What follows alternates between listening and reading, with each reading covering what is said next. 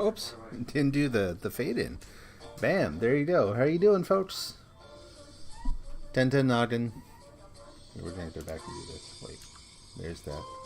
And there we go. That's how we start the stream. Anyway, hope you're having a good day.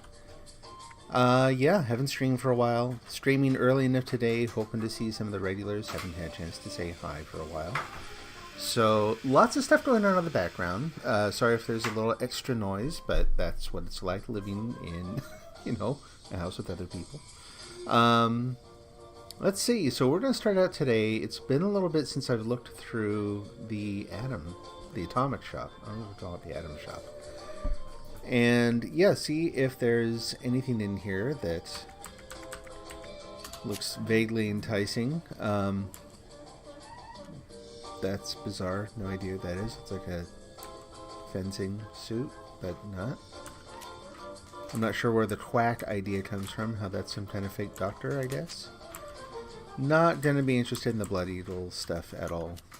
Anyway, so Eagle Totem. Bunch of creepy stuff. No.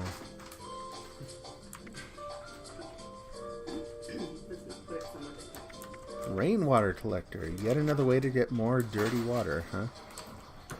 Not that I'm cynical. It's been a little frustrating. Even things in the game that they provide that look like they're going to be ways to get like a clean sink you would think would produce at least boiled water, which might seem weird, but you'd hope it would produce clean water, but not everything that you get produces dirty water. Fancy Thanksgiving display case. A stainless steel fridge, really. Oddly, that's kind of interesting. I can't quite explain why. I just kind of like the way it looks. Keep your food and drinks fresh for longer. The stainless steel refrigerator reduces spoilage rate by 50%. Whoa. What the huzz over here is like... Yeah. What's going on? Just, oh, the fridge thing? Yeah, it's okay. a clean piece of equipment in this game. It's rare. Right? I know. So that might be a thing. There's the seedy shed, which... Nah. We have our Red Rocket garage. I think that's probably good enough. Not really interested in the solid colored wallpaper. I've got plenty of more... Like, I picked up the cinder block wallpaper and all that. Hey, Jamie, how are you doing? Good to see you. I'm doing okay, too. We've been chatting offline about just how busy work's been and why I haven't been streaming. And it's almost there. I'm almost to the next milestone, so hopefully that'll let up. But I had a really good restful day yesterday, having a good day today. Hope you are as well. And I'm glad you're here too. I'm trusting you actually saw the YouTube notification. I went in and I appreciate you letting me know this last time. So apparently YouTube did indeed turn off the visibility on the stream. No idea why. I say they did it like it was, some sort of sinister YouTube personnel going in and like, ha ha ha, and like, no. Their settings are bizarre. Their settings kind of shift all the time. It routinely happens that, like, we watch YouTube on the PlayStation quite a bit, and something as simple as like the autoplay setting will constantly get reset without deleting data. Their settings are just fidgety. But anyway, I'm glad I had the prompting to check this time so that I could make sure it was publicly visible so that folks would get the notification that I'm actually here. So, good to see you. And this is kind of a I don't know what else to stream day.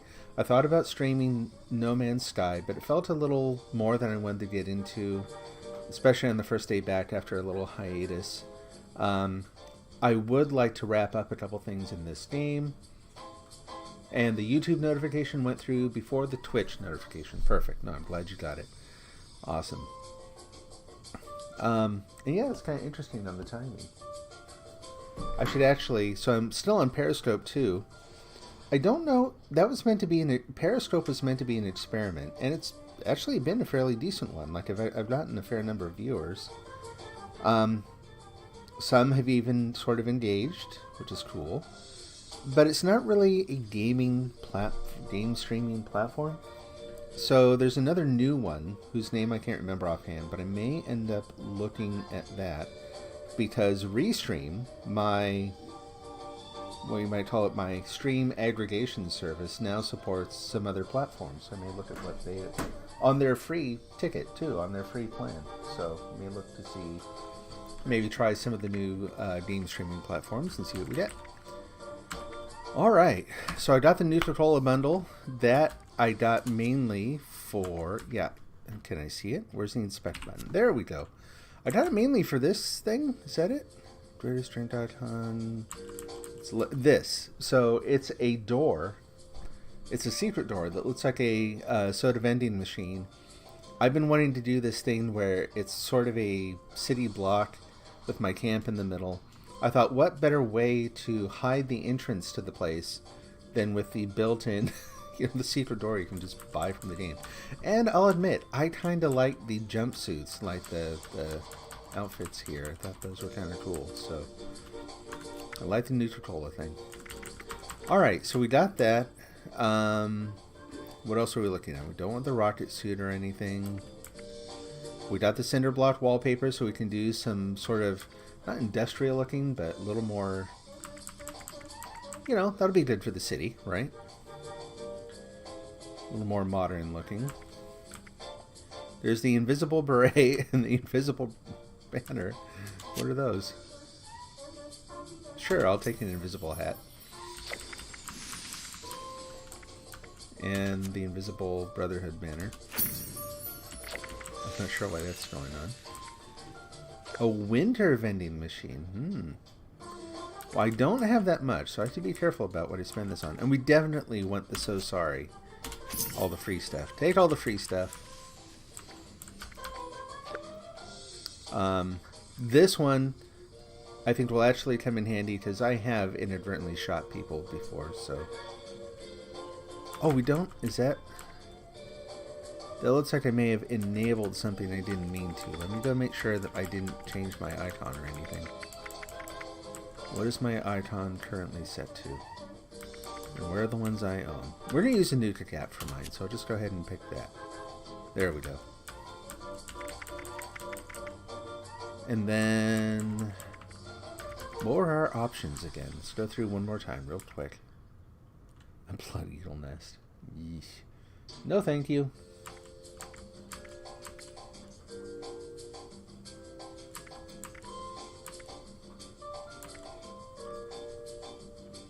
Fusion Flea stash. That's cute.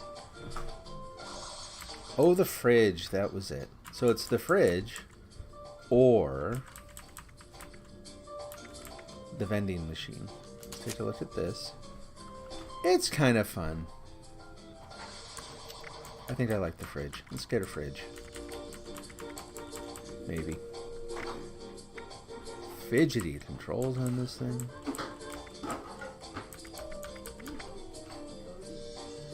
There we go. There it is. Oh, jeez. I can do this. Got it. That was way harder than it should have been. Alright. So I think today it's going to be kind of wow, almost 7,000 caps. Nice. It's going to be a combination of some of the usual things. We're going to do the daily grind, do some of the daily events and whatnot. Move along in the legendary race. And then I think it's back to building. I think the last thing I'd like to do in this game before I move officially to some other game, before I start trying out some other things, is building that new camp. Just a thing to do, right? So let's go get set up, get the work clothes on. Really let this place go to heck.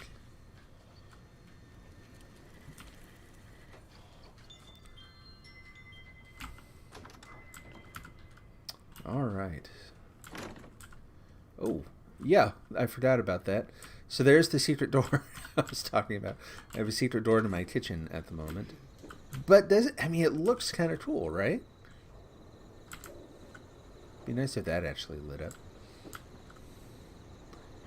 So close it. You got the Nuka-Cola sign there.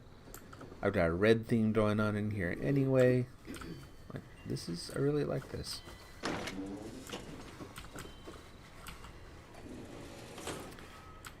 You know, in reviewing different games, one thought that occurred to me is that except for having some notion of combat,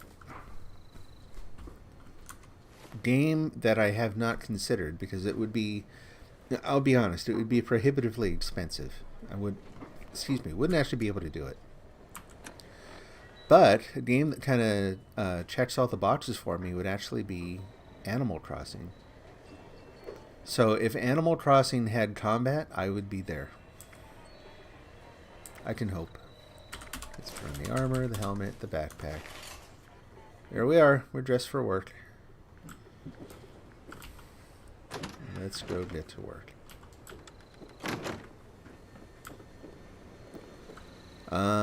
Check the weapons. Been a while, right? Yep, those are okay. How's the armor doing? We have...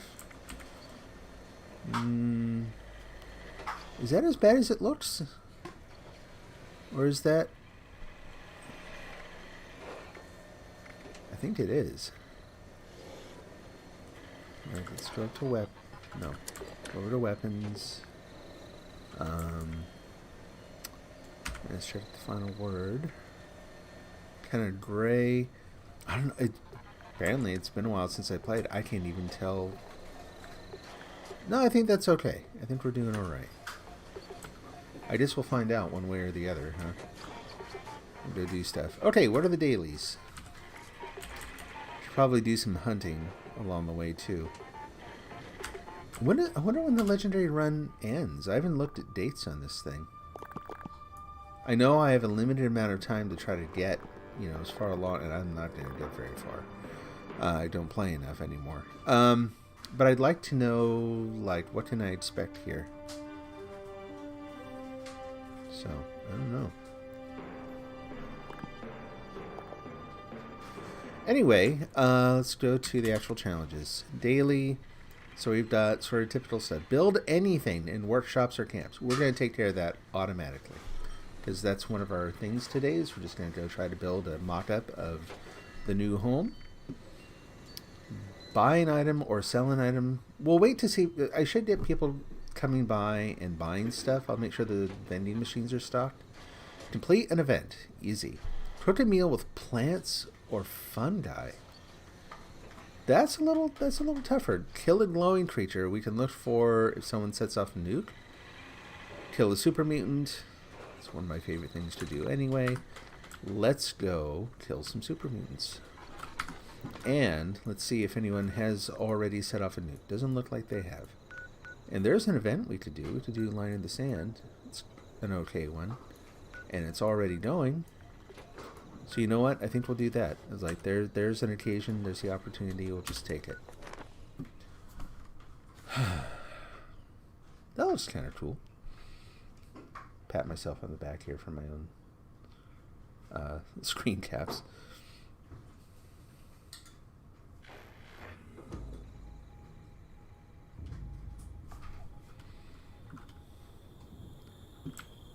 Okay.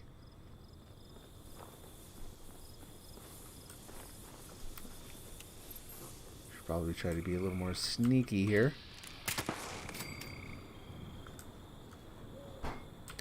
And I haven't played the game much. And the last time I did, I built a ton of ammo, ultraside ammo. We should be just good to go in that respect. So taking out the Scorched should be a piece of cake here. In fact, I'm actually going... Oh, there's someone else here for the event. Cool. Let's go and swap out our perks,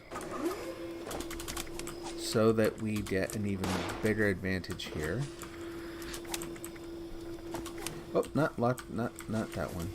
We want Master Heavy Gunner. Put on that gun. Make sure it's loaded.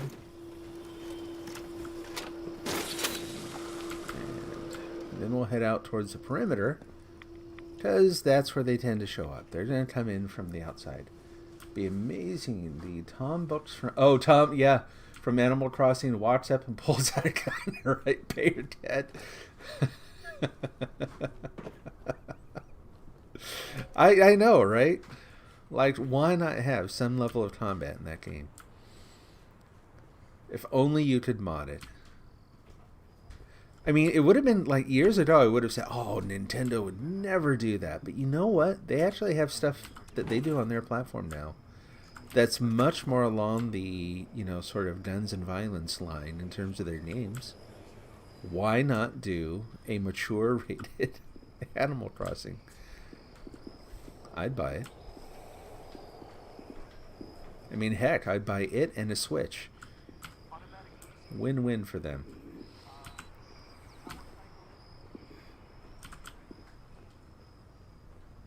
Wonder if anyone's done that in like a Fallout 4 mod, like an Animal Crossing set of skins.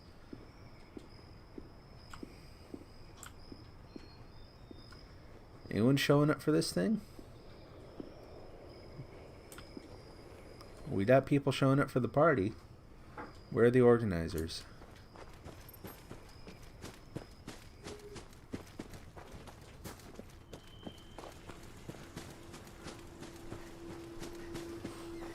Someone over here we gotta kill first? What's going on? Oh! I wonder if no one actually did the thing. I think you have to do this. Obsolete functions? Oh, okay. Nope, okay, there's the... I didn't see that. There's the thing saying, brace for the assault. Alright, alright. Code Alpha Romeo 9. There we go. Perimeter sensor picking up inbound. Scorched!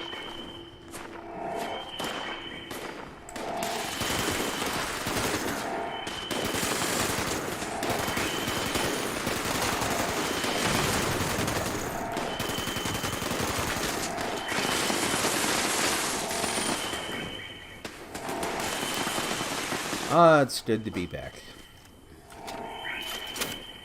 Cool.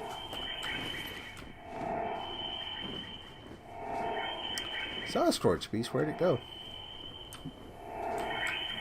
What games didn't... It's not so much... I don't know that they actually made them themselves. It's just that the Nintendo platform used to be sort of exclusive to games that were... Like, they didn't have a lot of stuff like Resident Evil on them for a long time. Now they actually have Resident Evil, and they've partnered with companies. I'd have to look to come up with a list. But yeah, they've definitely allowed more games onto their platform, or encouraged more games on their platform that are more in the mature category.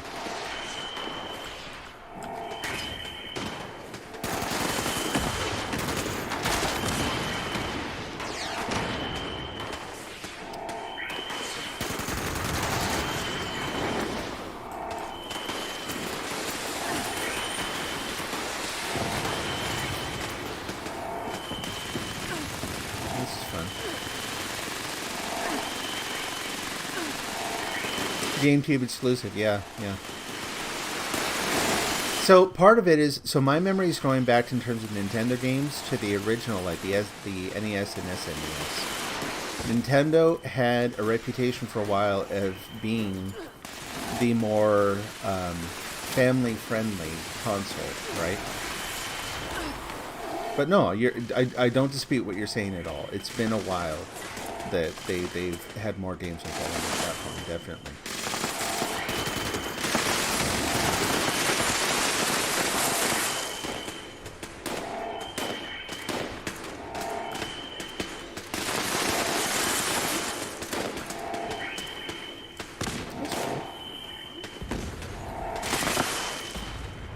All done.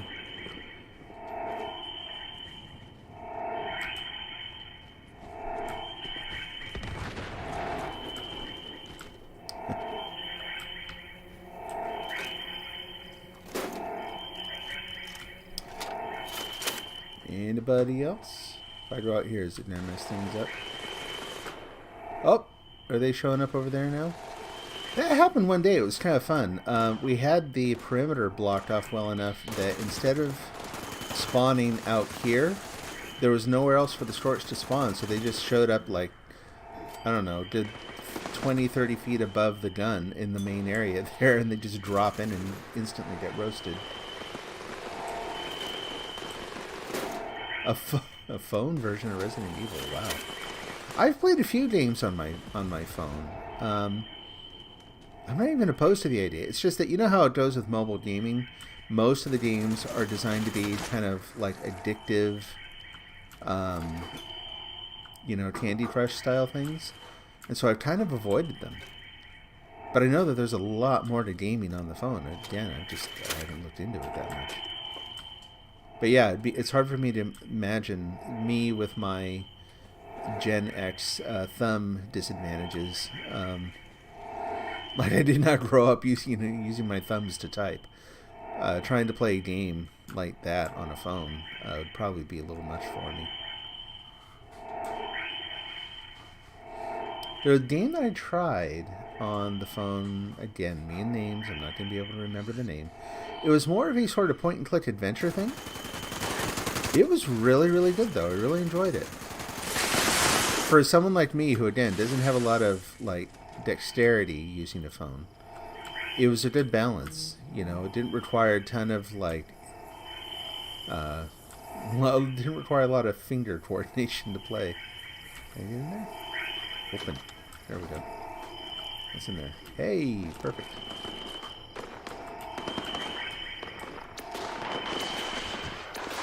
Very stylized, kind of a 1970s theme. Time travel based story. It was fun. I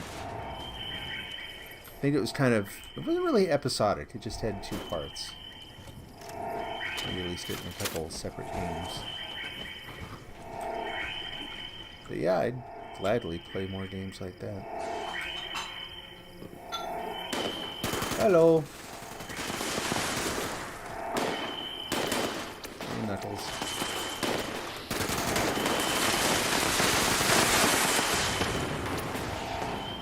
Trying to get some lagging there a little bit. Just a little. Let's go drop stuff off.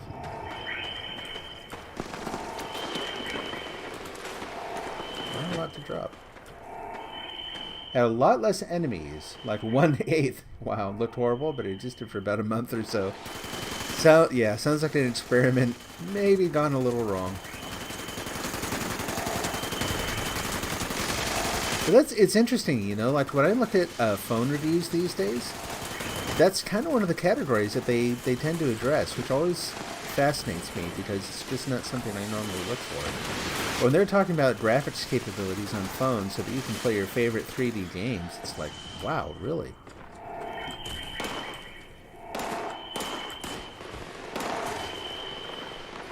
Nocturnal Death Tambo.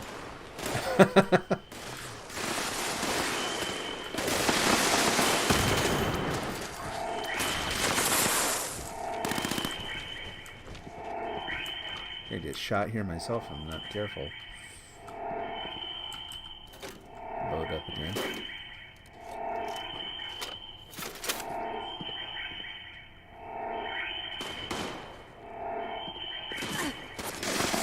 Whoa! How many more rounds of this do we have? I'm wondering. It's one thing. I don't mind this event compared to a lot of the other events. You're just basically going around shooting a lot of things. It's fine. It doesn't feel forced or arbitrary. It doesn't require a lot of pointless running around and picking this up here, dropping that off there. At the same time, there's only so much repetitive keep shooting that you can do before it starts to feel like more of a chore than a way to relax. Anyway, I think we're probably getting close here. There they are.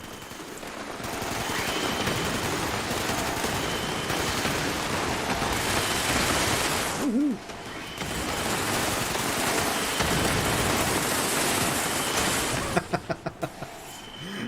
Someone got concussion drop kick there out of the way. That was kind of fun. Never played a phone game you really like? Yeah. That's kind of my experience too. I mean, I got into some word games, like Scrabble type stuff, which I like, but they end up taking over my life. They end up being like, let's see, I have 5 minutes to sit down. 3 hours later, you're still sitting there trying to find the best word to use the letters X, Y, Z, and Q. I never did get into Candy Crush, thank goodness. That was just never my thing. But there have been a couple, both on the phone, and there was actually a PlayStation game that just triggered that obsessive-compulsive, gotta finish it sort of thing. And you never do. It just goes on and on and on. Code X-ray Zebra 9er. So I really do avoid those like the plague now. I hate things that tap into that sort of addictive, that always ready addictive circuit in my brain that ends up then just being a complete loss of time. Like when you look at what you want to get done, by the time your days are done and no one knows how much time they have, just to get a little heavy there for a minute. But really, like, do I want to spend 3 hours unnecessarily playing word games or playing little, getting that little dopamine rush when I put the right piece in the right place and it blinks and flashes lights and plays a little sound? No, I do not. It's actually the same reason I never, I played Harvest Moon on the PlayStation early on. Really, really liked it. And also got into that sort of obsessive compulsive. But that one had a little bit of an arc so that you got to a certain point where it naturally ended, and that's a good thing. I think that's actually kind of a necessary criteria for any decent game, or any game I want to play anyway. But then they had, it must have been on a Game Boy or something. We got a Game Boy version. And now I can take it around with me wherever I go. And it started becoming a problem again. I just, again, had one of those gaming epiphany moments where I'm like, I'm sitting here doing all these really weird, menial things to make progress in this make-believe world. Why can't I do all these petty, menial things in real life and actually make real progress? Like, I know that there isn't the dopamine rush, but if I'm going to spend my time doing stuff like that, man, why don't I benefit from it somehow?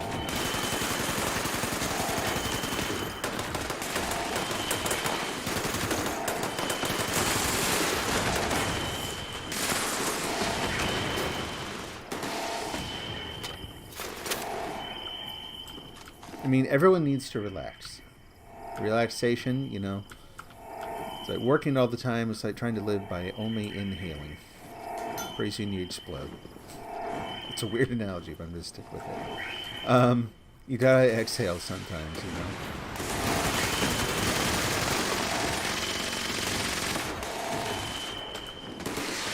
But the ways you let down have got to be safe. They've got to be reasonable. They've got to be something that actually helps and something that complements what you're trying to do otherwise. Those things become a problem in and of themselves.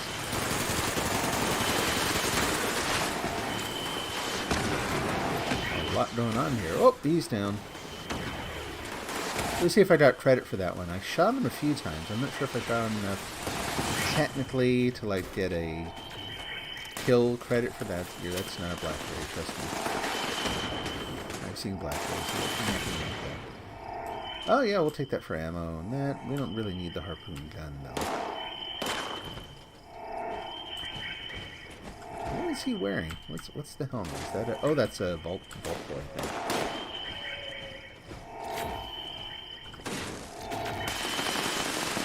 More rounds of Scorched. This one's taking a while.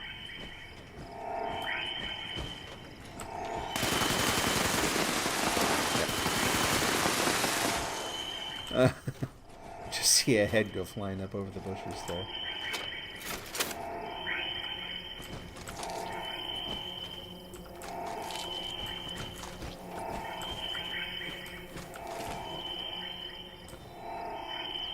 Yeah, phone game companies, because of the monetization models, where they want you to buy passes that let you play more after losing for a day, or the whole thing. Like, all the companies are encouraged to make these games that just trap your brain.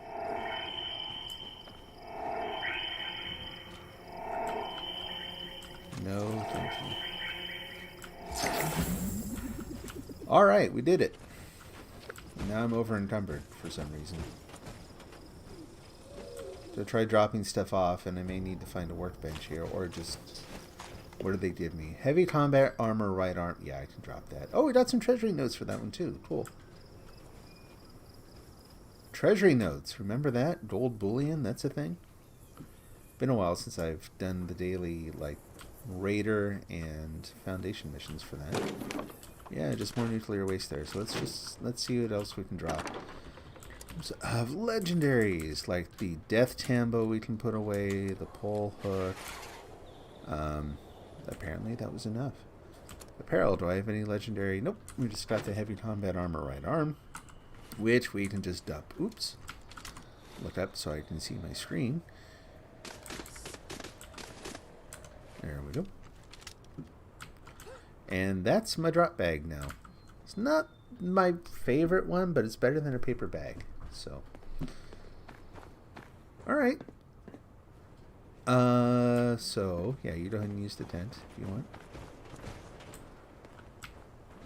You really hate games that give you lives that take hours to replenish. Yep. I know.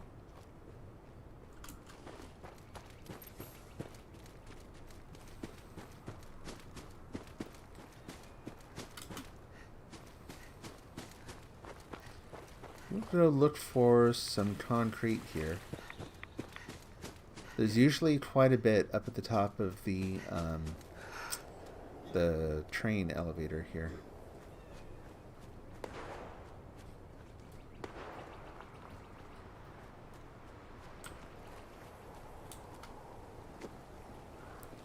Is there anything over there? No, I don't think so.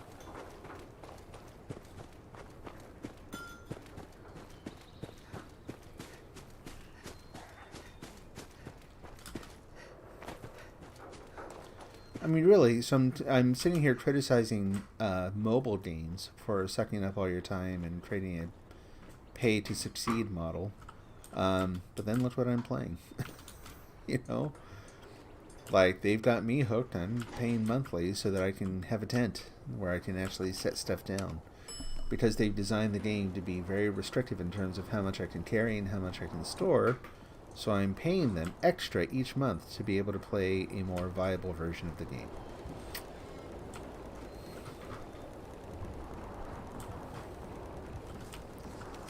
The big old gun away as we walk over the rickety little boards. I hate that. I hate it. I hate it.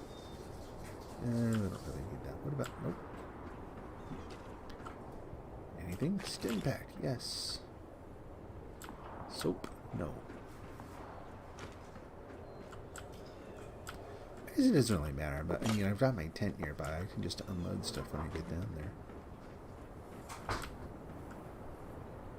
Anything in there?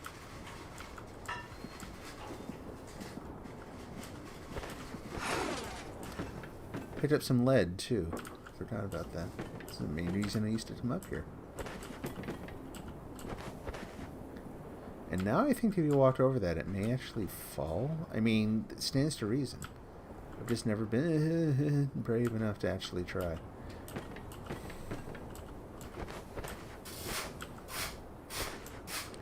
I have to put on power armor sometime and give it a go.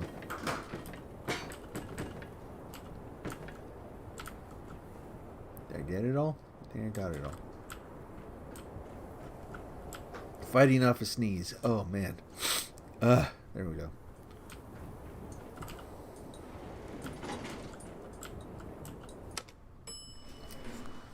Go down, unload stuff.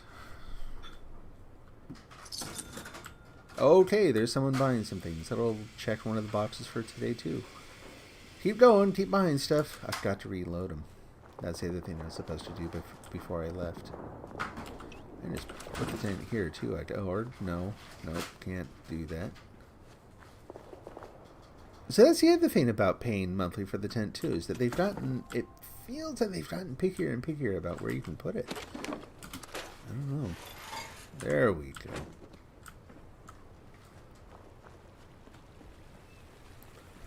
Good to save up the concrete for the building project. Alright, super mutants. thing that makes you mad is they said they couldn't make it where you have unlimited storage, but they can for money. Right? It's like, we can't, because then we can't charge you. It's like, well, that's a reason. It sucks. But that's a reason. Yeah. No, exactly. I know. Uh-oh.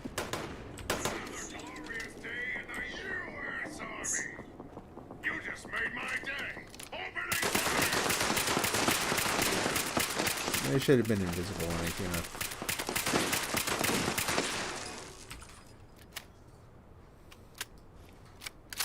Like that. Yeah, you're right. I remember them saying that too. They were like, no, we can't do it. Like, they never said directly that it was performance concerns, but they kind of implied it. But yeah, more likely than not, if you look at what they actually ended up doing in the game, it probably had more to do with their plans for a monetization model than anything. Now, I want to be clear too, like, I'm not really harshing on Bethesda for doing that, because their company, they're there to make money. I'm not saying that justifies it. It just doesn't surprise me. Like, it's not, I don't like it. I think you can run a company a different way. I haven't done it, so who am I to say? But anyway, no, it's not that it, I think it's, it just, when people take offense at companies doing things like that, it's always kind of curious to me, because that's what they're there for. They are not there to be your pal. They are actually not there to make you feel good. They're there to turn a profit. So anything they do that is oriented around turning that profit, at the very least, shouldn't surprise us. It should be like, oh, of course they do that. And it's up to you whether or not, Well, that's what I'm saying. I don't know that they lied, or if they were untruthful. I think we can agree here that they were untruthful in what they did. I think that in saying that they couldn't do it, they may have been saying, we can't do it because later we have plans to charge you money for that. It is, it may seem like a fine point, but I still think it's an important point. That if you have a place where they came out and said it's technically unfeasible to do it, it's just not possible, yeah, that it's into different territory. The reason I think it's important to point out the difference between an outright lie and an obfuscation or concealing the truth is that a company that claims that it never lied and yet concealed the truth is in an even worse position than someone who just outright lied. They both suck. One of them is playing a little truth lawyering game, you know what I mean? By saying that, oh, well, no, technically, we never said, blah, blah, blah. It's like, all right, you're even less trustworthy than I would have thought otherwise. Because now that the truth is out, you're mucking around with, again, you're further obfuscating the facts. So, it's a bizarre looking thing. I'll take the blood pack. So,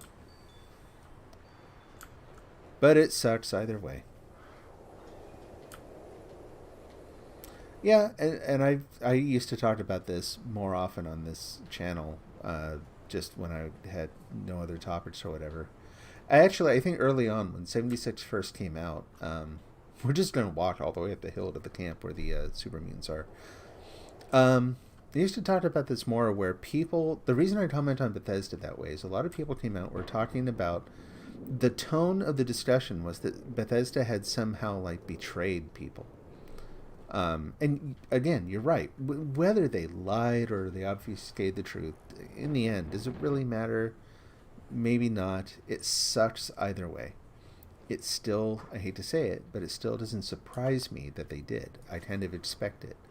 Because we have this system set up where corporations can act as, with the benefits of being people, without actually having any of the consequences of being people, right? So there are certain rights that they have and certain benefits that they have in our society that are normally only given to people, but then they can also, on the flip side, they can use their position.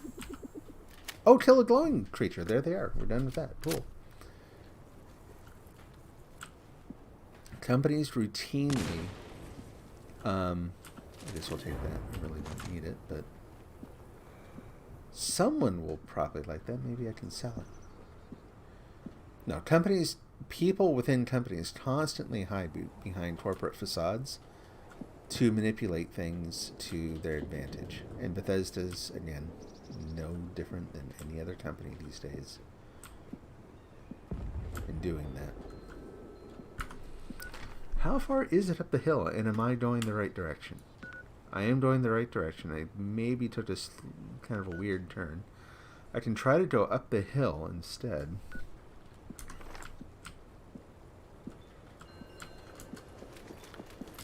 You know, even the companies that, like, there are very few corporations that I will openly say that I like. And in saying I like them, I still won't say that I actually advocate for them, because they are still corporate entities. And put in the right circumstances, they will somehow liberate themselves of moral and ethical obligations that you would normally hold individual human beings accountable to. I think I actually got that thought out, and it actually sounded coherent. I'm kind of amazed, because I'm also wandering around in this game and like, anyway, yeah, that. So there are very few companies that I actually like, because again, most of them you have to, it's just healthier in so many ways to keep them at arm's length or more, you know, keep them at a good distance. Be aware of who you're engaging with and who you're supporting. And unfortunately, I don't think it's possible to be completely innocent in, like, participating in our autonomy. Like, you can't do it without helping some entity that has done some things that, again, you as an individual would not want done.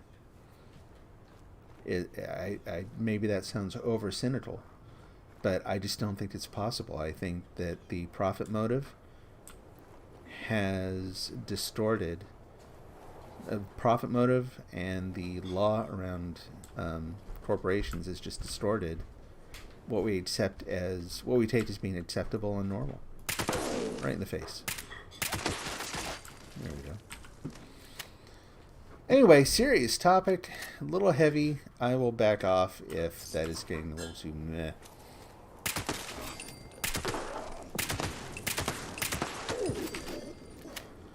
But, yeah. Bethesda has just showed themselves to be, this time around, really, really egregious in that respect. Not just with the things that they did in the game, but the things that they did with their you know, all the different programs that they associated with the game when they released it. You know, all the different, like, merch that you could buy that was all the Fallout stuff. I keep hearing like there's a mine is going to go off and then it goes away. Again, I don't know what that is. Bleh.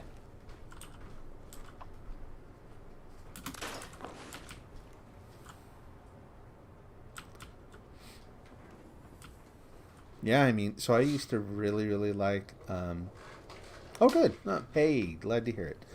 I enjoy talking about it, honestly, but my experience has been that, like, I was doing this one day, and this is sort of the typical reaction I get, or at least it's the one I expect. And they didn't say anything nasty or anything. We actually ended up having a nice conversation, but they came on the channel, and I was talking COVID stuff, and I was talking about, you know, how scientific studies are validated through, you know, publication in peer-reviewed journals and this sort of thing.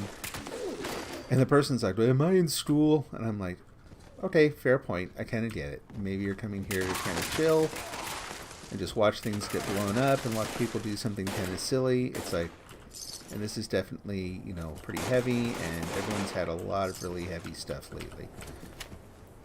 That's the norm I expect.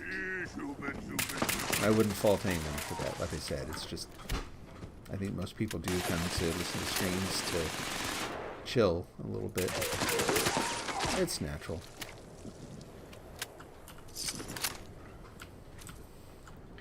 But yeah, I mean, really where it gets down to, setting all the heavy stuff aside, sort of the practical, personal outcome of all this is that there are far fewer games for me to play than I would like.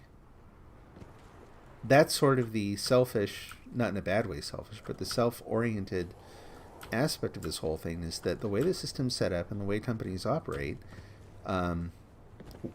again, being driven by what they are, they tend to be too heavily oriented around what will make money in the short term, avoiding longer term interests. So my son and I have had a lot of good conversations about a game that he really likes. I've never played, but the game itself is really interesting to me in terms of its model, and that's Warframe. Because Warframe is an example of a game that was made by a bunch of indies that has survived for a long time. It's built up a huge community, and I think that's not a sound I like. This is fun. It's like having like serious news discussions, and then every once in a while someone runs into the room with a bomb. Apparently he tripped over his own shoelaces there. But anyway, so yeah, Warframe. It's an interesting model to me just because they have survived so long as an indie group. I mean, how long have they been around? I'm checking to see if What the Huh is still online. Maybe he knows. They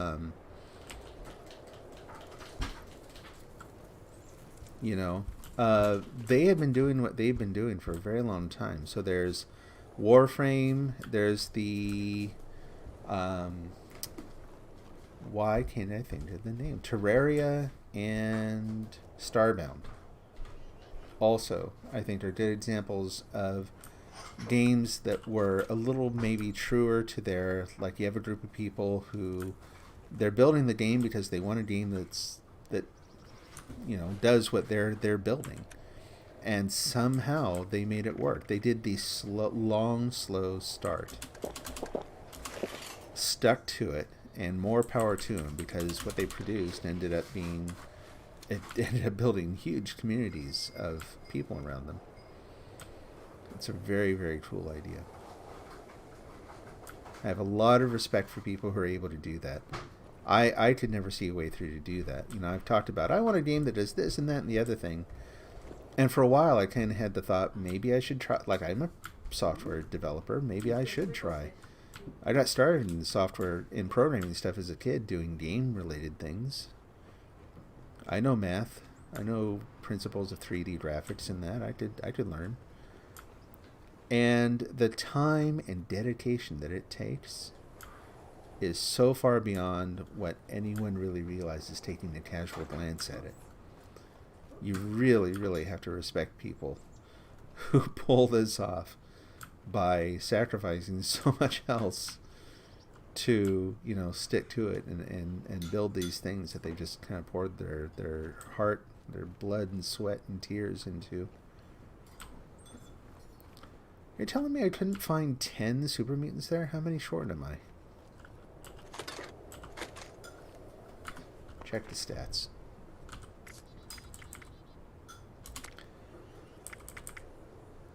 Glowing creature. 8 out of 10. Alright, where are there some other ones? I thought for sure there'd be 10 there. There were a couple that were already pre-dead, so I think that's part of the problem. Oh, over this way, of course. They're lower level ones, but, it'll work. Where do we want to go? Let's go up here. Just your opinion about lies and misdirection from game companies is perfect for this quote from a Clint Eastwood movie. Don't piss down my back and tell me it's raining. Yes, no, that's a really good, concise way to put it. No, I agree.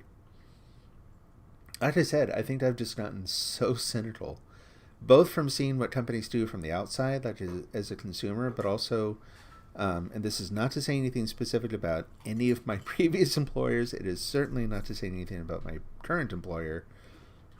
Just saying. But no, working in the industry for a while and seeing how product decisions are made is really disheartening sometimes. I will say, I won't say who I was working for at the time, but there have been cases where people did things that were morally suspect, ethically suspect, where they would do it for some kind of profit-oriented motivation. And that's a really general statement. And like I said, I'm approaching it, I'm saying it like I'm revealing some big secret, and then I'm saying something that's very general and vague. I wish I could say more. I really can't. But seeing inside how the gears turn and how things work, I've gotten to the point now where I hate to say it, but I kind of expect that to be the norm. I actually need to see very strong counter evidence that a company is doing something that is more selfless before I'll start to think, okay, maybe this is okay. And unfortunately then, given the preponderance of the opposite cases, the ones where companies are doing things that are selfish and ethically suspect and harmful, that one good thing that a company occasionally does is an isolated case. It doesn't stick to my brain like, well, maybe they're the exception. Maybe from here on out they're going to be all right. It doesn't work like that. And that's kind of a general principle anyway. I mean, that's, if you haven't experienced that, anyone out there, you'll find that's true too, is that you can do the right thing over and over and over and over and over again. But as soon as you do something that violates someone's trust, it doesn't matter how many times before you did something beneficial, helpful, selfless. All that gets flushed. That one time that you do something that... And the more aware of the circumstances you were, the more that you... frankly, saying, the more that you truly did something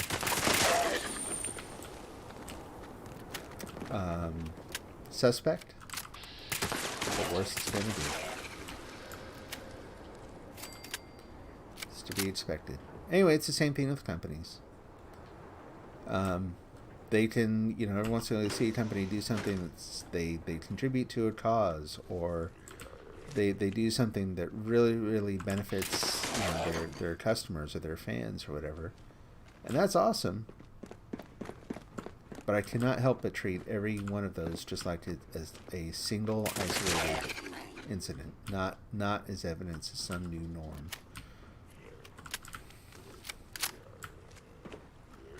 That was neat. So I expected to find super mutants here. Today, though, it is ghouls instead.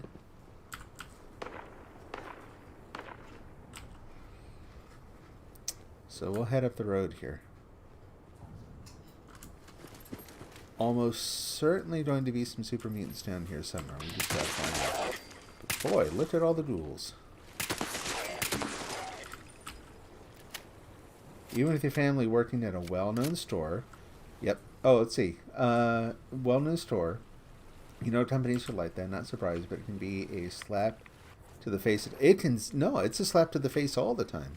I totally agree with that. I've developed calluses from the slaps. I guess that's all I'm saying is that, yeah, you're right. It is a slap in the face. I agree 100%. I've just come to expect this slap.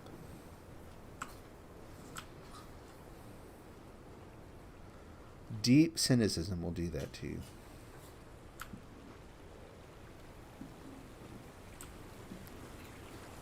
Man, we're just short on super mutants today. If we go down... Let's see, we have to be careful here because there's that Snallygaster that hangs out down here. And there's these guys too. Oh, there's one.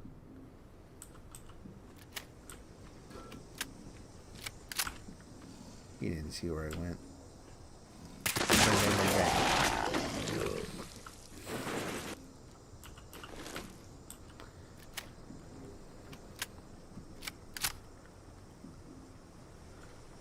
Yeah, I know. I've worked for some big retailers before, and I've seen cases where people dedicated their careers to those places. I will name one of them. One of them was Kmart. I worked as a merchandiser for Kmart for a while I was in college. The crew that I worked with was outstanding, really great people, glad to have worked with them. So my best, actually really outstanding work experiences, memories of, really good times working really hard with that crew. The corporation, it's a corporation. There are some folks there who had been like district managers, devoted their entire career to that company, only to then be forced into early retirement, which then resulted in them losing a significant portion of what they had invested into their retirement plan.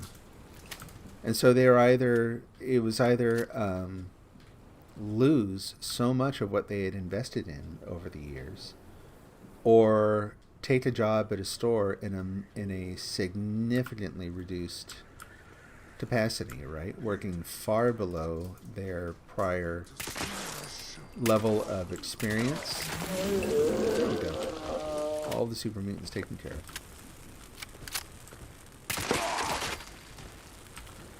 So they had to come back and work not even like as a store manager. They were working. One guy was working in the warehouse after having been a district manager.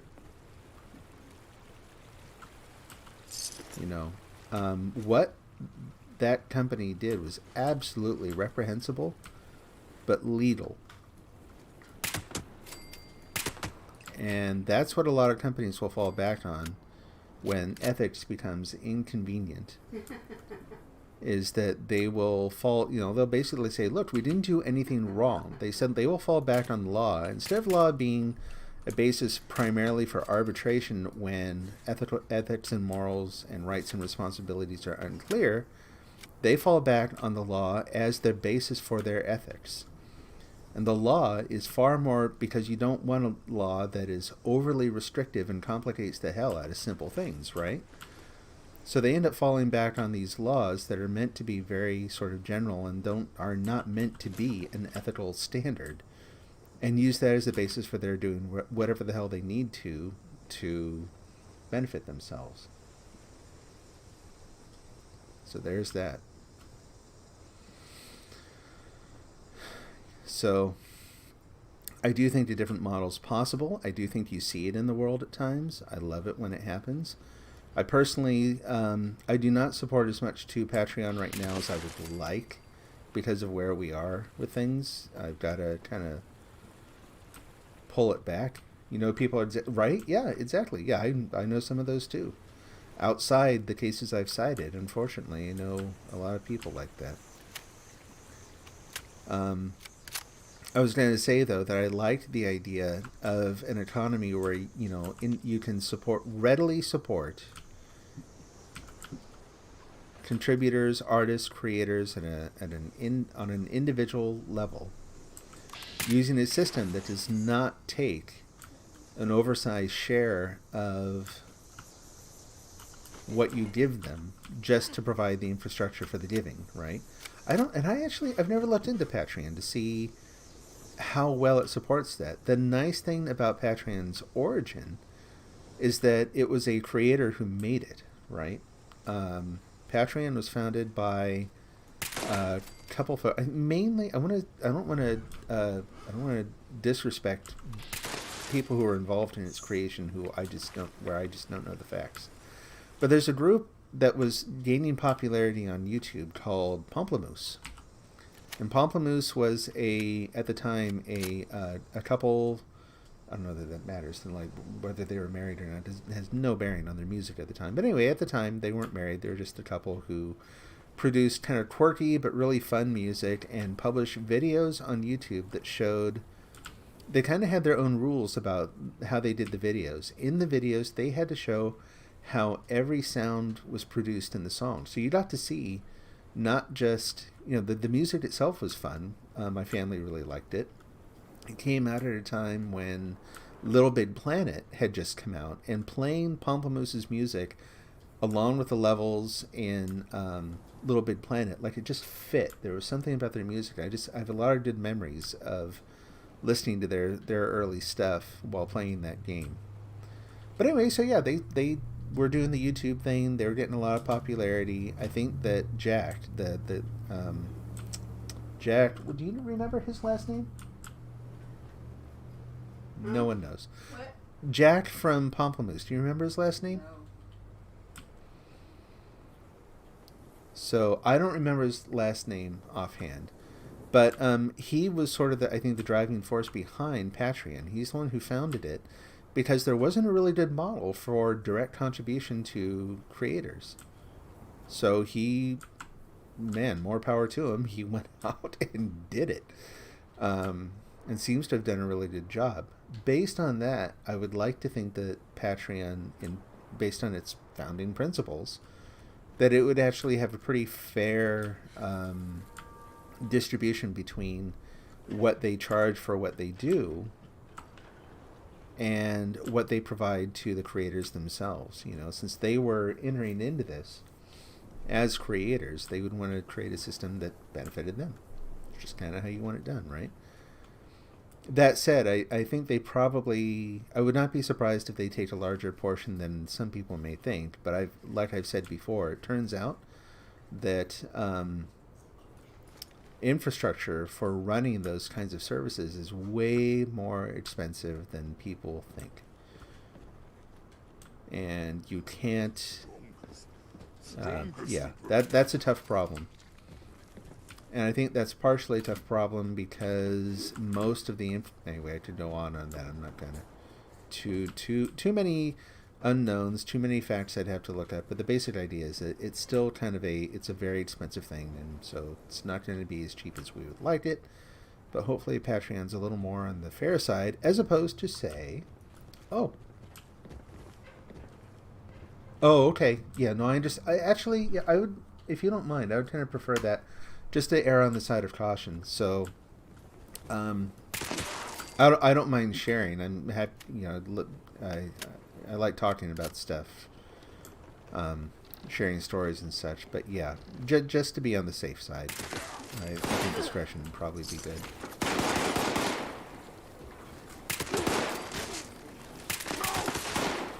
I already have my mutant quotient, but this is fun, so we'll just keep going.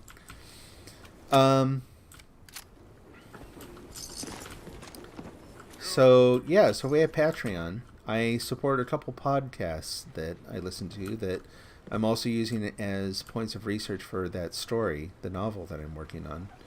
And it feels right. It's like I'm using their services. I enjoy what they do anyway. I want to support them. Like, they're doing a great job, and this is how they make their living. So, any system that allows that kind of direct point-to-point support, I like.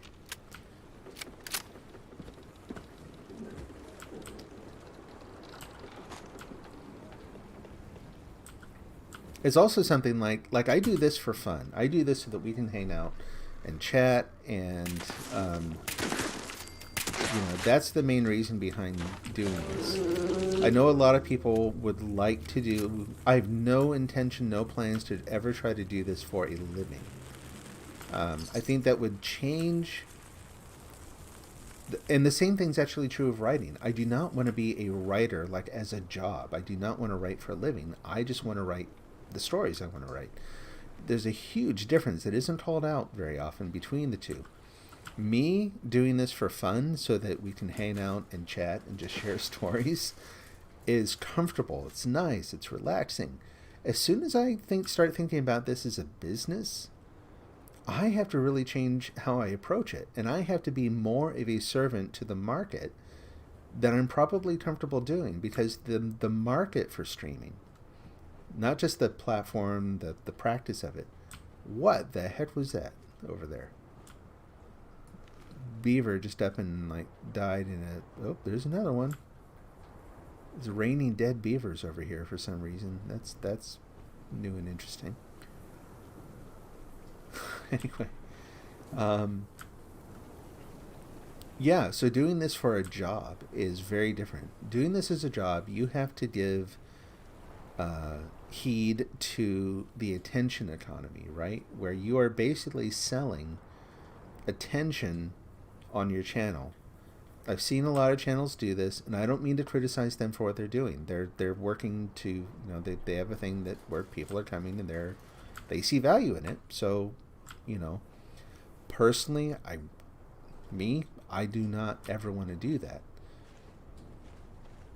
Like, if I suddenly had tons and tons of viewers and followers and all this, the idea of letting people pay in order to get a little bit of airtime on the stream just kind of runs counter to the way I think about things. Oh, weird. I'm like, is that a duel? Should I shoot it? It isn't. I'm glad I didn't shoot him. Let's go see what he's about. Hey, scavenger. Hey, you got a second? Oh, you're going to ask for drugs, and I don't have any. If I just had my Calmex, I could focus. Do I have some Calmex? Fretting about the little things. How about that? It's not what I'm looking for. But it'll take my mind off things for now. You can have this. Okay. There's a little moral dilemma right there. It's like, no, it's great here. Have some. These aren't the drugs you're looking for. Have these other drugs instead. Really?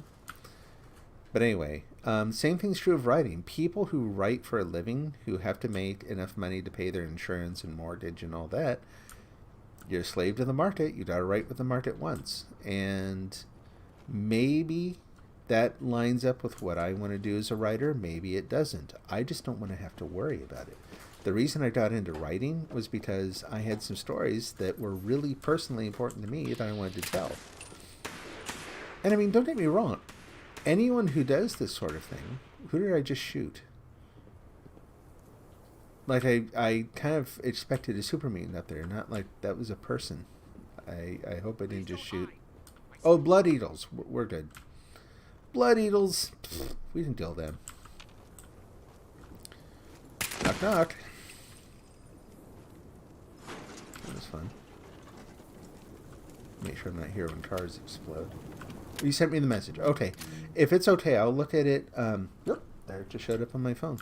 I'll go ahead and take a look at that once I'm off the stream, just because I want to give it the proper attention. So, I'm going to be distracted. Distracted from the message.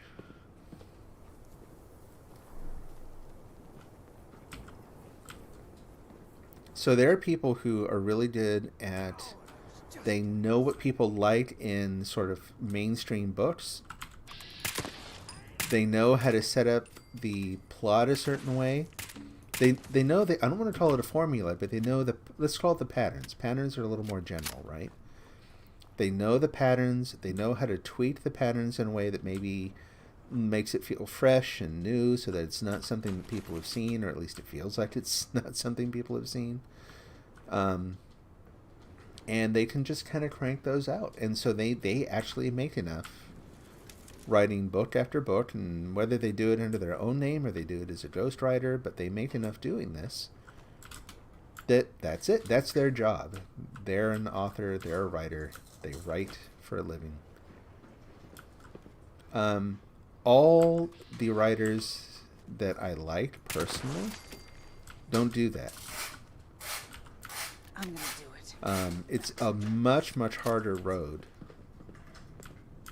to go when you just want to write what you want to write. When there's, you've, like I said, you've got some story or some idea that you're trying to work out, and you're putting it out there for any number of reasons. Like for me, sharing it, having that "yeah, me too" moment, that connection that you hopefully find with someone, it's a huge portion of why I want to do it.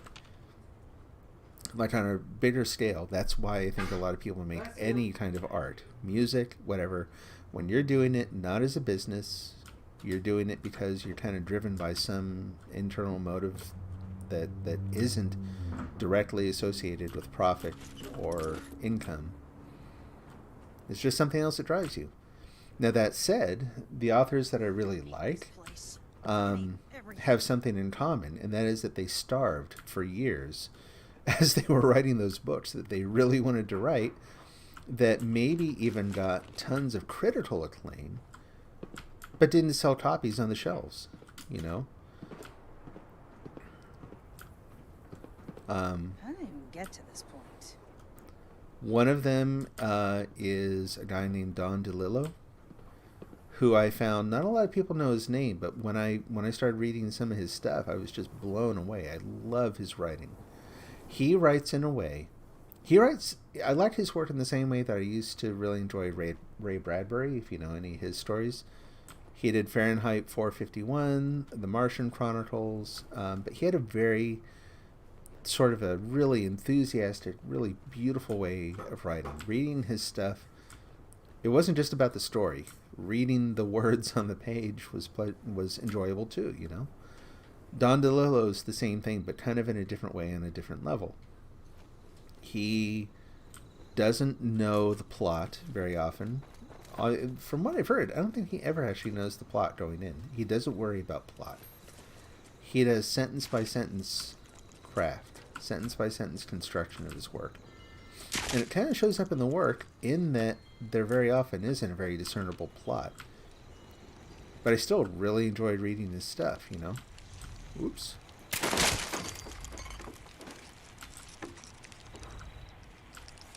But yeah, he's considered maybe the greatest American novelist of the 20th century. And for a long time, he was living on like $60 a month, trying to eat and pay rent, and, you know, it's a hard road. Same thing, one that more people will probably know is Cormac McCarthy, who wrote a book called The Road. He's written a lot of other stuff that also got turned into big Hollywood movies now. But for a long time in his career, while he was winning all these writing awards, his books just never sold more than, like, I think it was 600 copies, which is not a lot of books. Oh, it's not okay. Looking at your comment that it's not extremely graphic. Just a terrible person dealing with terrible things. I know. It's frustrating. Whoa! Look what I found. It's boxy, but that is ambitious. I like ambitious. So anyway, that was all connecting back to this notion of people who do things for more personal reasons than profit or income reasons. And again, not saying that you shouldn't do the other, because you gotta make a living. So writing for income, I'm not saying that's a bad thing. I'm just saying it's a different game. It's a different thing. But it would be nice if you could do the personal thing. If you could pursue the version of whether it's writing or music or streaming, whatever it is, if you could pursue that and maybe find a better way to actually find your audience, however big it is. Like, imagine that there's you have your hypothetical perfect audience out there in the world. And let's say you had the means where you could just almost magically, hypothetically, find 100% of that audience. Would that be enough for you to make a living? And if you're making a living doing something almost exclusively that is deeply important to you, that has a positive impact on the world, whether it's through actual, literally by the work you do, or it's just by, writing stories that give people hope in a world that, sucks a lot of the time, that's worthwhile. And if you could line up with your ideal audience, that would be awesome, right? Well, Patreon and sites like that have started to solve the problem of, funding people that you like by going backwards to that model of patrons. What we haven't figured out how to do, and what I think Google and Amazon and a lot of these other companies are now sort of breaking, that they're distorting through profit, excessive. Let's be clear too. Profit motive itself isn't bad. It's excessive or exclusive profit motive that ends up being a really bad thing. I'm going to get accused of being a communist. That's okay. I'm not. But people like to lump people into easy categories. But anyway, if you had a system that actually did a better job I like books. I want to find books I like. I can either read a ton of first chapters, or wouldn't it be cool to have a thing that was like, look, I've looked at what you've read. Maybe I've monitored your physiological reaction as you read, however you do it. I shouldn't get into how you do it. But if you had something that could be like, look, you're really going to like this. Go look at this over here. You get a free sample. You go find the thing. Something that connected those independent creators with an audience that's just going to go gaga over them, right? Over their work. That would be awesome. And initially it looked like Google and those kinds of companies were going to start to solve those kinds of problems. These days, when you try, I don't know, maybe your search results are different than mine, but mine are almost exclusively oriented around pay for views. I'm not seeing anything because it has some idea that I might like it based on all the many sources of points of data that they gather about me. They're actually basing it on who paid for attention and what might I click on that might, somehow result in an exchange of dollars. Never mind whether it's, they've just focused on a completely different aspect of the problem. Not us. So, there's that. Thanks for letting me ramble a little bit. Actually, I've had those thoughts going through my head for a long time here. And that feels like the best, most concise version of that sort of idea that I've ever gotten out. And I appreciate your listening. So, all right, let's get refocused here on some of the goals in the game.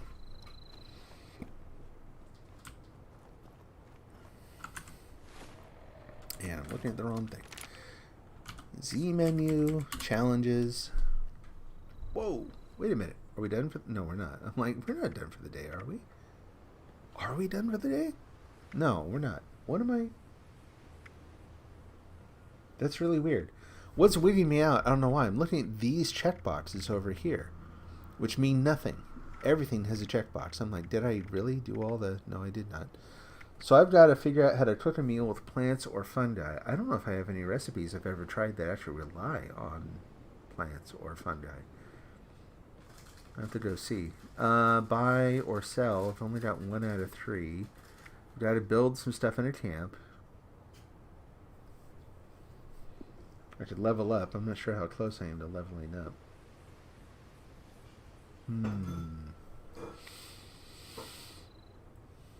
Let's go see. We got buying something and cooking. So, recipes. So we need a cook stove here real quick. Let me see if there's one. I can't remember.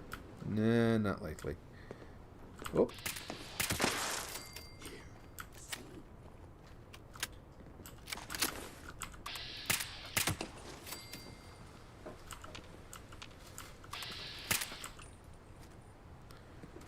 Where'd they go? Where are they? They're hiding in the bushes there.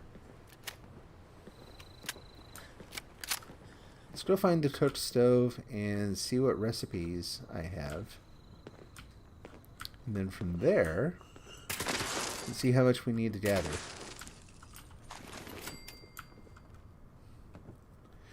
Yeah, no, I appreciate that.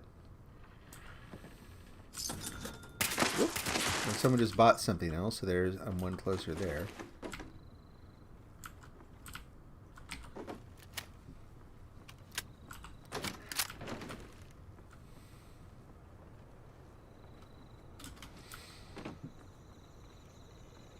Yeah, and that's a good attitude to have, I think. In these days, right, people are just going to feel like even more than usual, there's a need for people to be heard.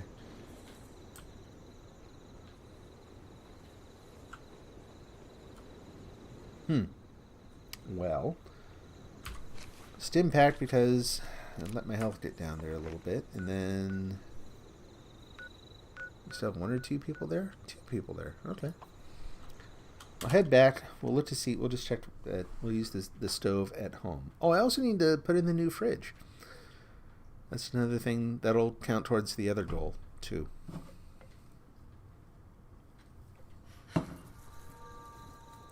But yeah, so I was at a Comic-Con, I think it was last year, and I was talking to one of the artists there, and I was talking about that idea a little bit. And I kind of put forward the idea that wouldn't it be awesome to have something, however you do it, that let you really connect with your audience.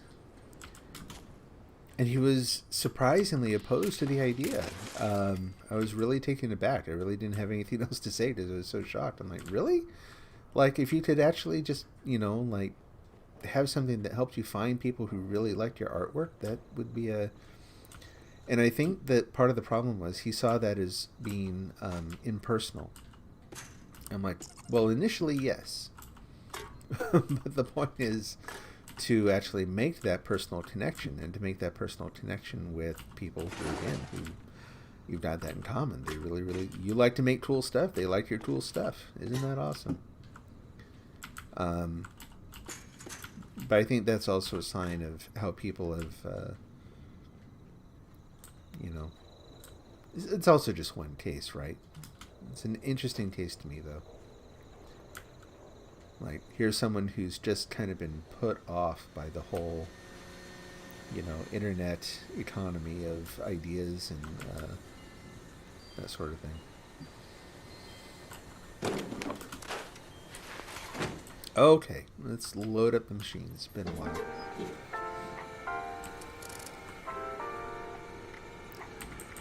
Still not a ton of stuff to put in there. I always think I'm accumulating it a little faster than I really am. Also, I think I've probably got... Yeah, I've got almost 8,038 rounds alone in the machine. So I probably need to dump some of that just because, I'm going to run out of room here. Especially if I get my new place built and I get rid of the monthly service thing, then I'm not going to have room to store all this.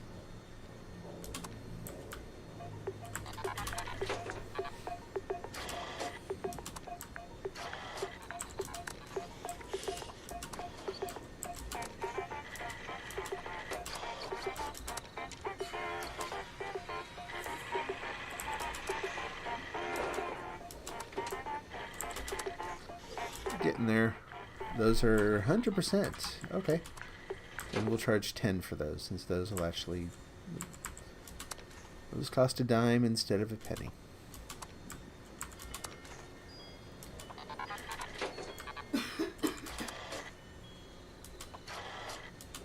Same with those.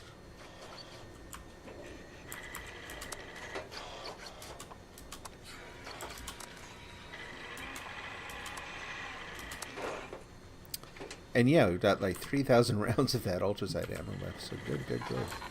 How about plans? Have people been buying any? Oh, heck yeah. Okay. Let's load this back up. The last couple times I came here, it's like people may have bought, they bought 4 plans, they bought 7. This time they bought 23 of the plans out of the machine. So at school, you're always like a counselor. People would go to you instead of the school counselor because they had a problem with the person. You'd go and talk to them and help. That's really, really cool. I tell you, being a peacemaker, which is kind of how I think about that, peacemaker, diplomat, that's a rare skill. For what it's worth. I kind of in my career that was kind of my thing for a little bit. I work in technology. I work as a software engineer, but they always, you've probably heard this, that a lot of the times even in software engineering and technical fields, having the technical skills is like a bare minimum for doing well in your job, in your career. The soft skills are the things that really help you move forward. The other things are going to help you succeed in a much deeper way than just writing code all the time, writing good code, Now, specifically, being able to do that, act as a mediator, a diplomat, a peacemaker, being the bridge between different groups, being a really good listener, that is a huge, huge asset. Like I said, that was kind of my thing. That's how I was known. I had a couple moments in boardrooms where everyone's, I didn't very often have meetings with like the upper up people. I had a couple interesting conversations with people who are like the chairman of the board of directors for the company, or there's one place I worked where I actually got to know the CEO quite a bit better. Well, he's the president of the organization at the time, but anyway, wasn't in there a lot, but I'm listening to them talk, and there are people kind of talking at one another, ideas going by without people more throwing ideas out than really listening. And there was someone in the room who I had worked with for a while now, who I think kind of saw value in that ability, like you were describing, to be able to listen and kind of mediate between. And there's one day she just like, the room's just going and going and going, and she was like, hold it, and she like referred directly to me. She's like, what do you think? And I went in, I said, thankfully I'd been paying attention. I actually had something to say. But seriously, like there are people there. There's a certain personality type that gets all the attention, primarily in Western business, where the people who this all the time. Someone who's able to work with someone like you're describing. You have a problem with the person, you go and talk with them, and you'd help them out. And so that suggests that, again, you're able to listen to like what they're concerned with in that. People who are able to do that are few and far between. So that's a cool thing.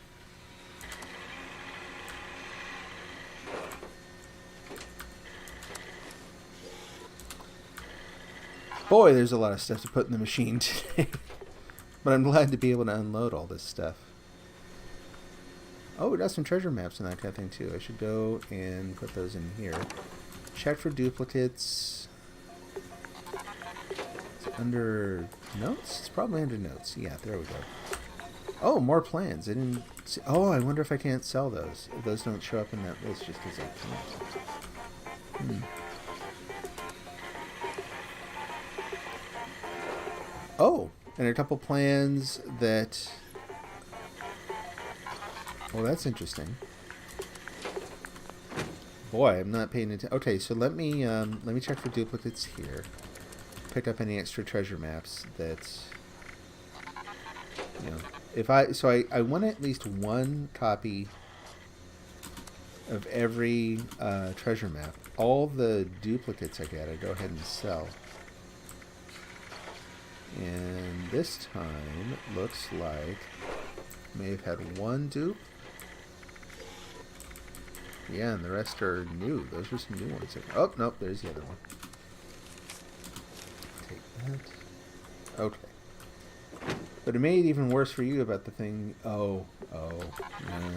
I'll look for how they tie together. That's too bad, though.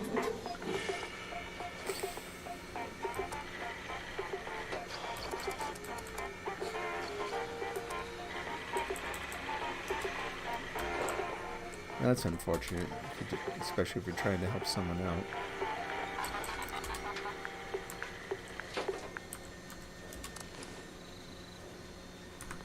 Okay. Let's take a look at these other plans. Go to notes. Yeah, why not? A prime Western, an ultrasite receiver. Interesting. What are ultrasite emergency protocols? What in the world is that? Inspecting will do nothing. Oh, there. No, it doesn't. It told me. Below 20% health, speed increases 25%, and incoming damage is reduced by 50%. Oh, it's a modification for the ultrasite armor. The power armor. Okay. Cool. I did not know. I didn't know that was a thing. That's kind of cool. Alright. One more check here. Go back to notes and confirm that, yeah, those Bierstein cases I have just don't show up. So I think... Yeah, they're both known. What are these? Okay. So if I try to set him down, it's probably going to destroy him. Yep. Okay, that's fine. No bag, no nothing. Yeah, we're good. Alright, let's go load up this thing. The donut machine. And by donuts, I mean drugs. Pack 3, bubblegum, buff out, disease cure we're keeping, Med-X. Yeah, we can sell some of those. How many? We'll do 7. And those we will charge. I'm going to charge a little more. Do I have Med-X in there right now? I do, and I'm charging 10. Yeah, that's what I would have thought. Okay. Nut chops, Nutricherry, water, Rad-X. We can sell a bunch of those. About 13 of them. And those will only charge 5. Whoops. Didn't mean to do that. Where's the Rad-X diluted? That is way overpriced. There we go.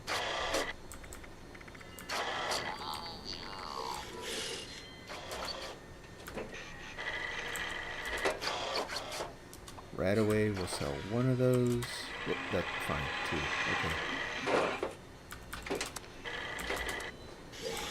Okay. Diluted ones. All of them. We have to go upstairs and cook that. Stim packs, we can sell 5 of them.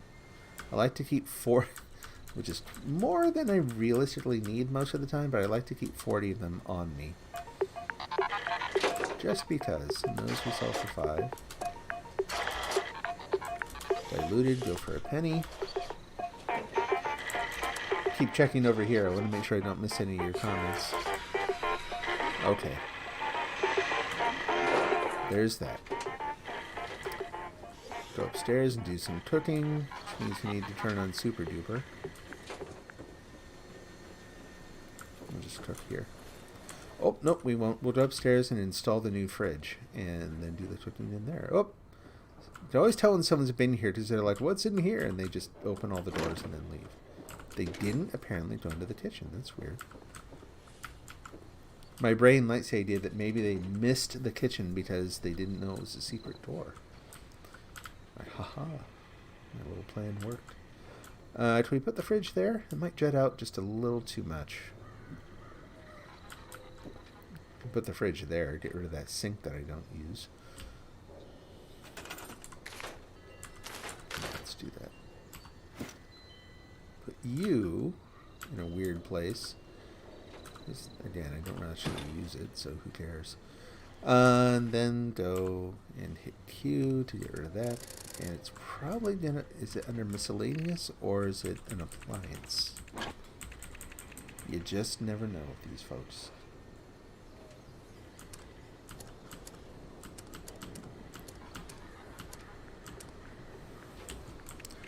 No, I would love to see that system though. That thing that lined up people with, you know, like content that they really like, things that they're just going to fall in love with. That would be awesome all around. I hope someone solves that problem. Nice. I like it. All right. So we'll go ahead and put some stuff in there because this is all going to go bad if I don't. I like this. So most of the containers in the game don't work this way, right? They, oh, nope, we're cooking that, actually. Most of the containers in the game, if you fill up one of your containers, like, you know, your stash box, it spreads out, you know, you may have 5 boxes, but it's really only 1 unit of storage. I did not know the freezers and stuff in this game make it so that each one, you're adding your actual storage to your storage capacity. So that's kind of cool. I like that. That's how it should work more often.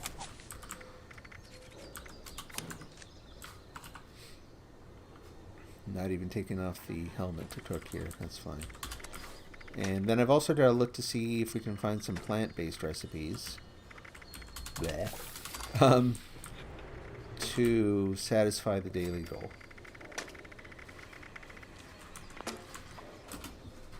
Okay. switch that back right away, or else I'm going to get myself in a world of hurt. Put Bloody Mess back on. And it's probably lunchtime. Yeah, she could eat. Let's go and have some smoked lung. It's like Scorched Beast Haggis. Smoked lung and vodka. Why, it's traditional. Hey Ken, Yeah. you head to West Tech, you can take care of the glowing things and the mutant salt horns. Huh? If you go to West Tech, you can take care of glowing things and the mutant Oh, salt I horns. did something kind of similar. I inadvertently, what were they? Oh, I just happened across some glowing wolves on the way to take out some super mutants. So, There you go. yeah, it worked. Have some Nuka-Cola, get a cap. So you always thought it was funny because you always tried to take a pacifist route to everything. So when you broke up with your girlfriend and she tried to spread rumors, I'm sorry, about you, nobody believed her at all. Well, that speaks volumes too, right? The only thing she could say about me was if someone tried to fight me, I'd open my mouth instead of picking up my fists. Alright, virtual fist bump. Right? No, that's awesome. That's, you know what? People don't realize how difficult a road that really is. As someone else who, like, if, I don't really know how I come across on camera. I'm not tall, but growing up, I was a big guy. Like, even if I wasn't especially tall, I'm stocky, and I look like, you wouldn't want to tangle with me. Now I look probably more like a tired older guy, so it's probably not as... But anyway, so as a kid, I would either be...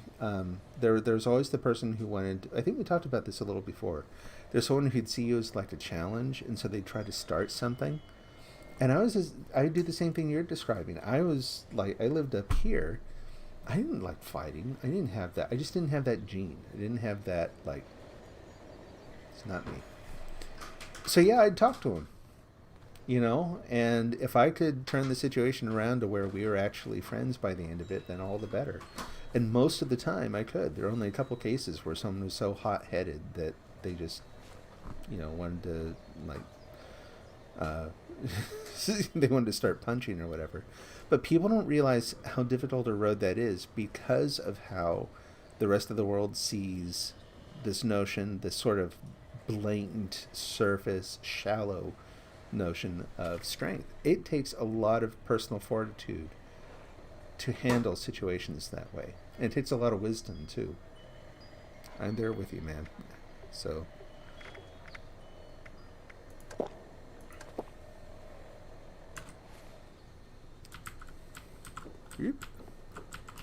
There are people, though, who value it. There are people, thankfully, who do see it for what it is. Like your wife. My wife is saying, like your wife. Yes, like my wife.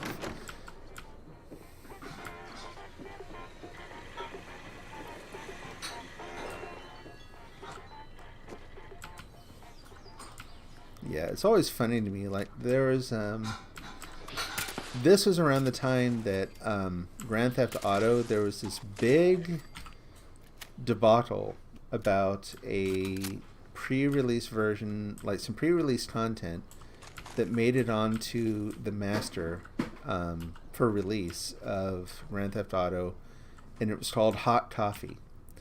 And it was the scene that was, let's just say, M-rated, that made it into the game. It was not part of the main content. You had to kind of... I don't remember what you had to do to access it. It was not like... But you had to take special steps to like get it in, get the content to show up in the game. But it was, at the time... These days, I don't think anyone would, think twice about it, unfortunately. But anyway, at the time, it was like this huge deal. And oh my gosh. They're letting kids play these games. It's like, no, they're M-rated. Parents are not supposed to let kids play these games. That's a whole nother topic. But I was sitting around with some folks from work. They were having some beers. What did I do? Oh, I'm carrying 800 aluminum now. That's not what I wanted. But we were just talking about stuff, and that game came up, and someone asked what it was, and I said, well, it was, and I used the word pornographic to describe it. And I'm not going to go into why, but let's just say there was someone in the room who disagreed with that particular description of it. Hello.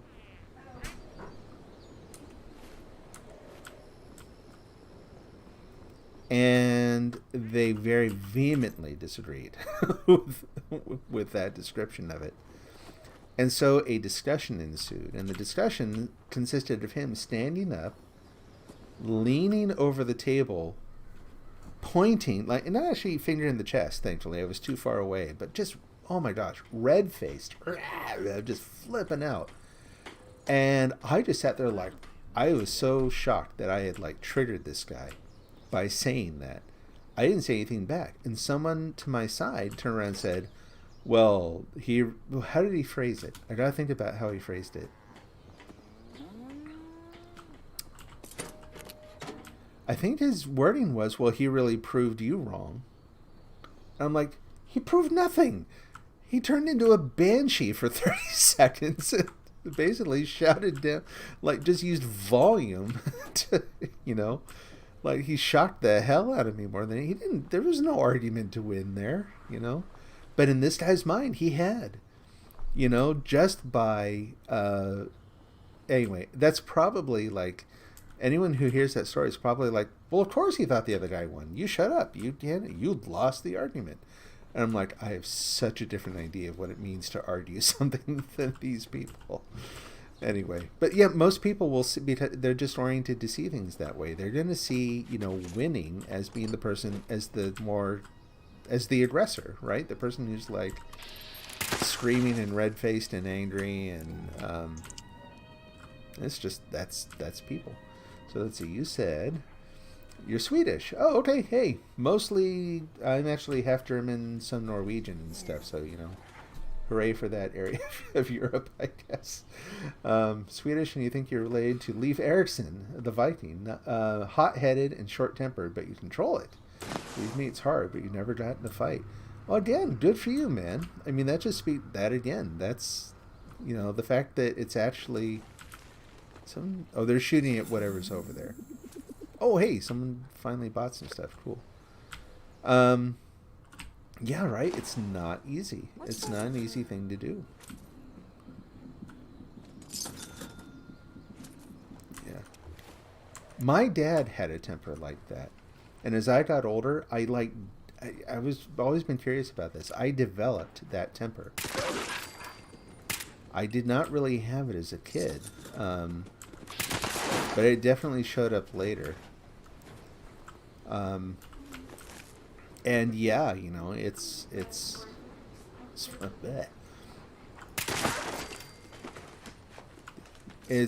so tempting in those situations because, you know, it's one of those things like anger makes you feel justified in whatever you're about to do, right?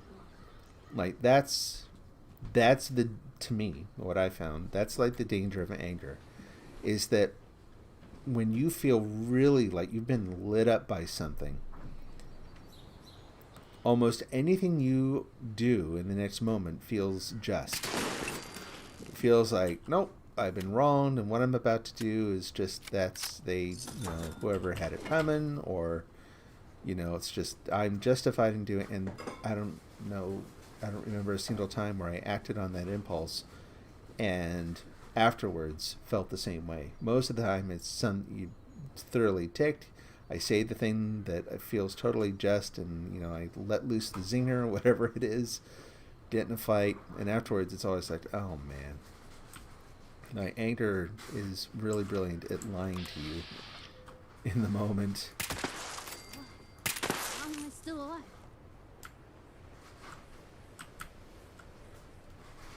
Who Can't hide from a blood eagle. is that? They're not showing up as a target. Oh, there they are. That was weird. It's interesting though. You know what? I'll admit I've not read a lot about Leif Erikson. I've heard the name. I mean, I know the name. It's one of those names that I think a lot of people have heard, but I don't actually know the history much. But what I'll take away from what you're saying, it sounds like he's someone who was, I mean, it's a Viking. What do you think of when you think of Vikings, right? we're not going to sit here and like stroke our beards and try to find how can we find a collaborative path through this dispute? No. We're going to grab really blunt objects and, drive them through people's skulls.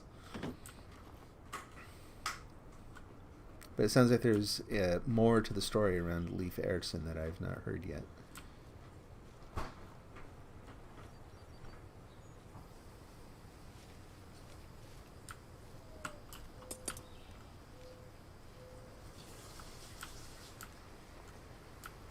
It's kind of interesting. I'm not sure. We've talked a little bit about, because of you've shared a little bit about your personal history in that. So I have some idea of our age gap, that kind of thing. But I kind of think too,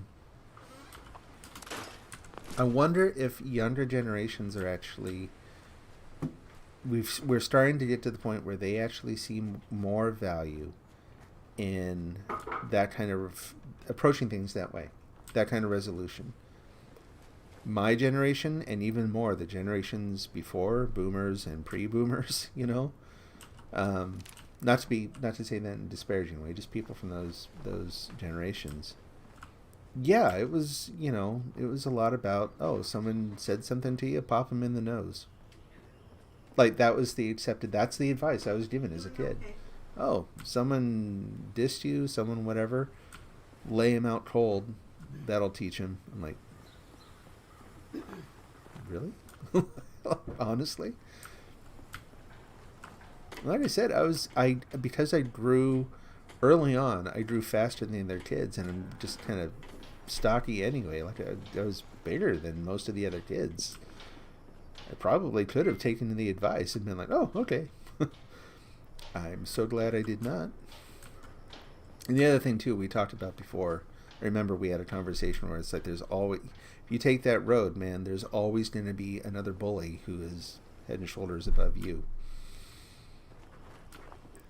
Anyway. I feel like I'm meandering away from our topic a little bit.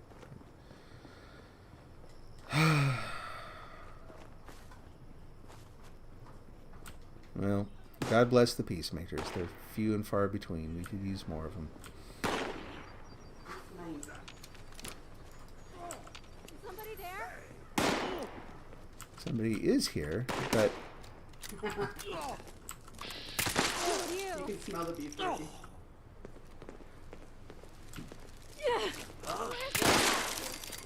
Did those waiters come snooping around? Oh, hey, cool. So I keep getting these foundation relationship boosts, and I'm like right at the edge. I'm about to go up to the next level. But it must have happened like 4 or 5 times now where it's like, yay, your reputation increased, and you're still not over the limit. It's like, really? Seriously?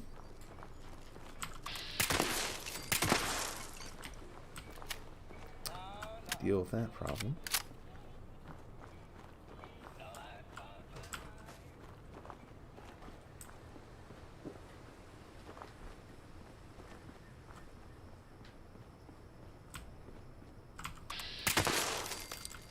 Man, ticks everywhere today. Oh. Like, didn't I just kill you? Oh, that was your pal over there. All right. Oh, I forgot to look for the... Shoot. Is there a stove here? Even if there isn't, I can set up my tent. I can just use a stove there. Let's do that. I gotta look to see about the plant-based vegetable recipes so that I can meet that daily goal. What do we have? Does that count as a recipe? It just, like, what is in vegetable starch? Oh, corn. No, forget that. No way, man. Prepared plants. Okay, blackberry juice we can do. I need to boil some water for it, but, I can do that. We can find blackberries. That's anything more than, like, 2 ingredients, and I'm like, nah. Brain fungus. So, brain fungus... Carrot flowers, Chew stick.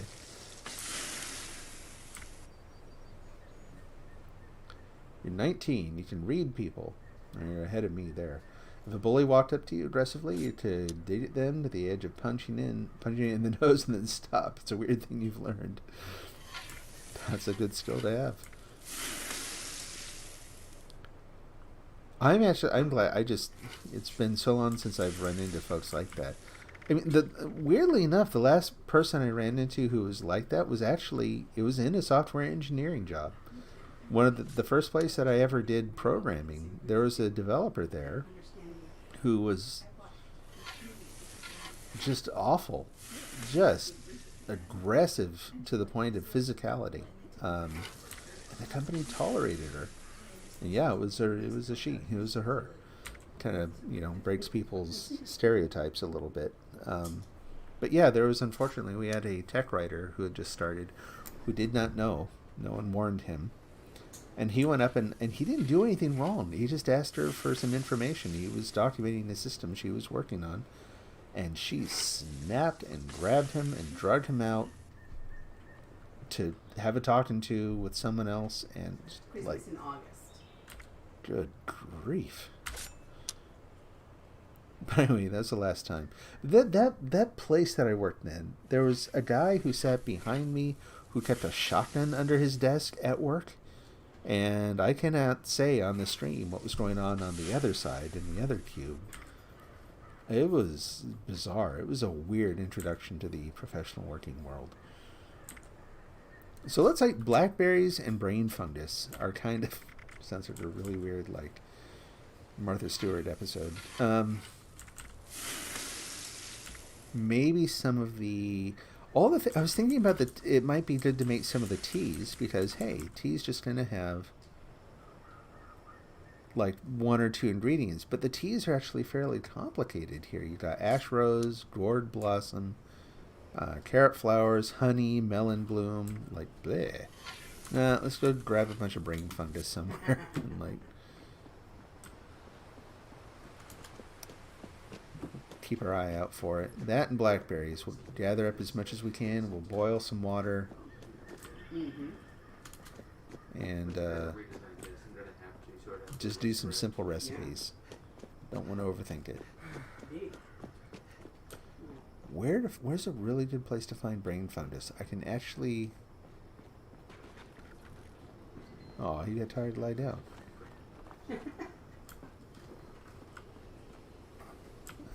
It's like the robots have learned to play dead. Was that my phone? Yeah.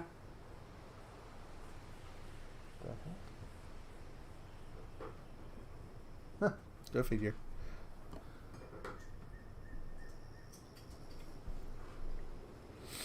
All right.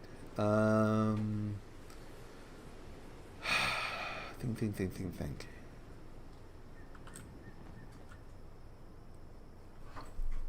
There's some place I'm trying to remember that is associated with I can't think of it. But I think if I go look down around here, I'll probably find some. So yeah, let's go to the glass cabin. We'll look down there.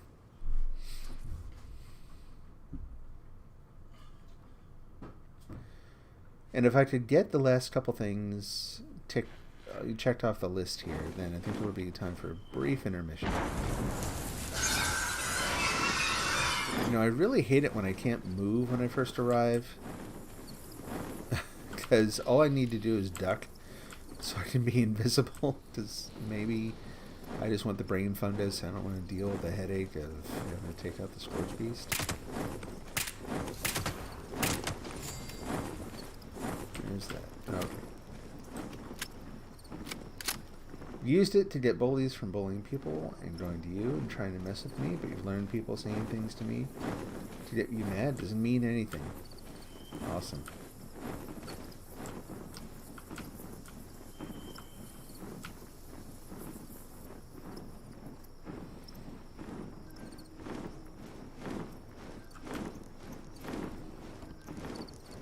Someone's phone alarm is going off. I got it. Oh, you got it. Okay. There we go. I knew I remembered seeing something down there. Oh, and the other thing I need then is... I have the right perk enabled. So get rid of Tank Killer, put on Green Thumb. I think, do I have a 2-point Tank Killer? I do. In fact, I've got so many points stored up now that I have room to do that sort of thing. Like, oh, that card. Yes, I have a 2-point version, a 1-point version, the 2-point version, 3-point version. You know, as the situation requires. Just kind of a handy thing.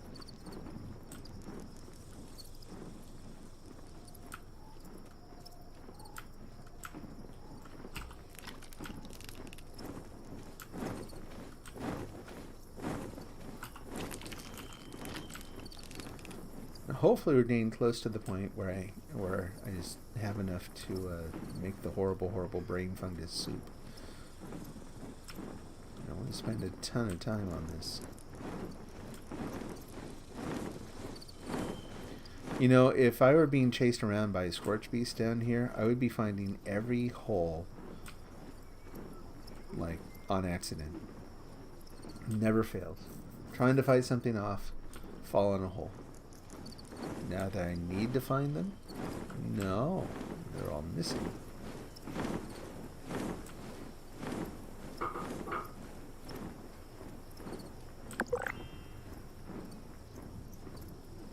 New events team created. Have fun.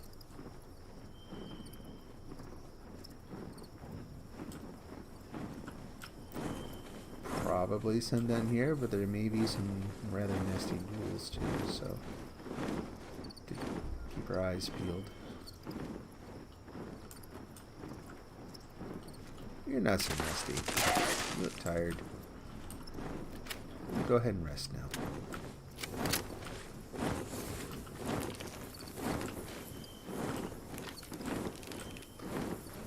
It's kind of funny. Remember how terrifying that flapping sound used to be while playing the game.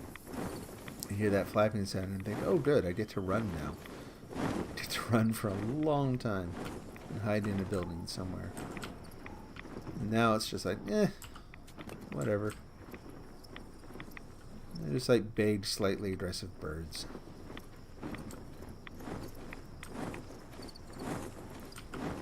Nothing to get too flustered about.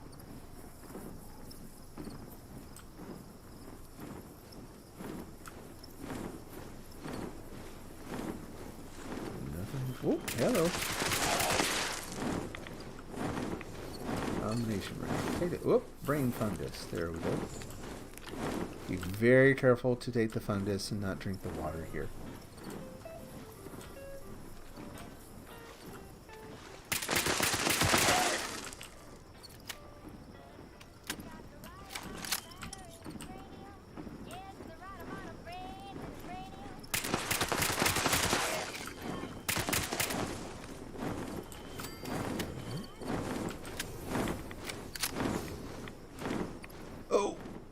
Okay, no, good. Oh, they've changed it. It used to be a single click thing where just clicking on the dirty water would make you accidentally drink it. Looks like they made it now you have to hold down the key. That's a nice change. Good for them.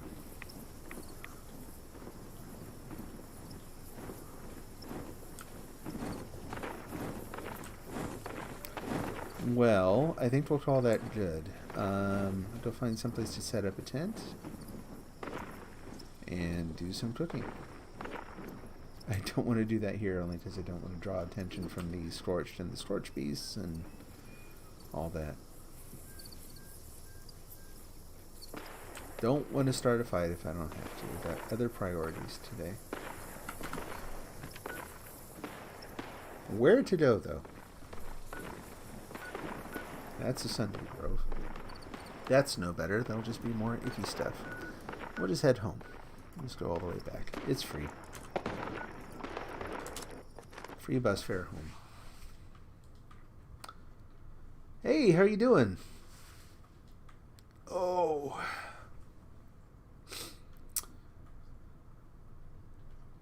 let's see, you've never done this, but the only thing that you don't like is people older than you saying, soon kids will need to have their shoes labeled left and right. No, I would not do that. Need to have their shoes labeled left and right because they're so stupid. 12, oh, jeez. Yeah. I'm in a fun time of life. I'm gotten to the point now where there's definitely a generation gap. And it's an occasion to kind of look, and because this happens with every generation, right? There's some kind of weird gap between them that causes this tension.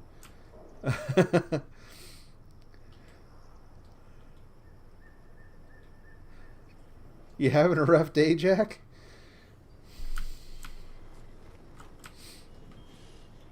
You know, so like when I was working as a manager, I managed a lot of there are a lot of people who would fall under the sort of broad millennials sort of umbrella, right? And there's a different set of values at work there. You know, when I grew up, I'm not going to try to go into what it was, but just you were taught certain things about work that are different values than, say, people from successive generations have. And it was always interesting because it would come up in ways like, for me, you know, you have a job and I'm like, I need to do X, Y, and Z or else terrible things will happen. And then there's this other generation that was just like, this job is not working for me. I guess I'm done. I'm going to go find something else. And it's actually a really good attitude to have because that kind of job mobility helps you to get in a better position to find work that it creates a better balance between your employer and you. That's all I'll say there. But it was really shocking to see it, even something that simple, where like folks from my generation, typically speaking, would not do that sort of thing. So it's like, yeah, there are differences. People end up seeing things differently. But it never has to be that kind of like you're saying that you see from people that this point of, well, back in my day, I tell you what, you ever catch me saying that on the stream, in that tone specifically, well, maybe I should set up a little jar, put up an old man jar, where if I say any like old man things, I gotta put $1 or $5 in the jar, and once we get enough, I don't know. Yeah, I don't want to go down that road. So. Yeah, glad to hear though that I've not done it unconsciously either. So, okay, so now here's the sort of frustrating part about this. Oh, I was going to say actually, I need some boiled water. Well, now the dirty water from the clean sink will actually come in handy. Good. Oh, well, I didn't want to drink it. That was the wrong button. I just wanted to collect it. Blech. It's probably going to take a while though. Man, really? Ugh.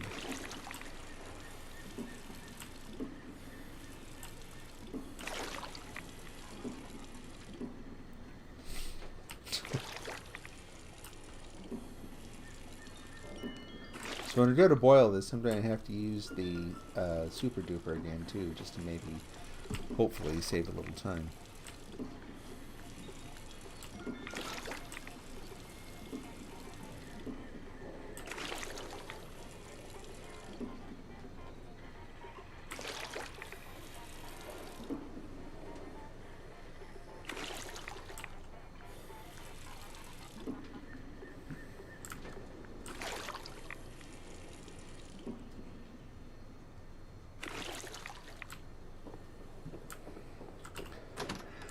Okay, down the stairs to boil the water.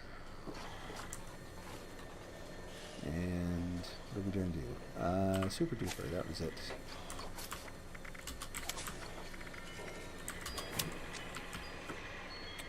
Craft. I think this is... I don't know how long it's been since... Oh yeah, there it is. Boiled water.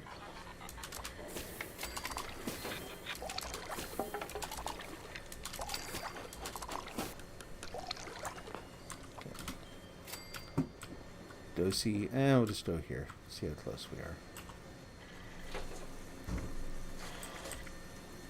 Alright, it's brain fungus soup. There we go.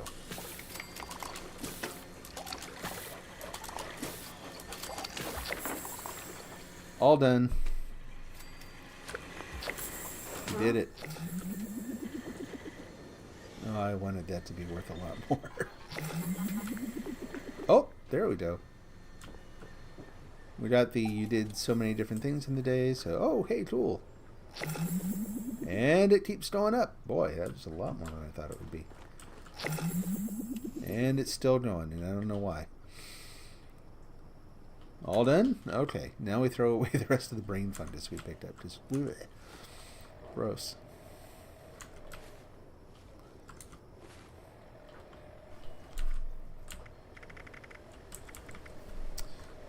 Got way too much. Right, I'm not even going to eat this soup.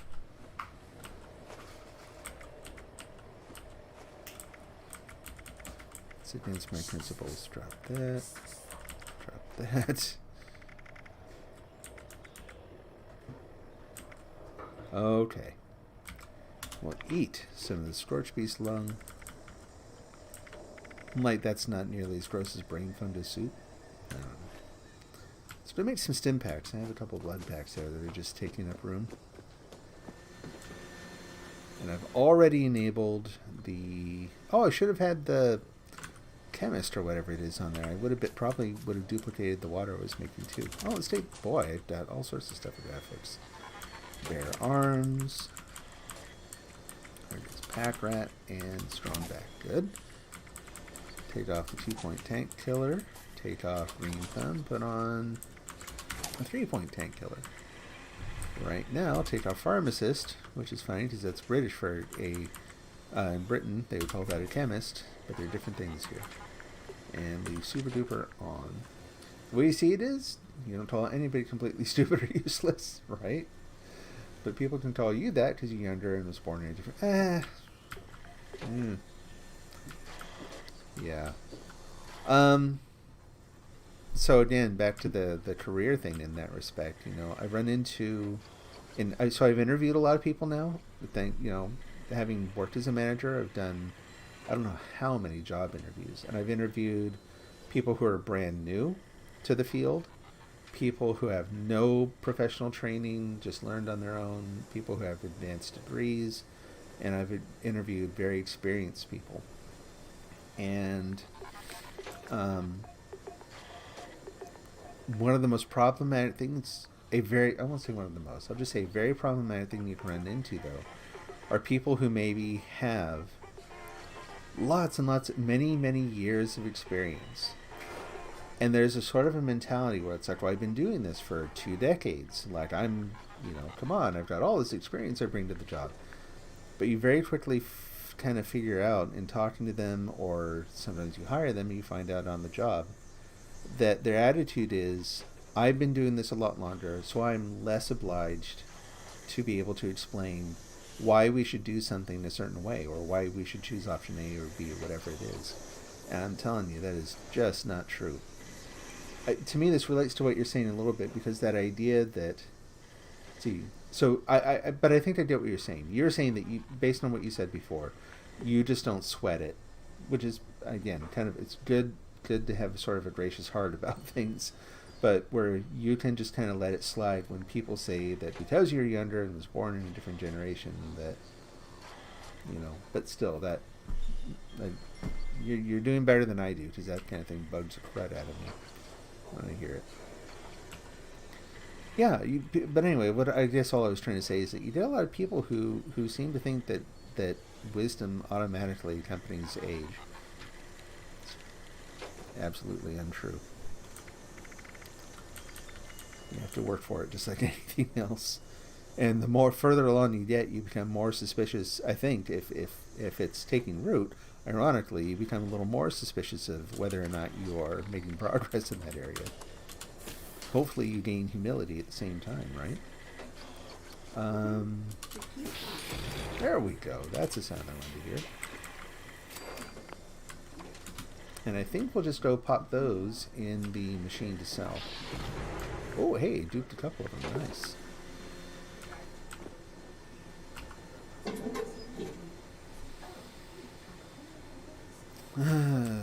Think. There we go. How many up are we? Yep, we got 8 of them. These tend to sell pretty well, naturally.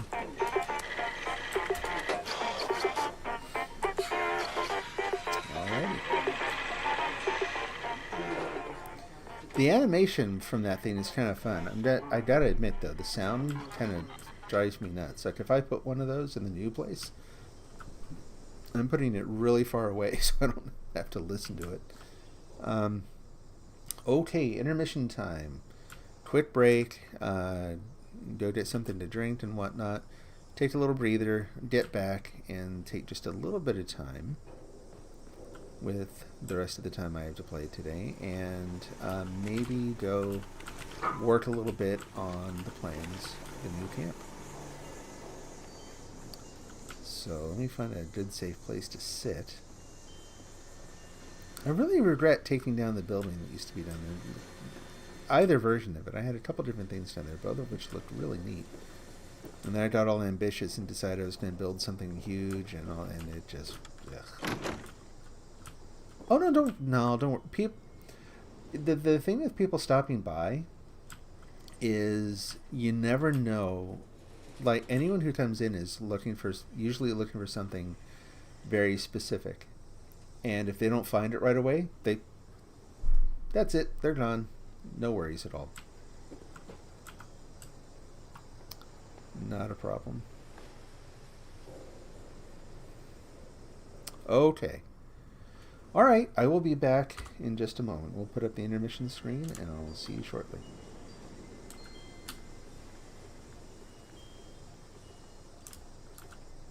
That's the goodbye screen. This is the intermission screen.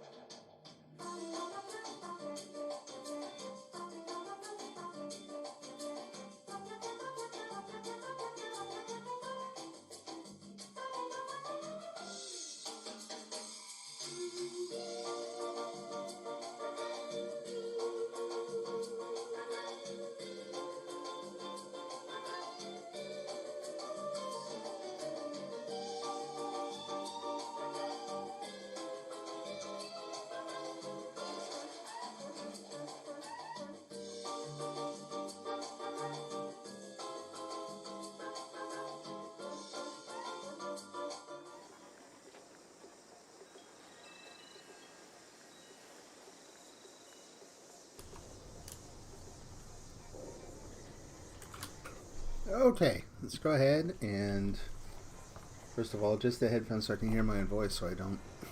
It's really weird to try to talk to me. You can't actually hear your own voice. So someone already has the junkyard. That's okay. How about the Tyler County Dirt Track? You know what? Just to be safe, so I don't waste a bunch of time, yeah, I'm going to hop off the public server. I hate that I have to do this, but it's a thing. So we'll click the main menu. We'll go in onto one of the private servers, and I'll do my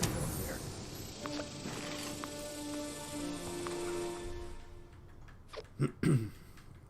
It's only happened once, but it wasted, you know, hours of time when I had built up a little bit of a facade and was kind of tinkering with things, and then someone came along, much higher level character with much better guns and armor, who decided I was done and just disassembled everything. It's like, anyway, it happens. Let's just avoid that if we can. Alright, and because we're on a new version of reality here, we have to take out the neighbors again.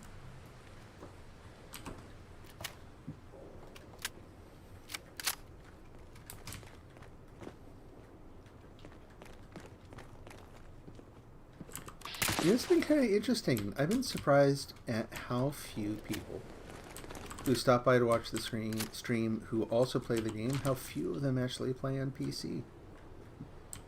Most of the people who stop by, or who I've talked to anyway, are playing on, I think Xbox wins in terms of just sheer numbers.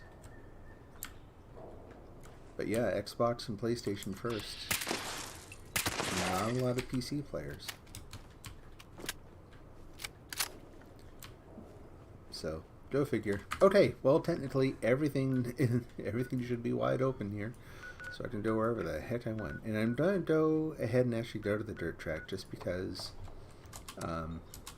it's, you got more surface to work with there. I can just clean things up and then we're good to go.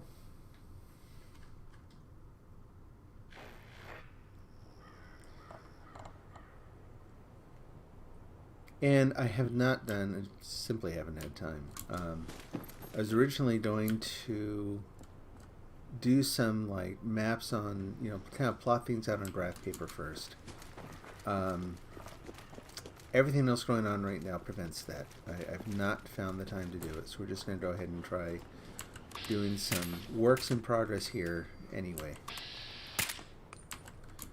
Just build it on site. If I find something I like, I'll make a blueprint out of it. And if not, that's okay too. But still, there we go.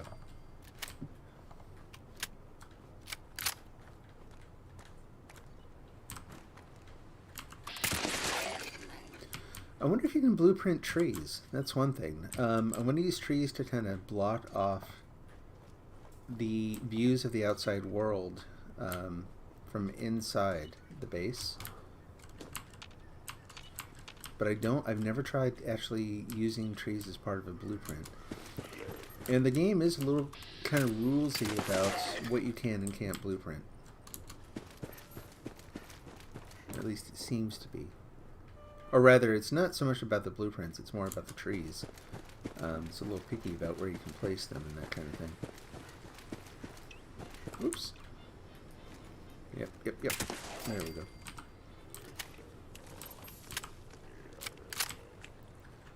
I hear more droning. Is that you? Aw, he is a teddy bear.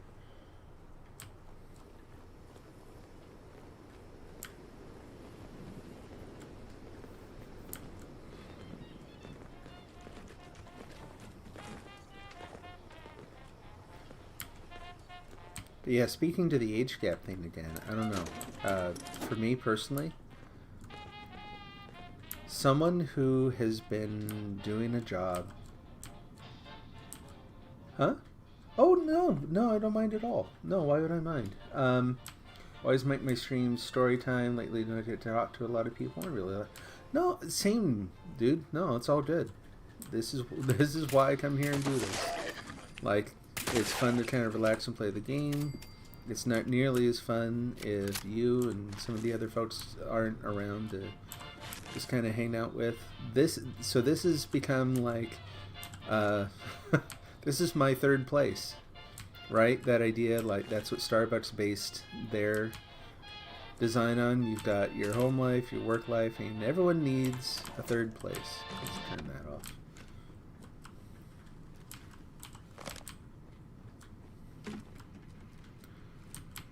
Because frankly, going to a Starbucks or something is not really a social experience. At least it isn't for me.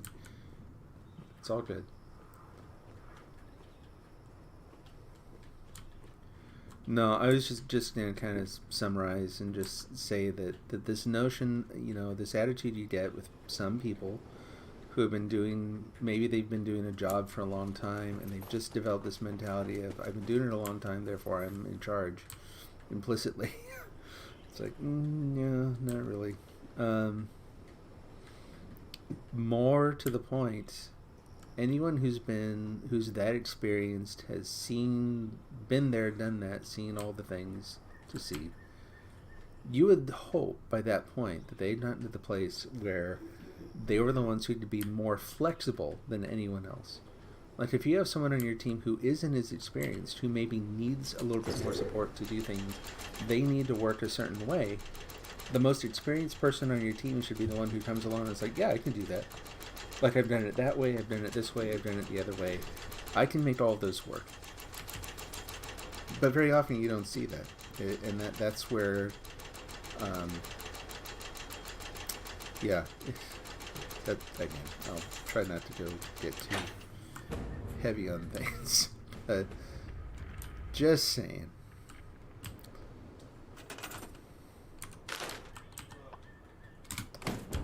And now we just go through and remove all the things. Whoops.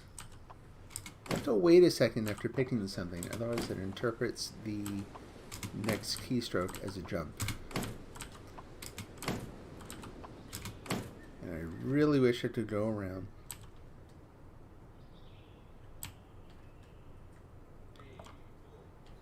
I thought it was going to let me blueprint the tire there for a second. I'm like, really? No kidding. Oh. Select structure. That's really weird. It was letting me try to blueprint the tire. I don't know.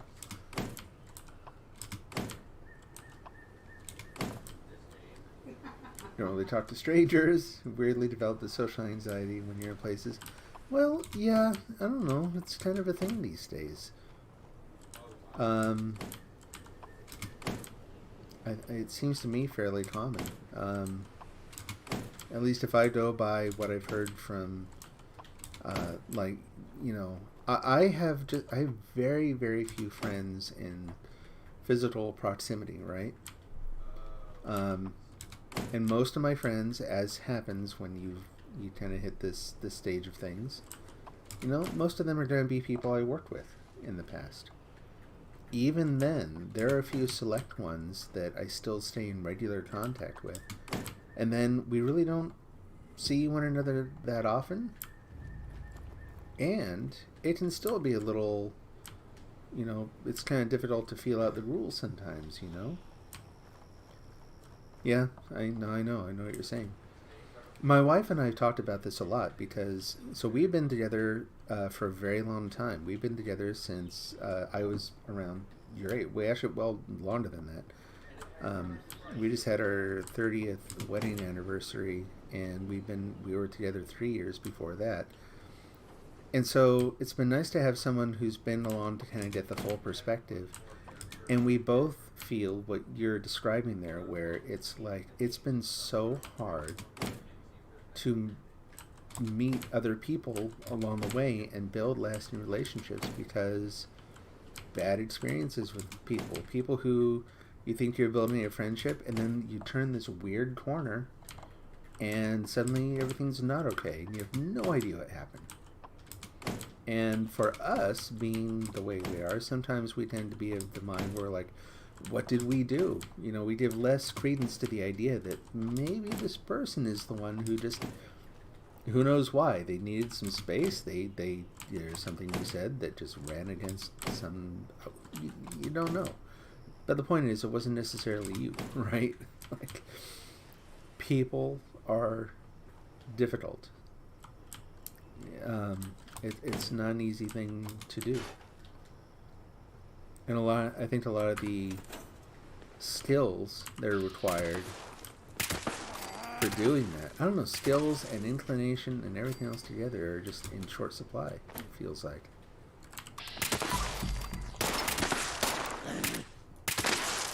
You almost got me. I mean, it's one of the things about doing this that, you're starting off, like if I'm playing a game and someone stops by, well, you may already have that in common at least. You're going to have something you can talk about for a while. Same thing at work. Hey, you're doing the same kind of work. You can share stories. Finding that common ground and then building lasting, meaningful relationships on it, it's hard, man. And there are people I know. I think sometimes it's easy too to look around and see some of the people who are like, if you've ever worked with someone who's kind of hardcore, like in sales and that kind of thing, where their whole job is building those relationships quickly, and so they have a very particular set of, like, they're predisposed to be a certain way that helps it. It's where they get a lot of their energy is in just being around and with people all the time, they're wired differently, you know what I mean? And so part of it is going to be a lot of things that are way beyond our ability to control or change too.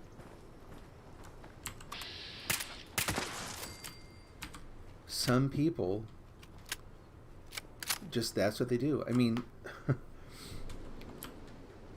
on the one hand, being able, for me personally, being able to build up those relationships in greater abundance or faster or whatever, that would be cool. But it's like a lot of things. There's also a little bit of a trade-off where I think a lot of the relationships that are built that way, not that they're bad, but there's probably not as much depth. The people that I know who I've kept relationships with, friendships and that kind of thing over the years, those are much, much deeper relationships than you very often see in situations where someone has, and that's not always true. You're always going to run into the exceptional cases. Someone who, they've got they're just brilliant at this. They've got like a billion friends and they know them all, like they've known one another for, But on average, I think that there's a little bit of a trade-off that happens there. For people who get some fundamental degree of energy just from being around people in general, they're naturally going to build just a bigger but potentially sort of thinner circle of people around them. Boy, listen to me go. Turns out I have opinions on everything.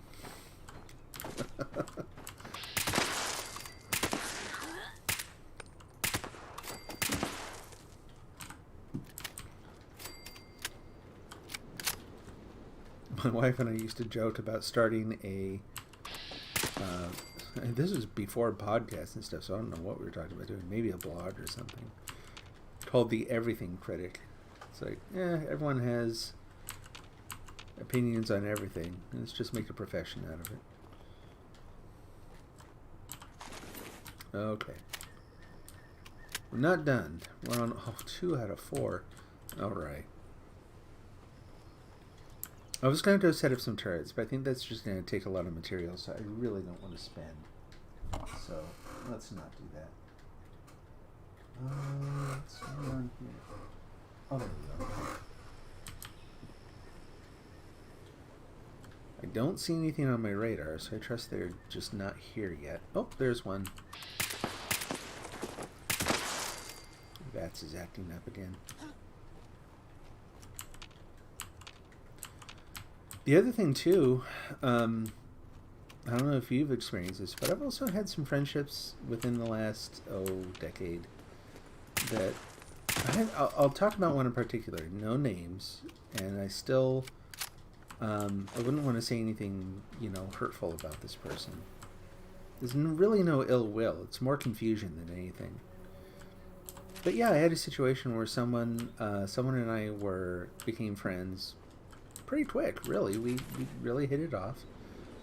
And so we would meet pretty regularly. We worked together for a while. Before I get going, let's see. It's weird. When you're in school, you're always surrounded by people. And when you dropped out, even before the virus, right? When you have no people around you or behind you, you get really anxious. Sure, why? Huh. Yeah, I don't know.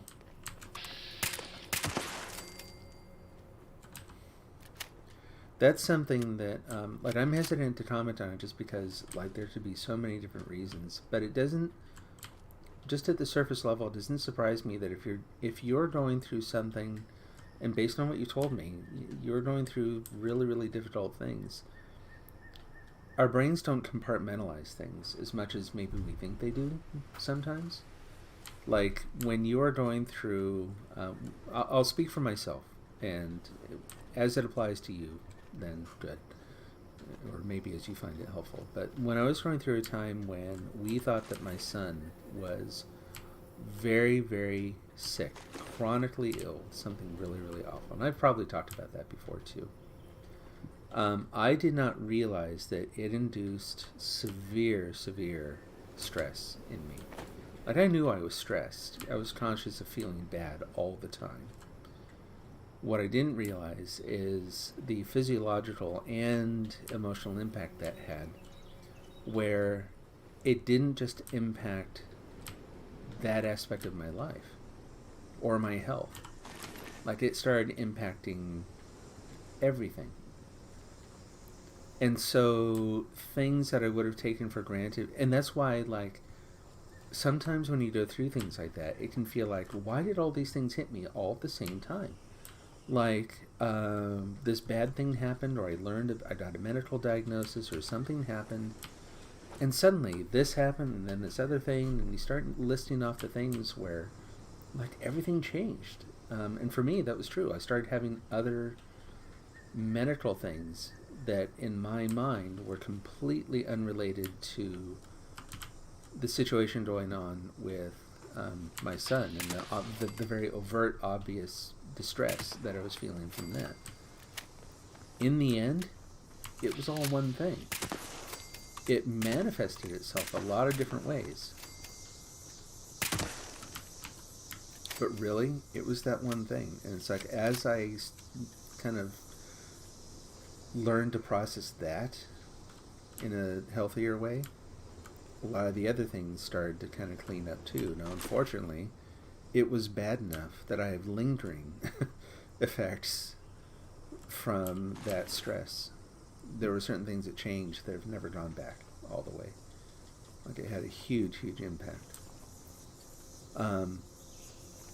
But that can be a part of it too. I mean, based on what you've told me, you've been through stuff. And it could be that it shows up in other ways that you're just not going to expect. But that's the sort of thing that, where you can, talking it through with someone who is professionally trained, can help you get some perspective and some tools, and that would be really, really good. But I do feel comfortable saying that every part of us is connected. And so when something is deeply amiss, when we've been through some kind of stress or trauma, it ends up affecting way more than we very often expect it will.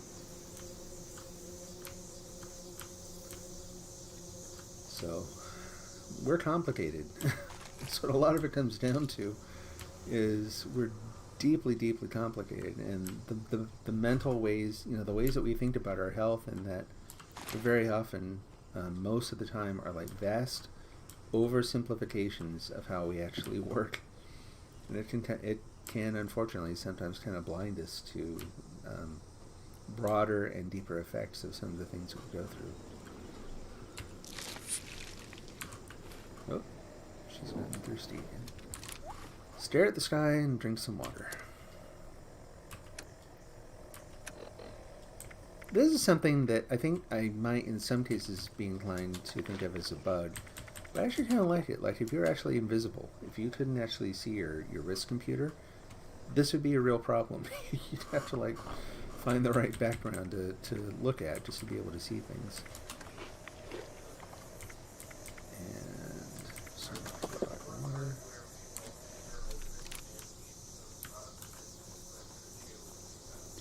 Something that may have been affected in you, something that, again, I'll speak for myself, something that was affected in me. Yeah. Yes. Very true. In fact, that's related to what I was just going to say. For various reasons, when I was a kid, like my sense of safety, like just general being safe as a kid was kind of taken away. Not kind of. It was really not there. And that ends up doing kind of like you're describing too. Again, I don't want to try to over analyze or whatever. Just things to think about. When you were a kid, you meant, yeah.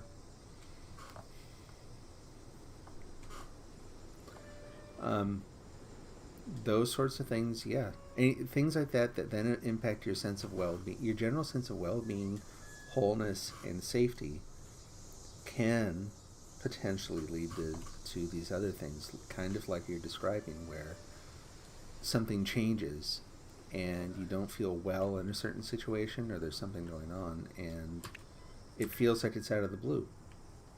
It's like, where did that come from? So,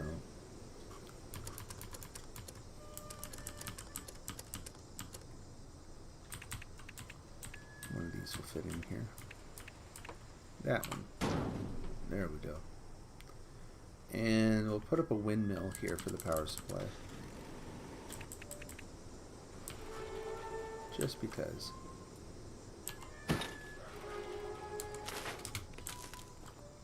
Connect that up.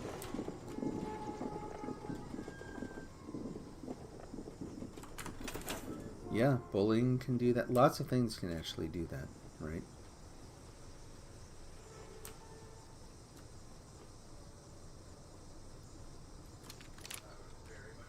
Right. That's exactly, yeah. And once, that's really hard. And once something like that happens, it isn't just that, like I was saying before, it isn't just that one thing. That changes then how you approach each day after that happens. How could it not, right? How did it not make you, when you go back to school or whatever, and you've got a whole new way that you have to suddenly think about things. Well, that day-to-day processing it and figuring out how to be okay, how to be safe, yeah, it has a really lasting effect. Just realized how far away that thing's sitting. Okay, we've got our basic stuff set up. Let's get building. Go to blueprints. Can't tell what that is. I think that is the house though. Yeah, that's the house.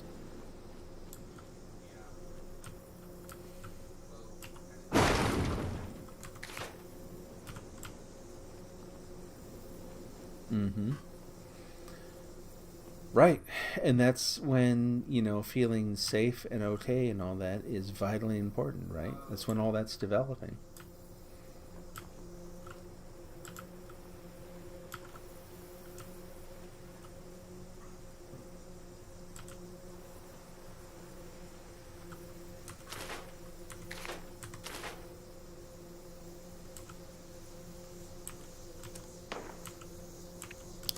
Can't tell if I'm...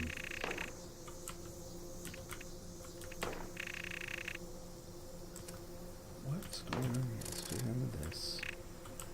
Oh, there we go.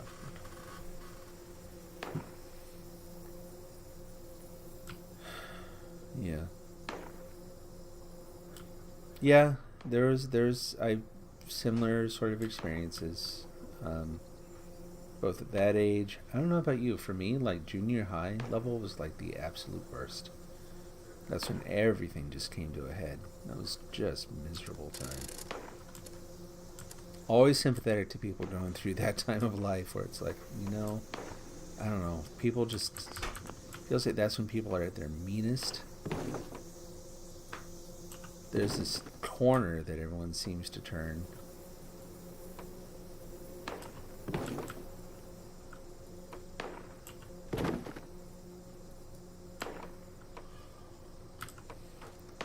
That was where, between people being generally more,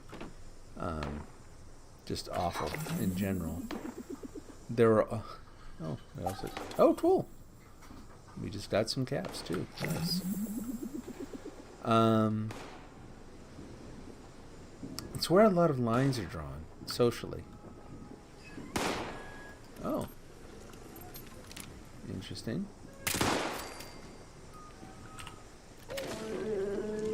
Hopefully that hit the super mutant over there too.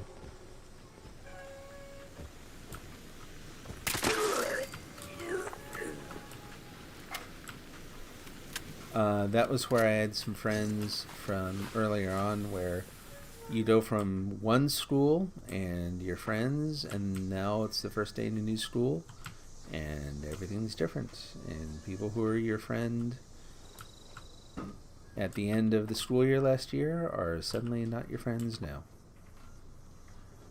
It can be a really, really rough time.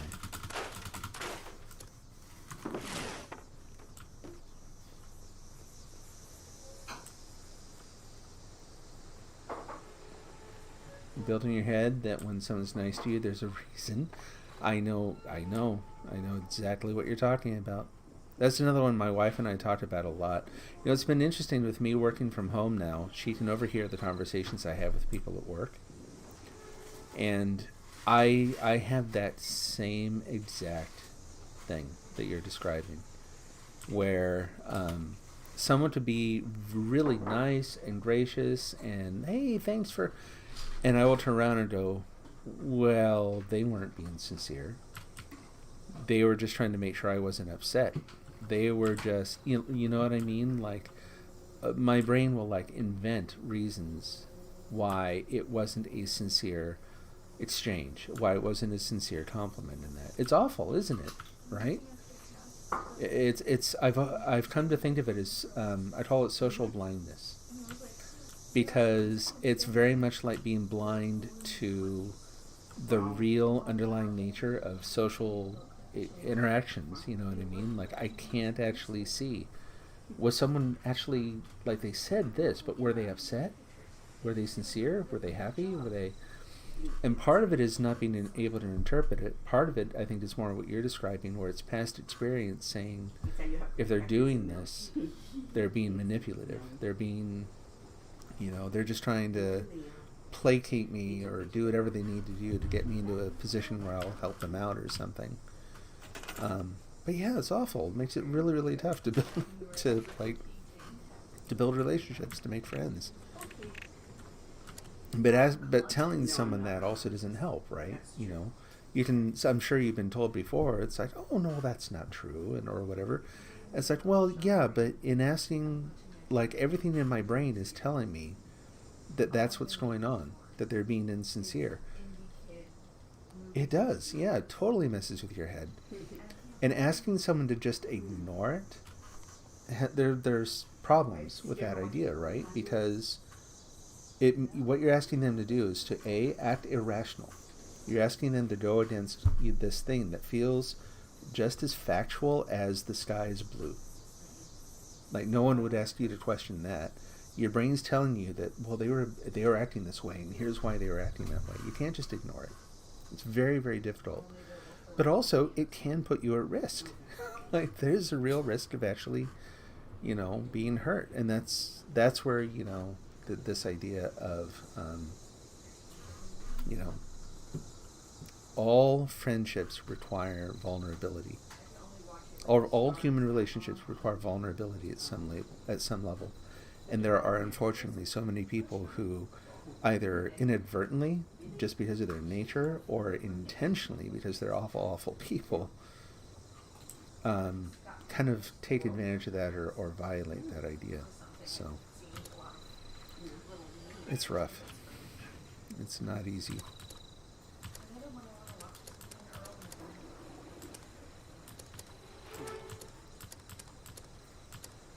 So, and you know, I still have not found a good way out, you know, for what it's worth. I've never found a good way to manage that either.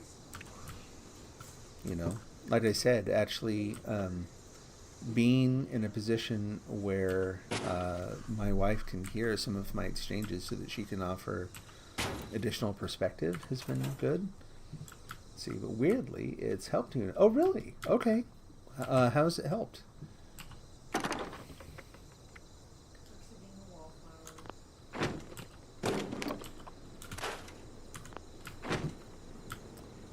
Okay. So let's see. We're going to look out here and again. So the street, I think, has to be wider than I was making it before. Having it so it's right over here is just too narrow. Maybe I did this before too. I don't remember.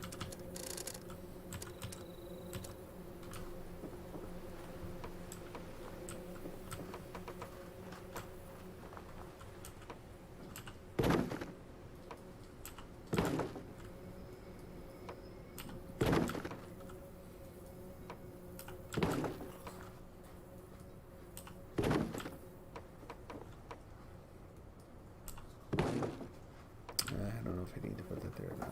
Let's leave that. Okay.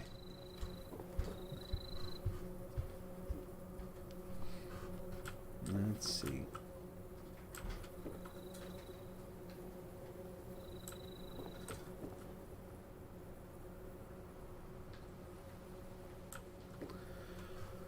Alright, so first thing we need just basic walls. So I guess I need some more floor pieces so I can build the walls correctly.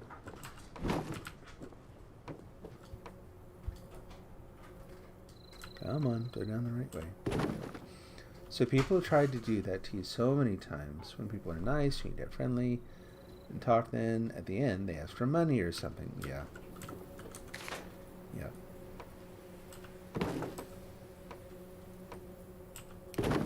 Yep.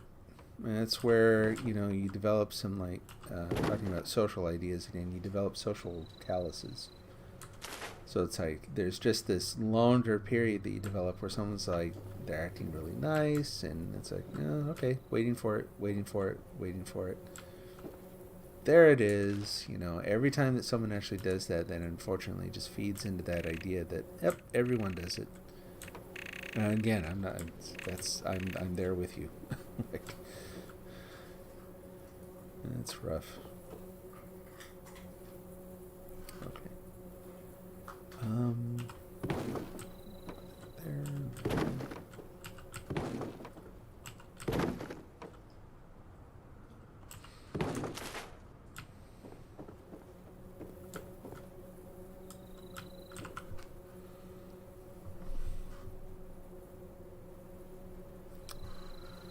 Should build tiered floors, but you can't. Pretty sure you can't anyway.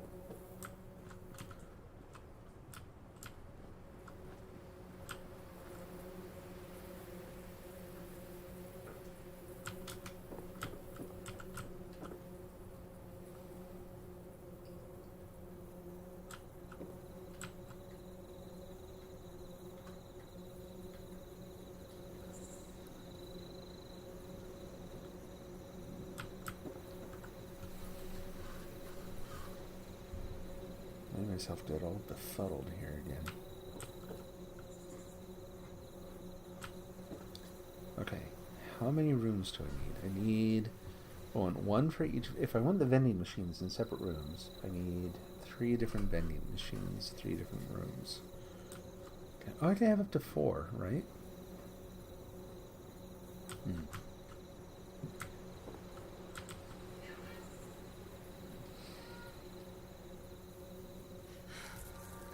Yeah, I don't know about you, but I've there's a certain sort of approach that people will use where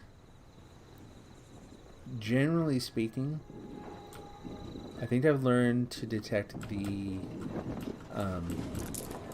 like they're about to ask for money or something like that, or hey, can you help me move this weekend or whatever, whatever it is, where you really don't know the person or whatever. I've gotten to the point where I can detect that a little more. But it impacts everything else too, It's makes it so that even when they're not about to do that, it's still a lot more difficult to just trust people. For good reason, unfortunately. Okay.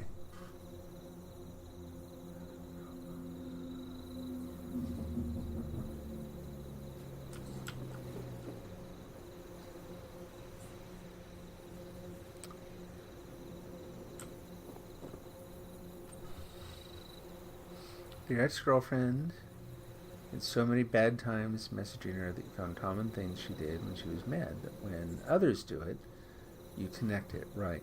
Yep, like someone texting Kay, you register as being upset. Yeah, and that's one of the reasons, like,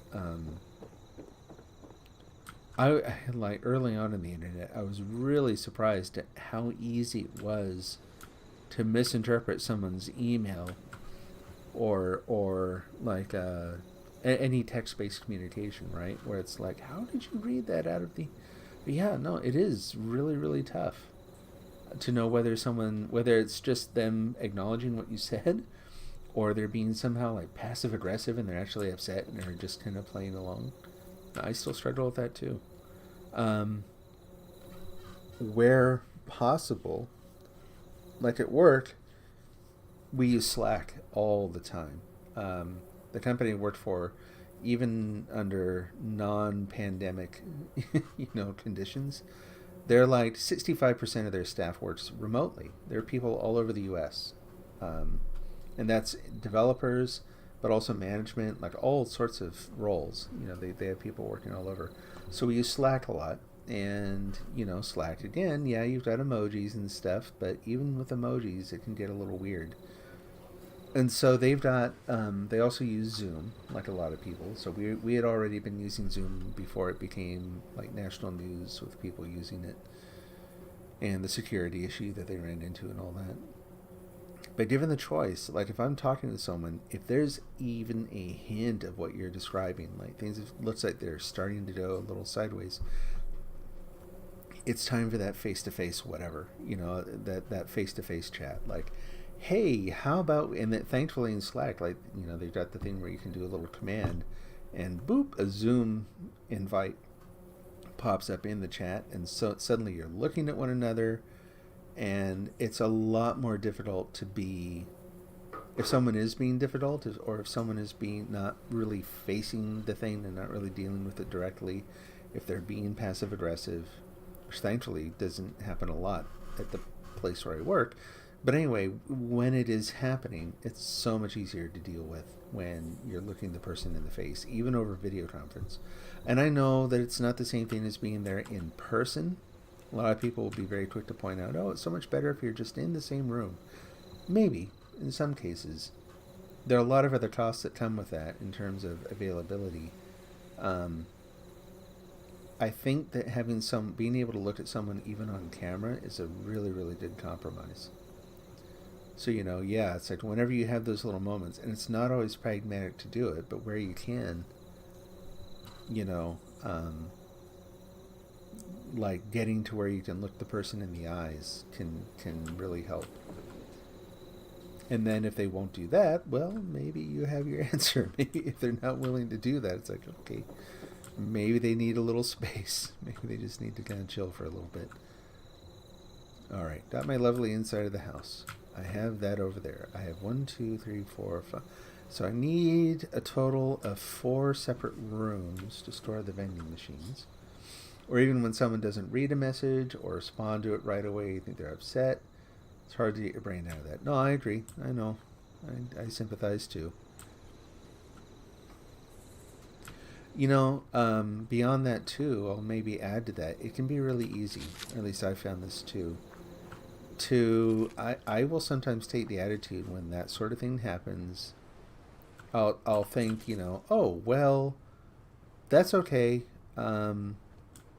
What fill in the blank, whatever the reason is, but what's really going on under the hood is you are so expecting to be blown off, right? You're just waiting for someone to actually do that it becomes maybe a little too easy to kind of dismiss the situation entirely. I personally have to be really, really careful about that. I have to make sure that I don't just blow someone off because, no, they really did just need a break. They just needed to, they happened to step away for a moment and they didn't see my message. It didn't go through. The software was wrong. I ran into a situation, like one of the first things I had to deal with when, like, being a lead, managing people, was two really, really nice, really awesome people on the team who had some differences of opinion and were struggling with it a little bit, And she had written to him and had specifically reached out to say, hey, I know we were disagreeing on this, but you know what? I really enjoy working with you, and I know we'll work it out. Like she was extending an olive branch, as they say, right? And the person on the other end just happened to step away from lunch when she sent the message. And so she came by and said that, she wanted to talk to me about something. I said, okay. And surprisingly, she wanted to go, talk in a conference room instead of just sitting there and chatting about it, right?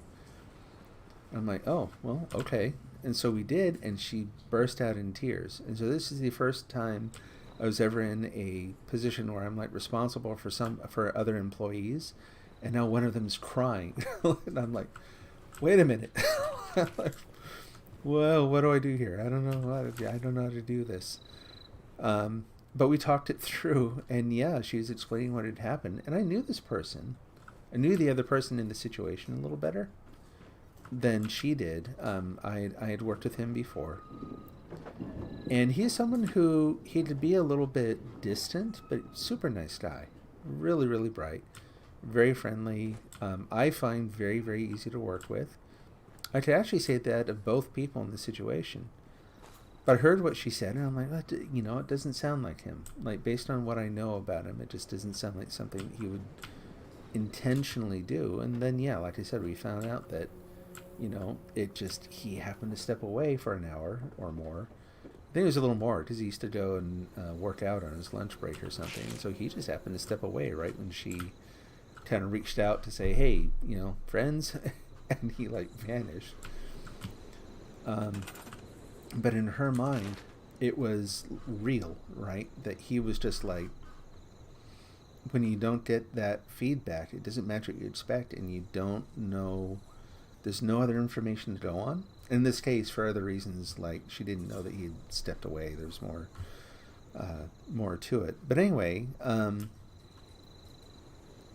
yeah, to her, like I said, it was super real. It was she tried to make peace and just totally got blown off, and can't really fault her for responding that way either, just because, again, asking someone to take those things and just ignore them completely is, if it were that easy to do, we wouldn't have the problem in the first place, right? So we got it worked out. I honestly don't think they ever really enjoyed working together, unfortunately, but that happens too. Scrap all the extra weapons here.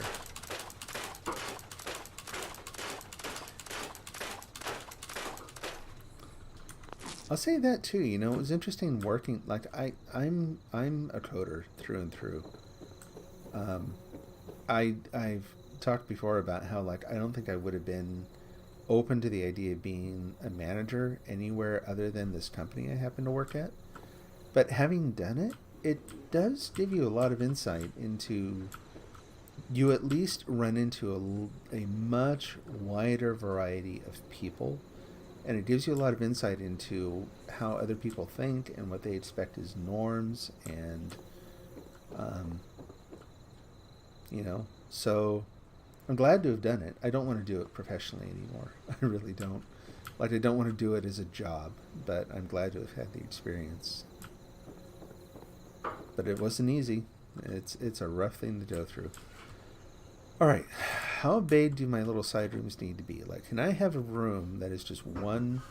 We'll focus on trying to find something specific here besides just cleaning up the joint. Let's try building walls around that one little space and see if that's actually big enough to put a vending machine in. If it is, then I can have like 3 1 square. Oh, come on, turn around. You're not gonna do it, are you? How about now? If I can have like 3 little 1 square rooms that have vending machines in them, kind of like vending closets, that'll work. Oh, I can actually put one up. Actually, that's the other thing. I can create little like. Let's tinker.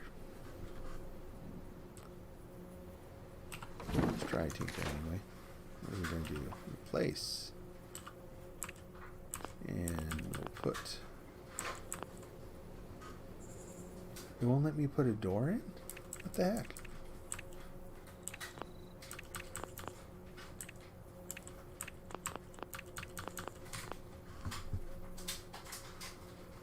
I am confused. Why won't it let me put a door in that?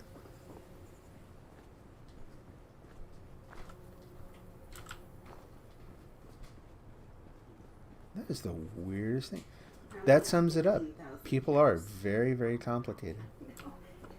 And what makes it even worse is most people, like, you strike me as you're really reflective, right? I mean, it's one of the reasons I think you and I, you know, kind of hit it off here is, we're both kind of introspective about things.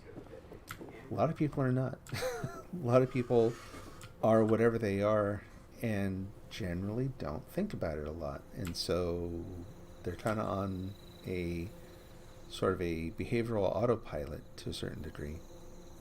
And I don't mean that in a disparaging way. It just sometimes it's true.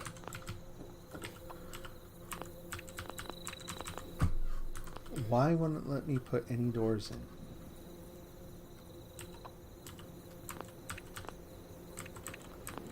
I've never had this happen. This is so strange.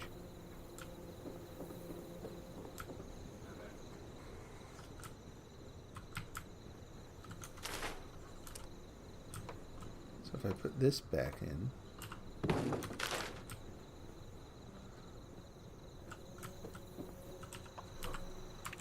door? No door.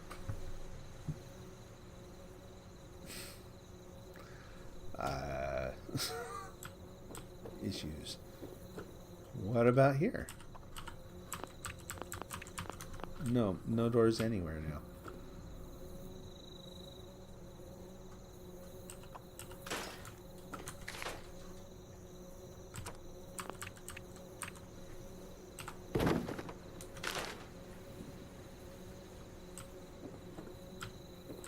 Do I have that wall facing the wrong way? No, I don't. I don't know why it was complaining. So I'm not to be able to actually set it up like this. So one possibility that the vending machines is, instead of actually walking into a room like this and then using them, although that works, this is big enough, we could do that. You can also turn them sideways. Like, you don't have to interact with the front of them. You can, I've seen a lot of people turn them sideways and have them like, they'll have a little slot, like you walk up to a counter and you have to kind of reach across to interact with their vending machine. So I could just put one in the doorway, very likely, and then you just walk up and it's kind of like a soda machine or something.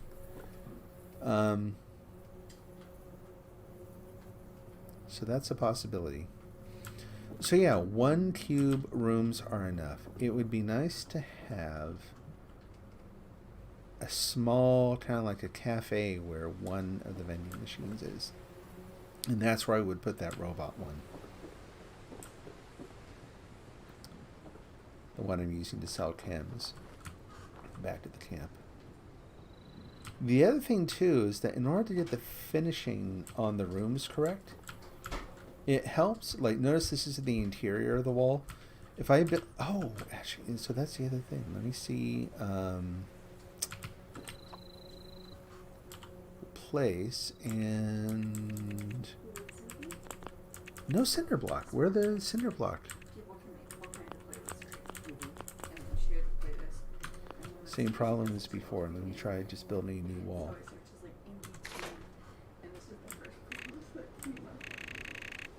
I haven't tried building with the cinder block yet, I don't think. I don't remember doing it. I'm not seeing it here. That's metal. So that's what came out. Yeah. That's all brick. What is that? Because apparently I'm not alone in wanting to feel like I'm What? What? inspired by John. Oh, it's a garage door. It's just right up against my nose. I can't see it. You're nose to nose with a garage door? Yes. I've never seen this one. No, it's I'm trying to put down a garage door, but it puts it so you're holding it like right up against your face. So you can't actually see it. My daughter was confused at what I was saying.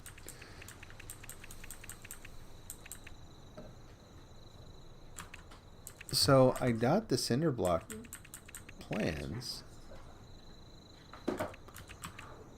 I'm not seeing it here. Is the cinder block pattern wallpaper? I bet it is. I bet it only goes on the inside. And they don't let you use wallpaper here, so I can't test that out. Darn it. Alright. Yeah. Unfortunately, that's the other thing about Fallout lately, is that they keep offering some kind of cool stuff. But it's almost like the Microsoft effect. I won't go into why I call it that. Never mind. But anyway, it's almost cool. Like, they provided the way to build dirt tiles so that you could like plant. You can lay out your own floor. You can lay out your own level sort of farm area and then plant in it. But you can't plant trees in it. So it almost worked for what I wanted to do, because I wanted to have some upper decks where I put trees up higher. But no. The cinder blocks are almost cool. I would like to see them on the outside of the building as well as inside. Can't do that though. Okay. So then, yeah, all I was saying before then is you've got these interior wall patterns where if I'm actually using brick in the final build, I'm going to want to be able to change the interior to, say, cinder blocks or whatever, and I can clearly only do that on the interior.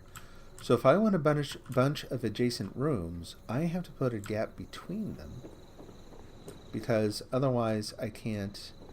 Otherwise, one side's going to have an exterior wall, the other side will have an interior wall. So I can build like 3 things across here.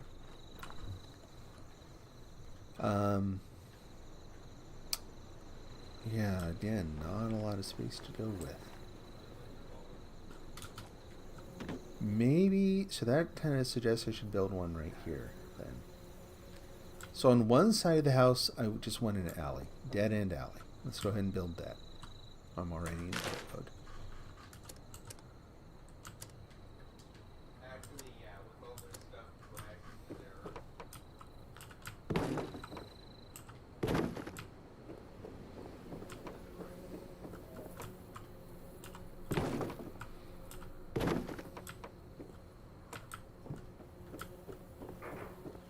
Oh, hey, Nikki, how are you doing? Long time no see, huh?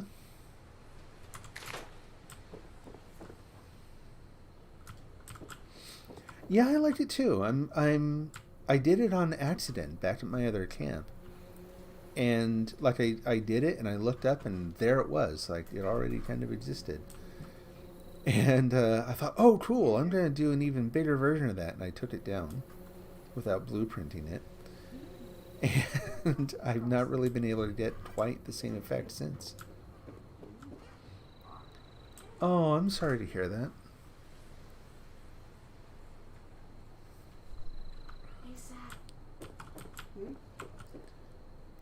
talking TikTok so much. Oh, I'm sorry. That's really hard.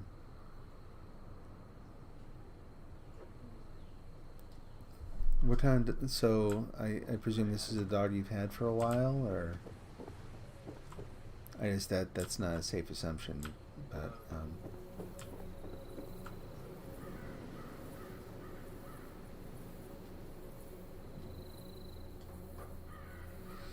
yeah, that's really rough.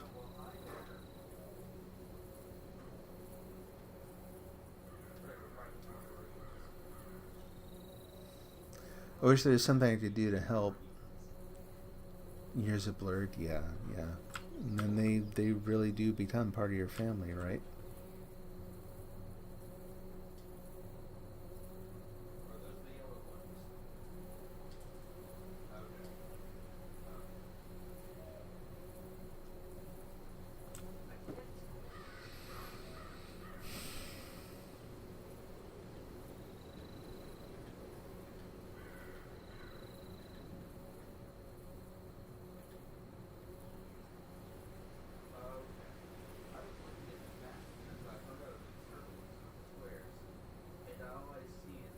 Do you mind if I ask your dog's name?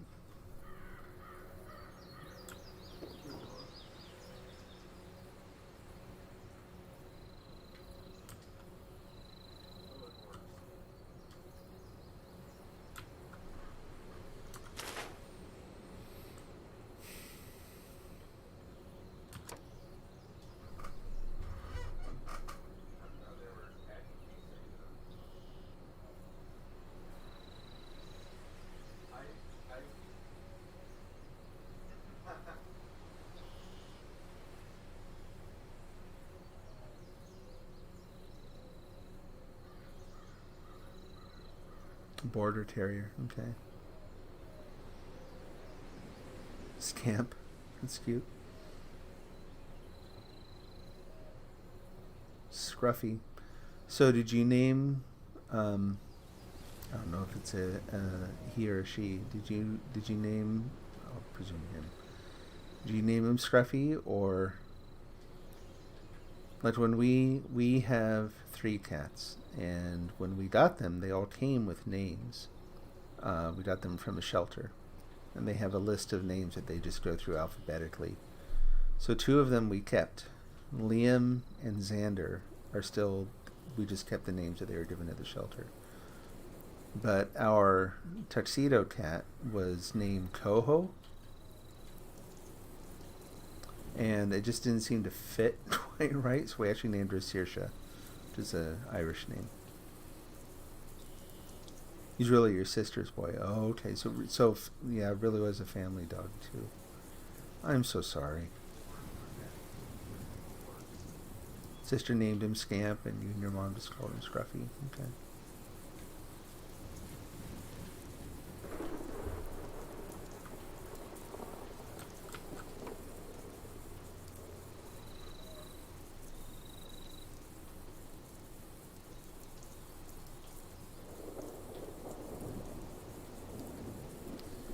Yeah, that's a really, really hard thing to go through.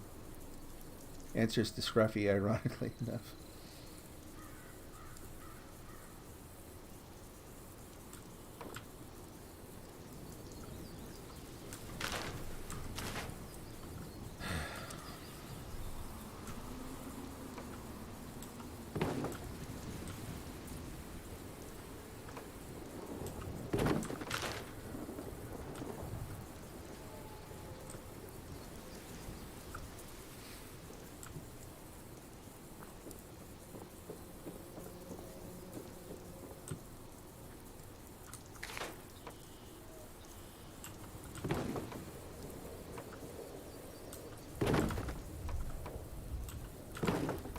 Well, like I said, I'm sorry to hear you're going through that.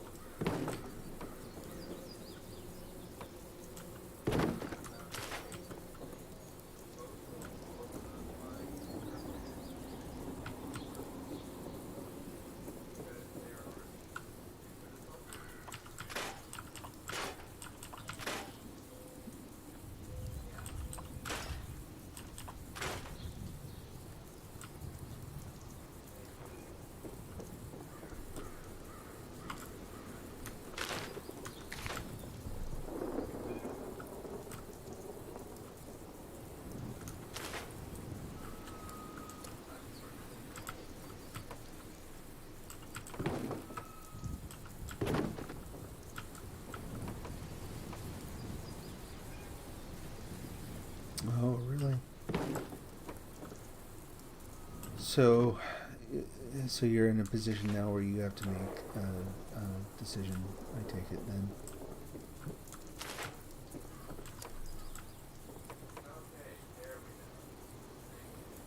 Yeah, that's the worst. Like I know, even when you have to make that kind of decision, and even when you feel like you've made the right decision, it's so difficult.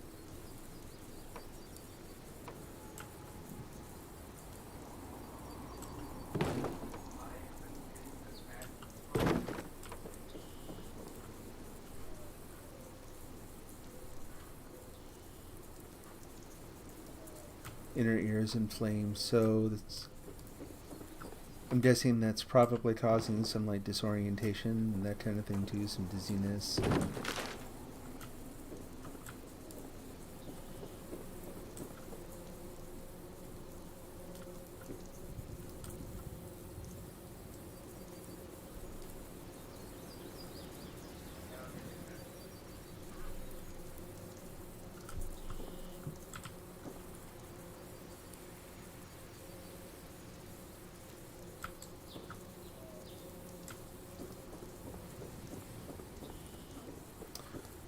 Yeah, that's kind of what I figured.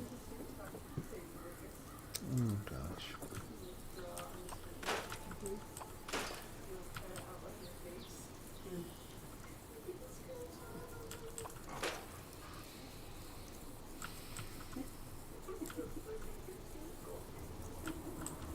Did it just come up from like an infection or something, or? It's been 3 days now, yeah. Oh, poor guy.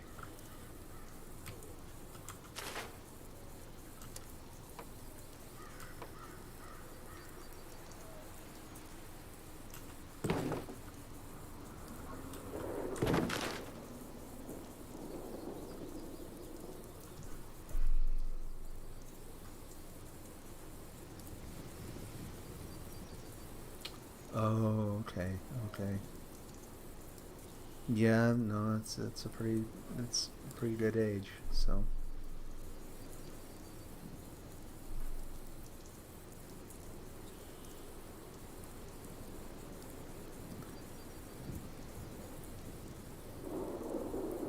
Well, for what it's worth, I'll be praying for peace in your decision and for comfort.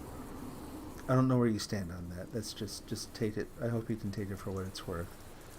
I'm sorry you're going through that. I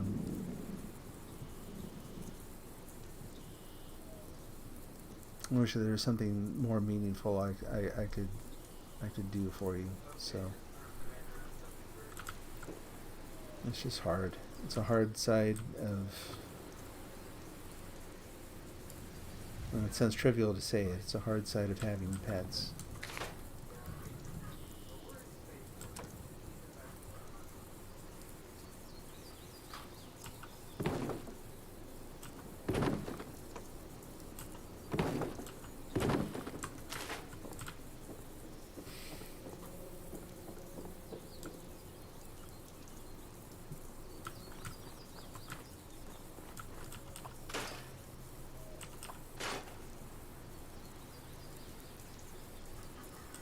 Thank you. No, I appreciate that. Like I said, it's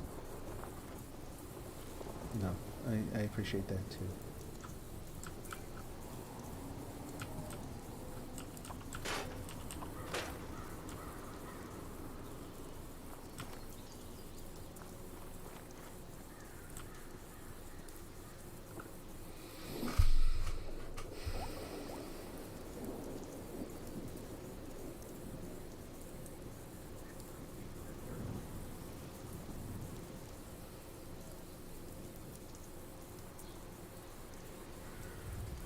Are you talking with your mom and your sister through this?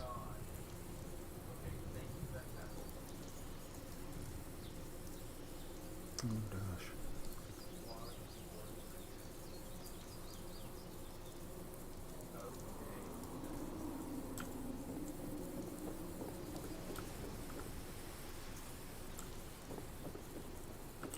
I only asked. I don't know what your relationship with your mom and your sister is. I hope it's good, just because you go through difficult things like this, and it can be good to have. It can be good to have family. Good to have people around you who you can lean on.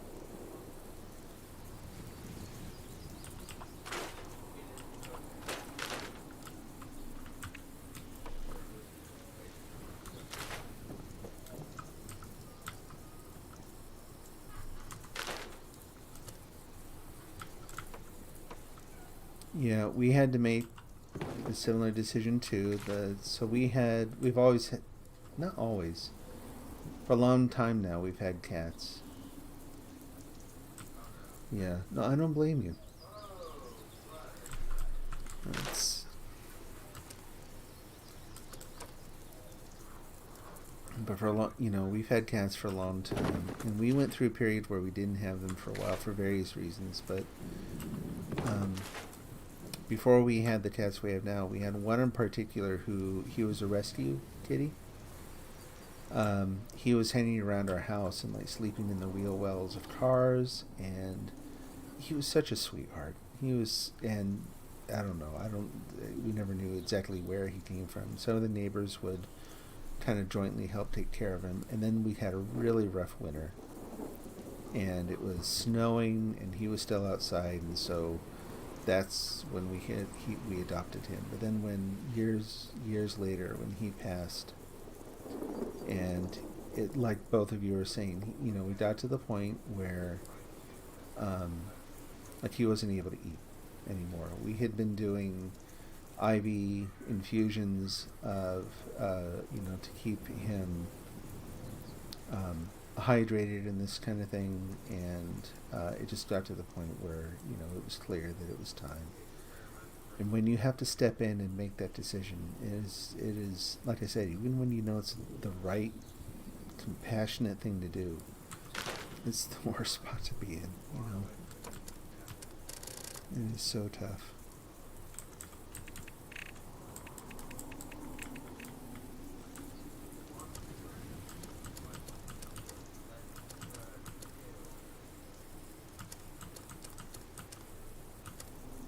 Well, I hope your sister is doing okay too. From what you were saying, it sounds like it was. Let's see, probably think Scruffy will be up bossing him around tomorrow. Oh, is it Mickey or Mikey? Is very confused. I don't think he understands what's happening to Scruffy. Oh, Mike. Okay, it's your other dog. Probably think Scruffy will be up bossing him around tomorrow. Yeah, it really, really affects them too, right?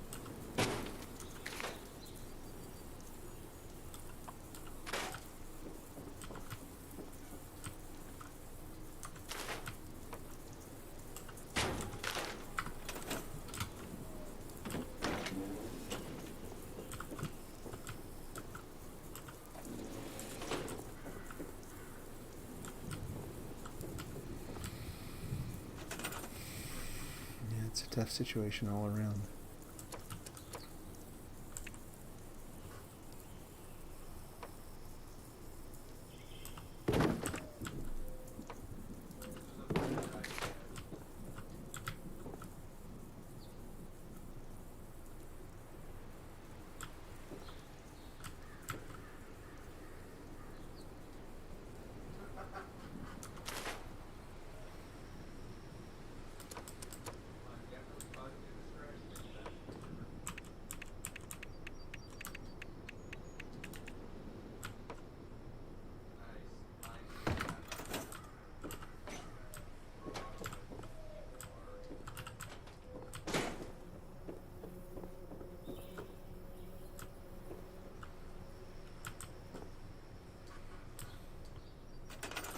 But yeah, like I started to say, I hope your sister's doing okay too. From what you described, it sounds like she's there, and that if it was kind of if she was the one who named him, if it was mainly her dog, then that's gotta be tough too in its own way.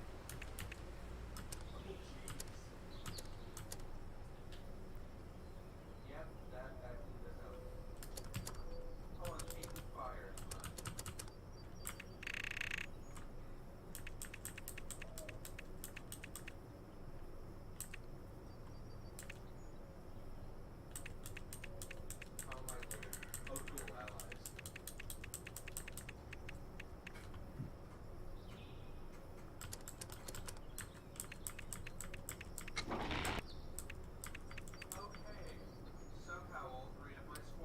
She's in denial. Oh, that's hard.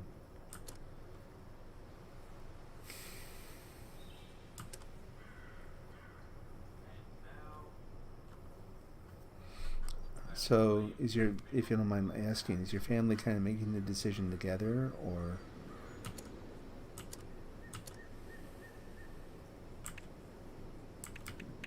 Yeah, thank you for that. The Pier 1 squad reports that picks up half of the fight. Previously, my 3 squad looked like Pier 1 squad.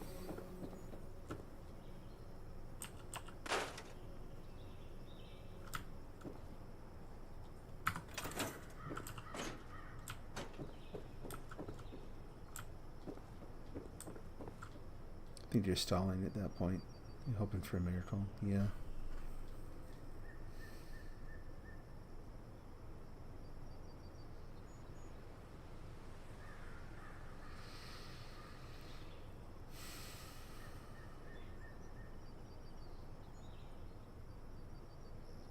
Well, that's good. That's good.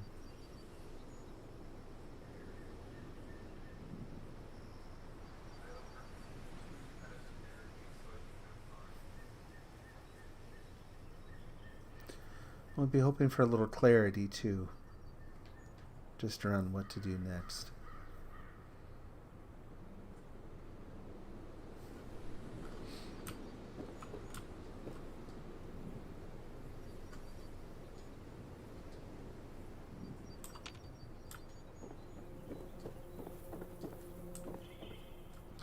Well, I'm glad to hear he's resting. That's good.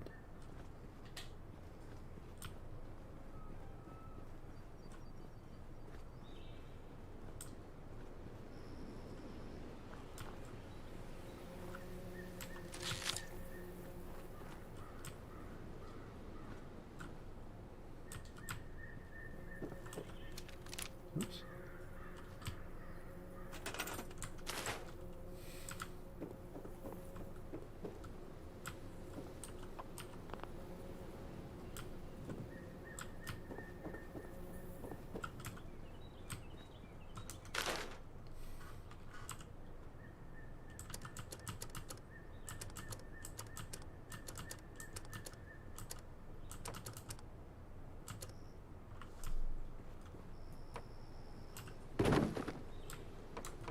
My app's like sunny out.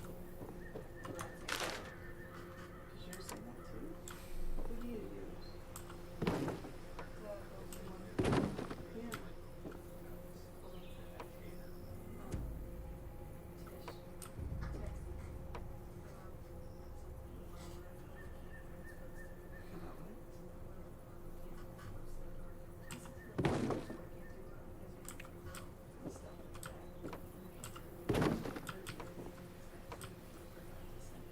Did you have to say?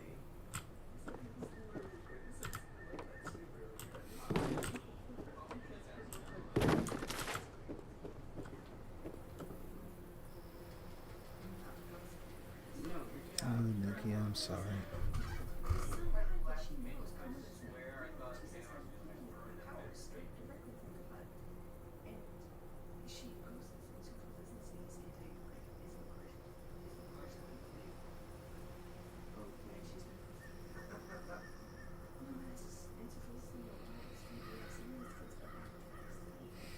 Oh, yep.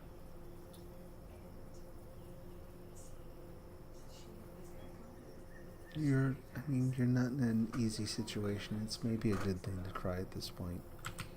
You know, it's appropriate. I know it's not easy.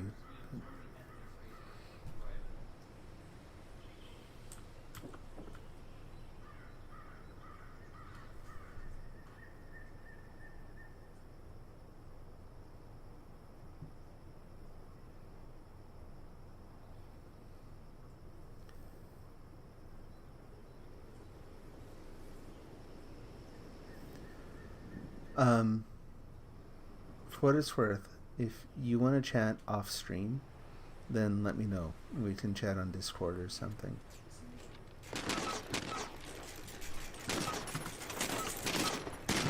This is not what I want with you at the moment.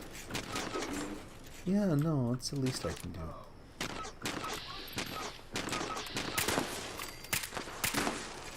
My apologies. This, like I said, suddenly feels like the most pointless and trivial thing in the world.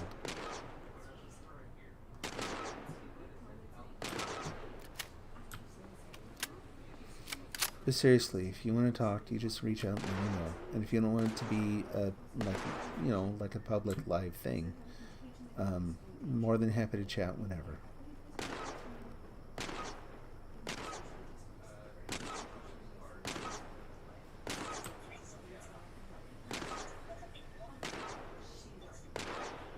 No, you're welcome.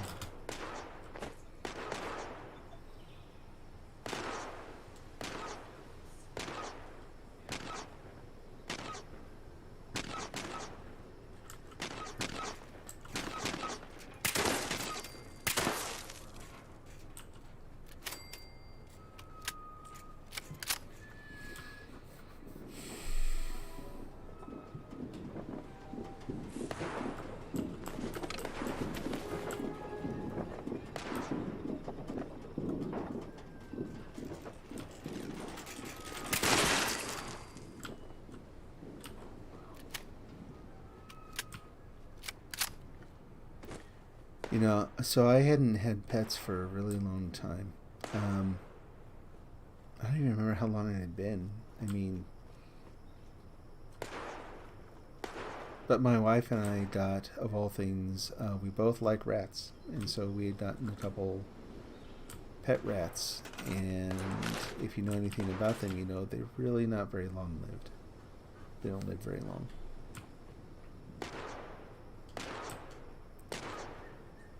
And I remember being so surprised at when one had passed away fairly early on, and so we had the other one for quite a while. You know, like I said, as long as they live. Man, it hit me hard. Oh my gosh, when he passed away, I was. You know, we had kids at the time, and I think I was used to... I'm not the most stoic of people necessarily anyway. I'm a fairly emotional person. But in situations like that, I think I felt like I was, I'm kind of used to this. It happens, and I know how to deal. And it just swept my feet out from under me. I remember just cleaning everything up and just crying.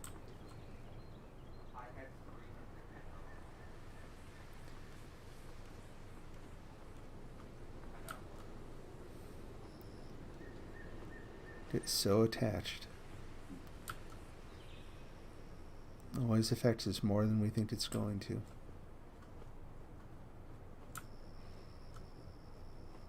I still can't look at that picture of Spooky.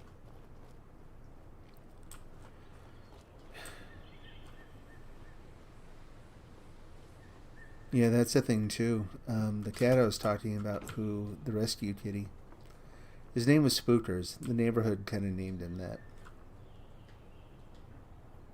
Okay. Thank you for letting me know. I appreciate it. And like I said, you know, if you want to chat sometime, you just let me know. No, I was just going to say that when we were at the vet and, you know, it was the last moments, there was a little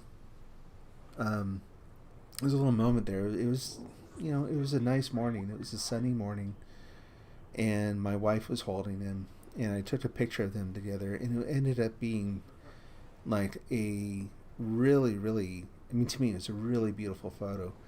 Even to this day, though, my wife's not been able to look at it. She's never seen it, you know. So, too difficult. So you hang in there. Take care of yourself. Hope your family's doing okay with this too.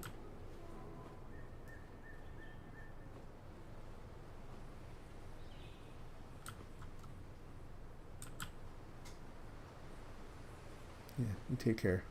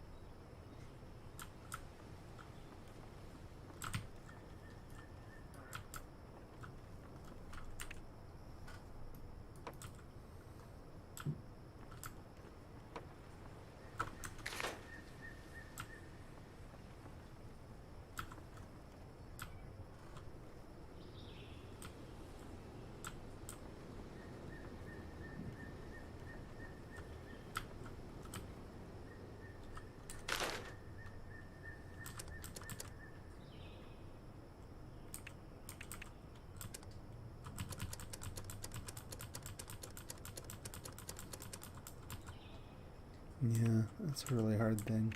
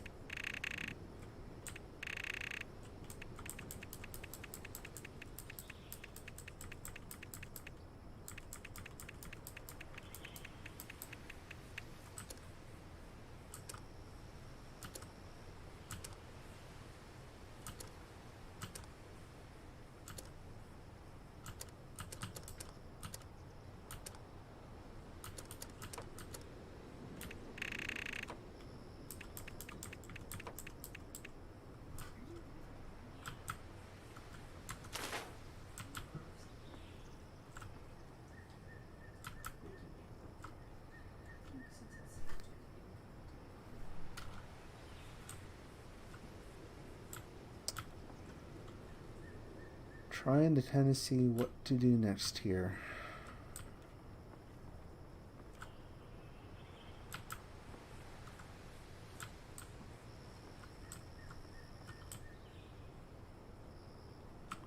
I think for this, finish that off.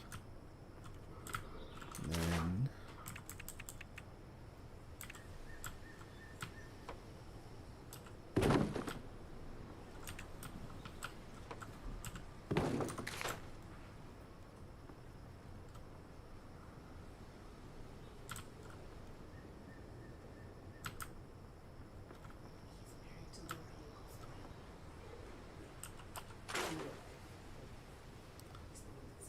how is that one piece?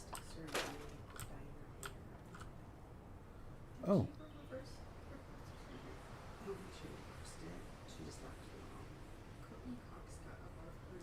Hmm.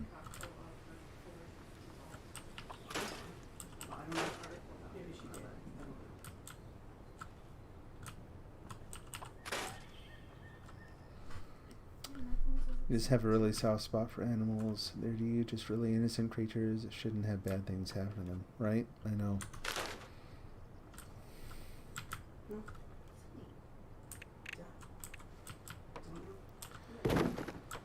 Yeah, I mean, I think that's one of the reasons. One reason that I didn't have pets for a while is, which is maybe not the best thing, but you know,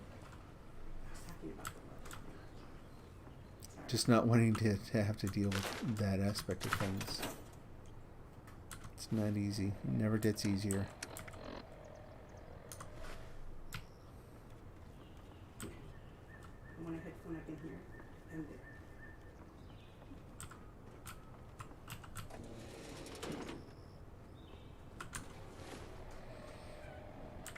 Drop all this stuff.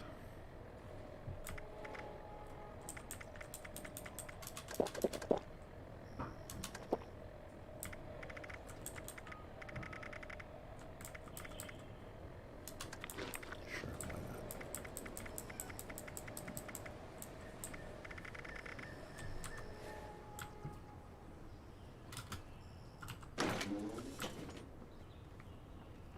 Yeah. So like I said, we have 3 cats again, and we got them all when they were fairly young. They're not very old.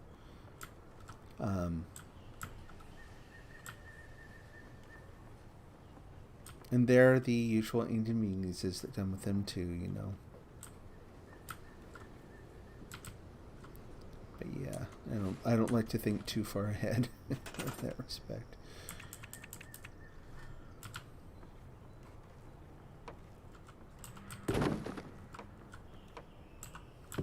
Not going to be easy. That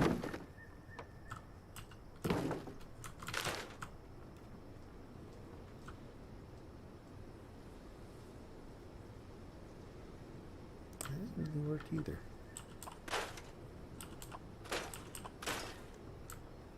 Oof. Oops. Come on.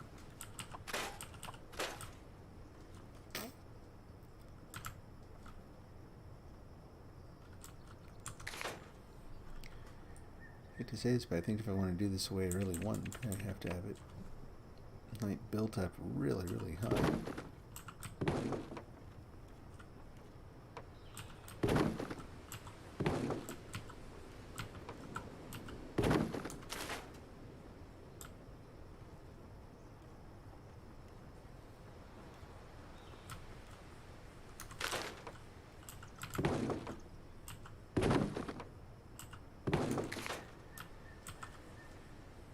That'll be okay. I can actually put some lights up there and stuff. That'll be kind of interesting.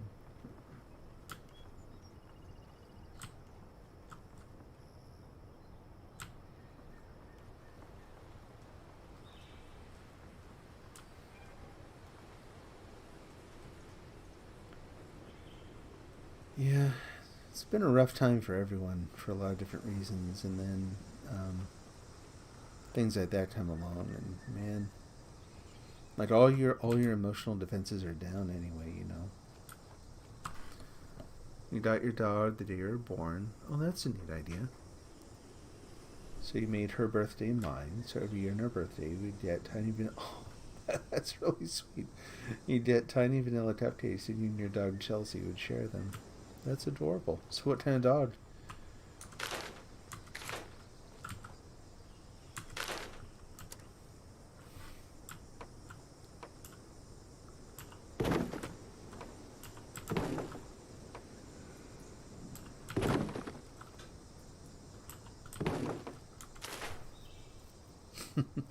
I like that idea, though.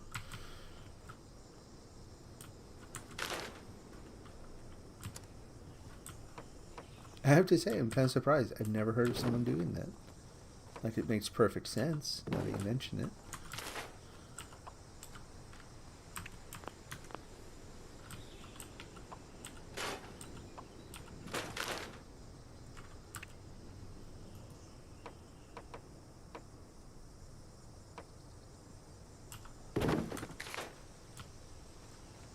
Pure white boxer. Neat.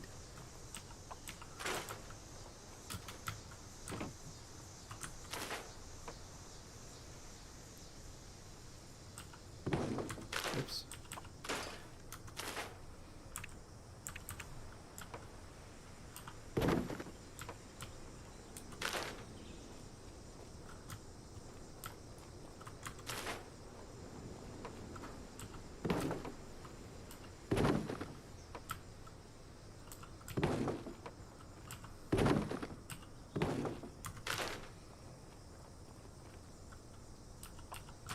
I like the name too. You said Chelsea.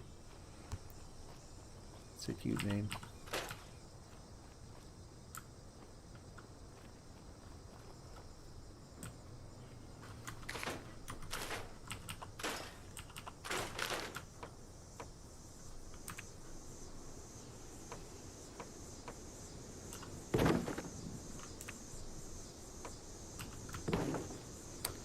Had her for 12 years. She was born a little bit before you were. Oh my gosh.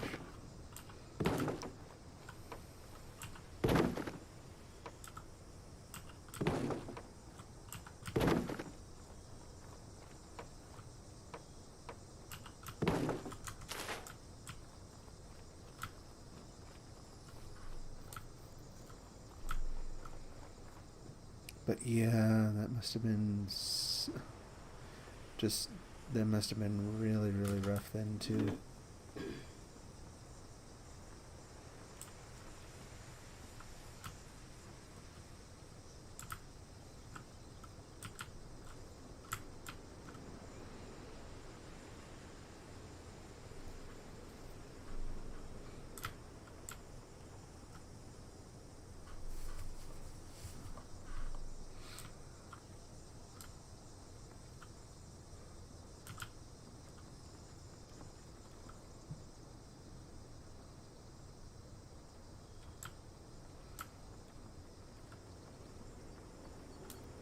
Yeah, having a pet that's there, you know, right when you're born, where they've never not been, you know, a part of your life.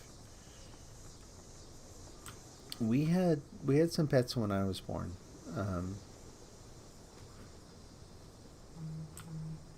Oh, hey, Hyper Knight.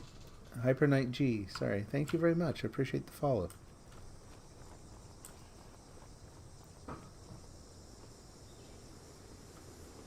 Yep. I'm waiting for the really loud welcome to the Naughty Nation sign to go through, but it didn't actually make any noise. Very random and inconsistent there.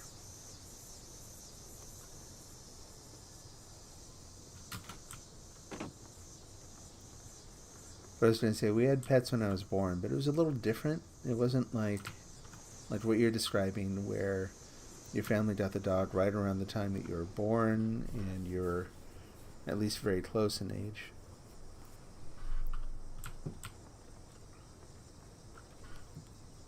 And then unfortunately, so we moved a couple times when I was little, and unfortunately we lost some of our pets along the way, so I didn't have that same experience.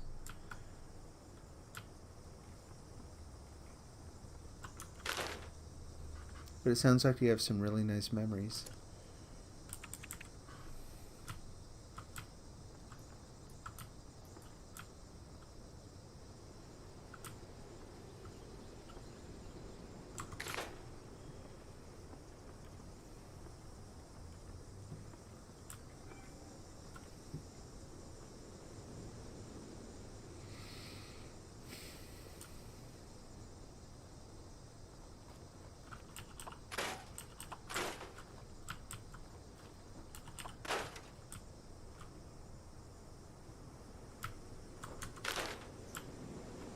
Not letting me put floor in. I'm not exactly sure why. Rather, I have an idea why, but it bugs me.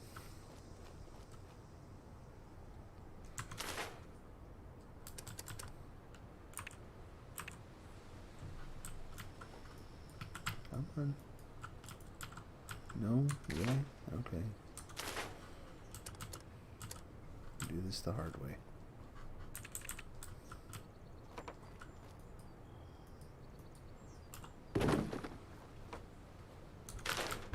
Is that enough?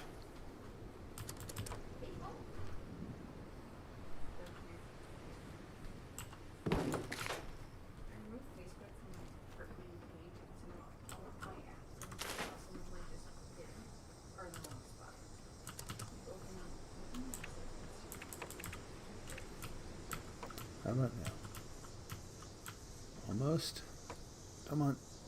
There.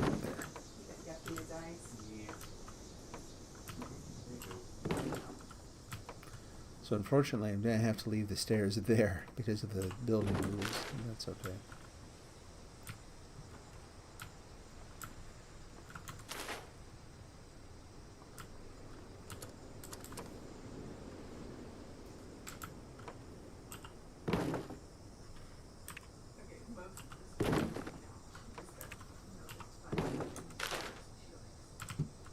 Let's use what kind of roof line to use there, I'm not sure.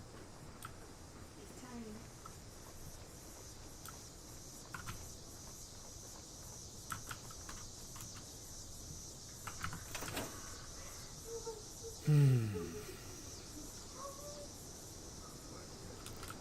think I'm getting a little closer this time, at least. Yeah, so this one's going to be closed off. That's okay. These will look a little different. They'll look kind of like towers inside. You can even put a little... That's what we'll do for the roof line there. The roof line here, I'm not sure it matters a lot. Yeah, I've got an idea. Let me build up the stairs a little bit more and try something out there.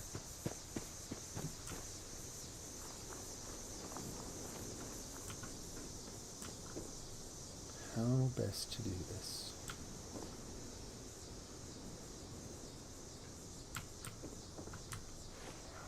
Whoops.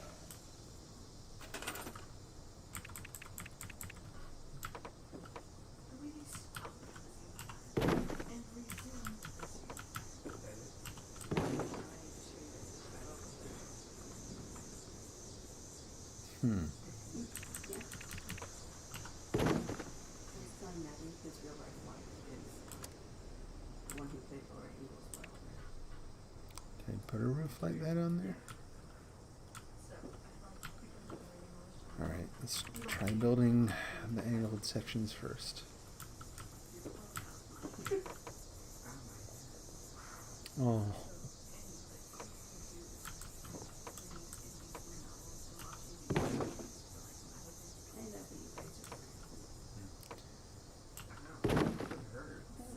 Like in one way, that's exactly kind of how, you know, you want things to go, but oh my gosh, I didn't imagine having gone Punch through each that. other.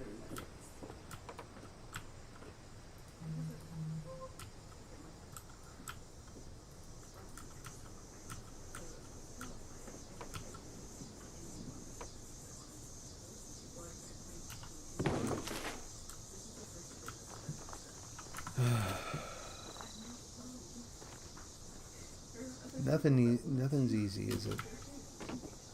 Nothing worthwhile.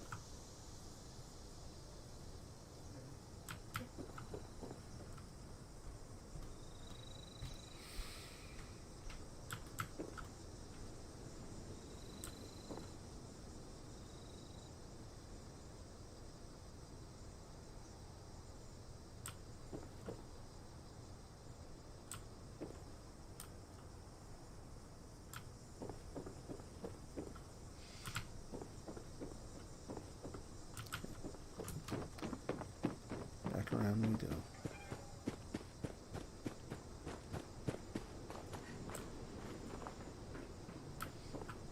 I think I may end up just blueprinting this whole thing before I'm done today.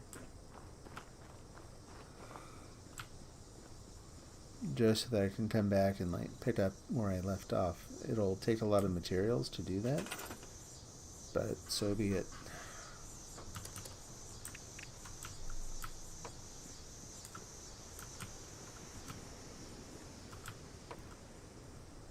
No. No, unfortunately, when we lost one of the animals that we had, it was a little Chihuahua that we had when I was born. He wasn't like a lot of Chihuahuas, you know, they tend to be kind of high-strung, at least a little. He was pretty good. He was good with kids. It was a good thing. But yeah, when we lost, I won't go into details. Just kind of given, you know, how we've been talking. We lost him when we moved, and the circumstances were such that the person who found him, you talked about awful people. You know, it was not good. Yeah, he was the first pet that we had that I remember losing.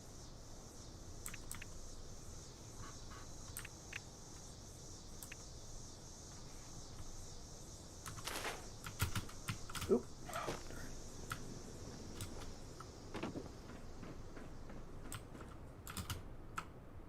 Nope. Now I gotta run all the way back around that side.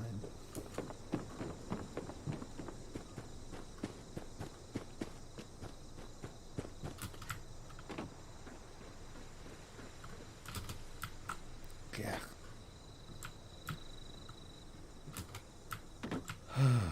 Man. There we go.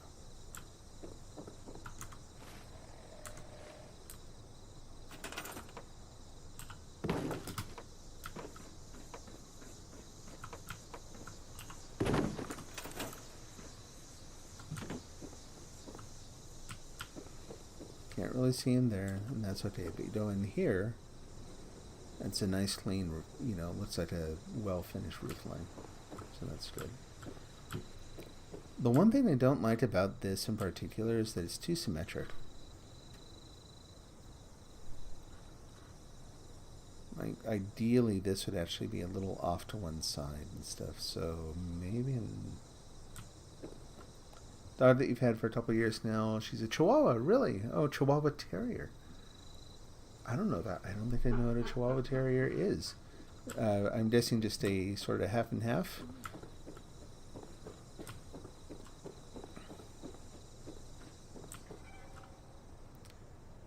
named Lucy. Cute.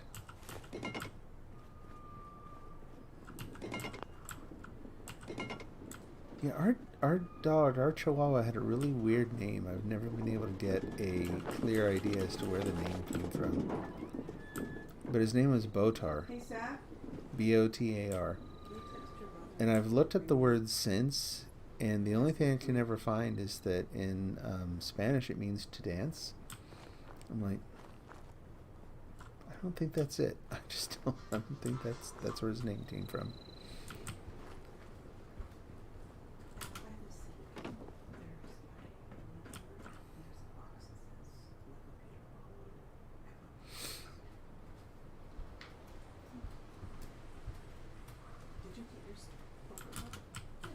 Yep, on the other side of the wall.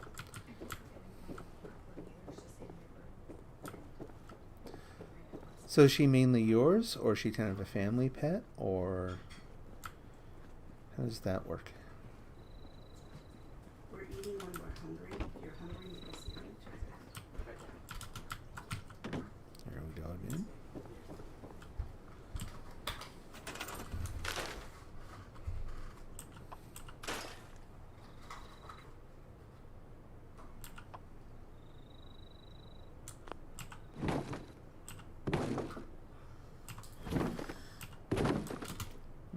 Everything down one. Yeah, that piece is not going to go though.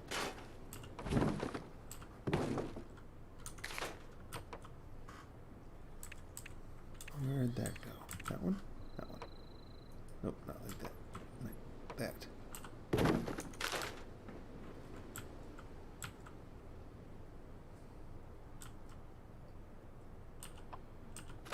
Yeah, half and half. They're rat dogs. Oh, okay. She lives up to her name. Got a handful of shrews, really. Oh, cute. Yeah, I had a friend who I worked with for a while who had, growing up, I think his family raised terriers. He was from Russia originally.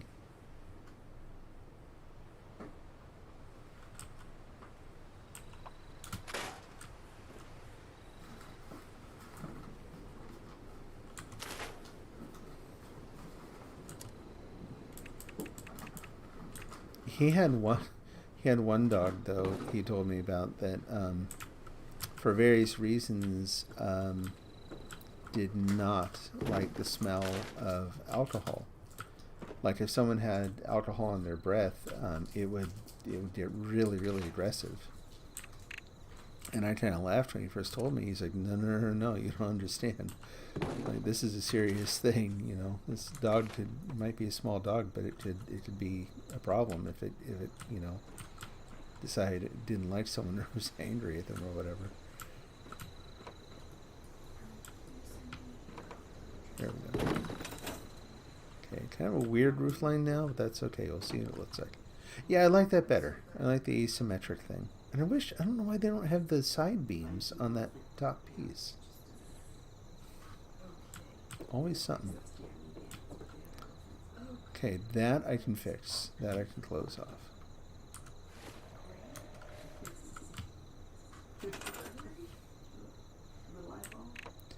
Yeah, one of the pets we had when I was born was this cat named Casper. Big black cat.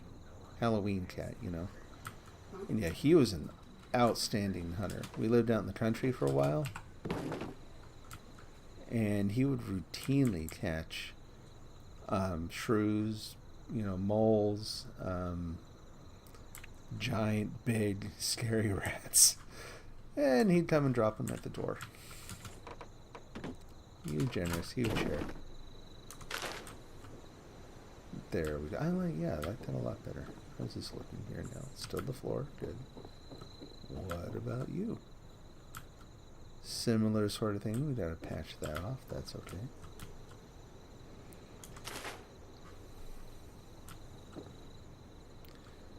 And he just kind of disappeared. He went off. We had him for years and years and years, and then he was gone.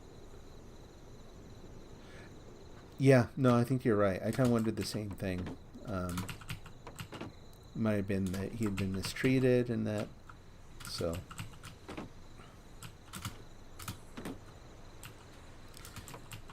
Yeah, it's, you know, they get attuned to something like that inadvertently, accidentally or whatever, and then yeah, it's you gotta watch it.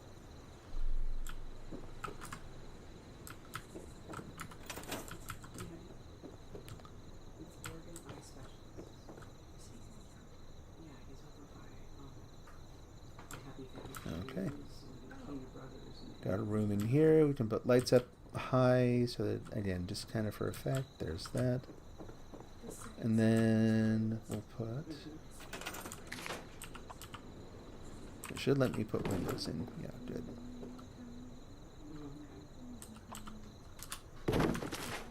Just like that.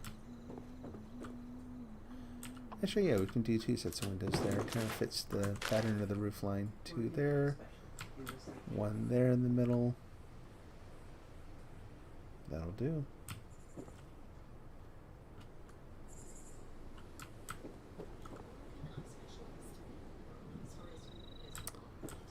Okay, what kind of roof line to put over there then? They're actual doctors. They're not just optometrists. I better check the time. I just realized. Yeah, I've got just a little bit more time here, and then I'm gonna have to wrap it up for the day. It's been good to hang out, though, man. I'm glad you were available today. Nikki too. Like I said, I'm sorry to hear she's gone through that, but I'm glad she was able to stop by and let me know.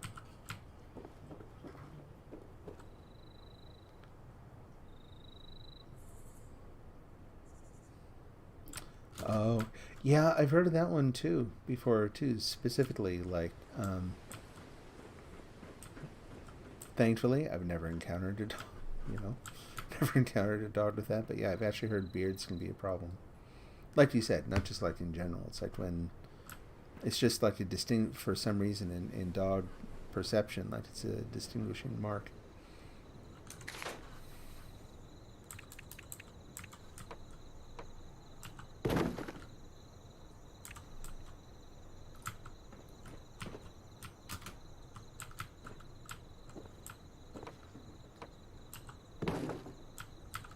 Yep. Oh, that works.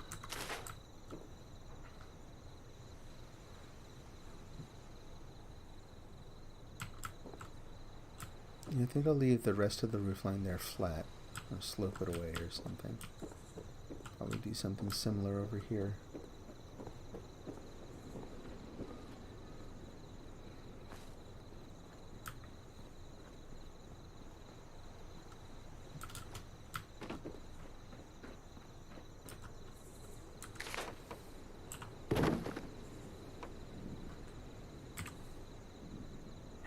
Oops. You know, I still have no idea what those other roof pieces are for. Or these weird shaped wall things. I've never seen them used. And I've never been able to find a spot. Oh. Okay, well, I'm wrong now. I'm like, oh, I've never been able to find a spot where they attach. And then click, like the first thing, immediately. It's like, nope, you're wrong. Thanks, Fallout. Don't fall. Jump. There we go. Come on. There we go. We can do it. Be nice to have something in the middle there. I don't think you're going to be able to see that from the bottom, so I'm not going to worry about it.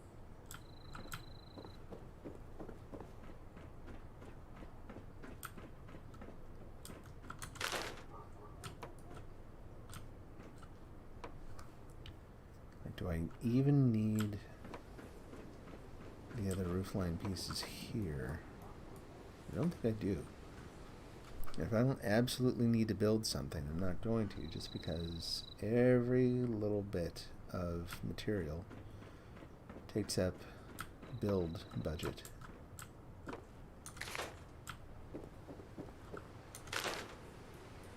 don't even know, like, the only reason I'm really doing it here is so that you can kind of see the eaves poking over there a little bit. Like, it's a potentially fairly expensive thing for a very subtle effect. I'm not sure that's such a good idea. I'll go down below in a minute here and see how it looks. Okay. So I'm down here. I looked over. Yeah, you barely see anything. Well, you can kind of see a roof line there, but, you know. I guess the other reason to do it is if I put windows in here, I'm going to want to actually roof these so that you can't see the sky through the windows. That's the other reason. So I guess it's probably worth doing. Some places here.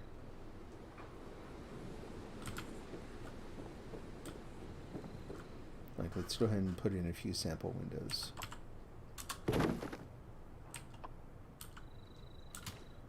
Oop. Come on. Now let's see if I can get those windows to open. Come on. From the other side again.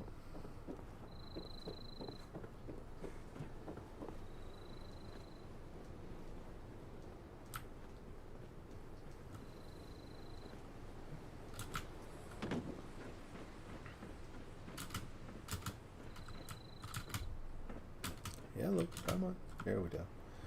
You also had a group of ducks that you took care of, and you had a fox. Oh no. It broke in and ate them. We were looking around and found a duck that hid in a bush right next to your front door. Aww.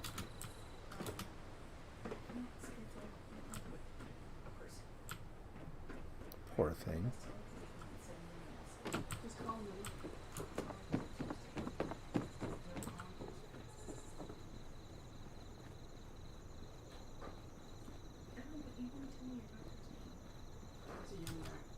So that was the only one that survived then, I presume?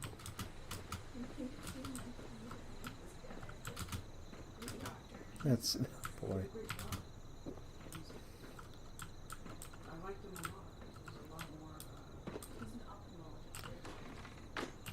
Yeah. My mom grew up with animals more like they raised chickens and that kind of thing. And they had some of them as pets. We had friends who did. We had friends who owned small farms or that sort of thing. But I never raised them myself. Yeah, that's a problem.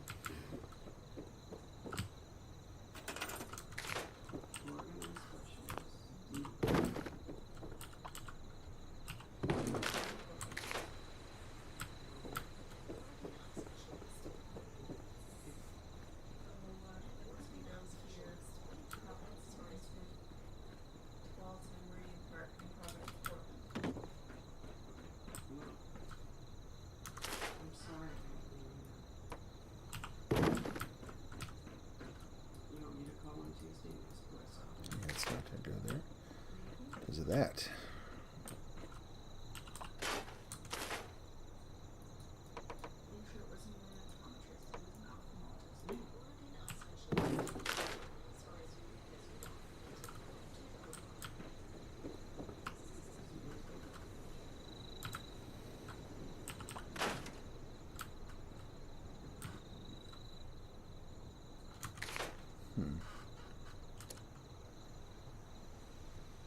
It's not going to let me put walls up here, I'm guessing. Wrong kind of wall anyway. Named him Lucky, yeah. When we put him in with your chickens, they made friends, and when the possum went after the chickens, Lucky pushed them into a corner and blocked the chickens with his wings. Aww, that's really sweet.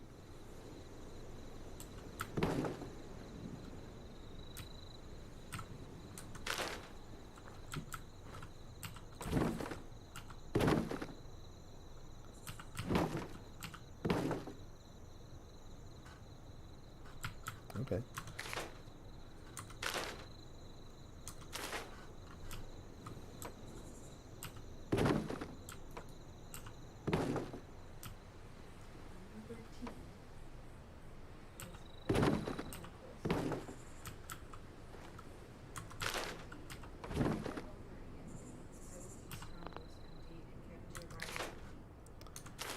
weird building rules in this thing.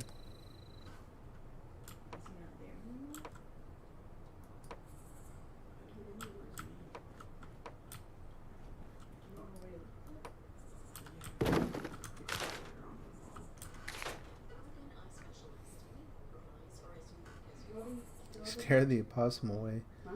We actually taught it on a camera. We set it to see if anything went after the chickens. Wow.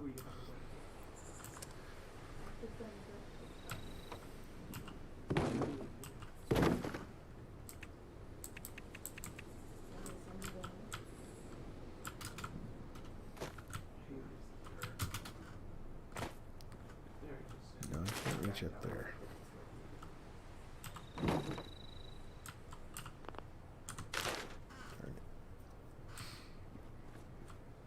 It says here. That'd be a pretty ferocious duck. I know I wouldn't, personally, I wouldn't even go near a possum. We actually, yeah, we get, you know, we're fairly close, small town, but we're fairly close to, you know, a lot of highway traffic and that kind of thing. But there was one day, we have a section of our yard that's kind of fenced off, and there's an evergreen out there. And so it's all covered, it's all shaded. But I looked out there, and there was a possum in the tree staring back at me. I'm like, oh, hey, how you doing? I figured I'd just leave him there, let him wander off on his own. We don't have any outside animals or anything, thankfully. So that wouldn't have been an issue.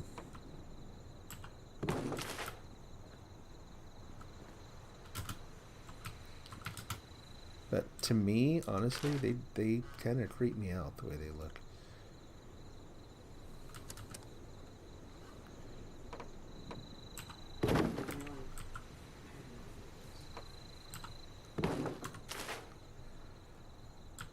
Feels like an excessive build for just trying to make a window dark.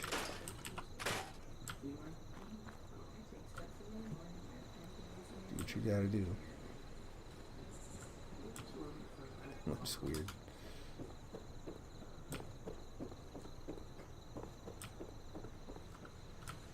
But yeah, that's the effect I wanted. I'll be able to put like paintings on the wall, or, you know, like I can actually make it look a little bit more lived in. And since I have to build stuff over there anyway, maybe well, actually I'll have to do the same thing over here. Alright, well, in any case, I think it's time to make the blueprint and then call it good for right now. So let's do, where do we do this? Switch to modify. Hold to blueprint. Select structure. No?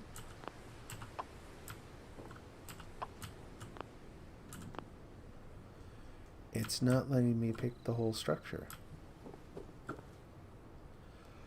Oh. Blueprints have budgets too. But Lucky and a rooster would play tag. They'd chase each other back and forth. Then they would stop and take a drink. And then continue running back and forth. That's fun.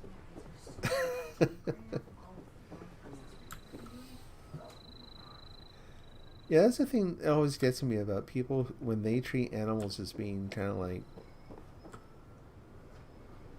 dumb, for lack of a better word, you know? I'll never understand that.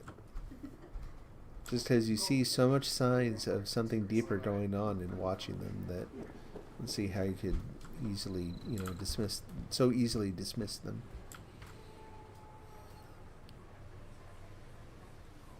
Ugh. Let me go see what's in my stash in terms of all my materials. I did not realize that the blueprint budget would be an issue thing. That's a new discovery today. Man, it's too bad. I'm just going to shoot that house.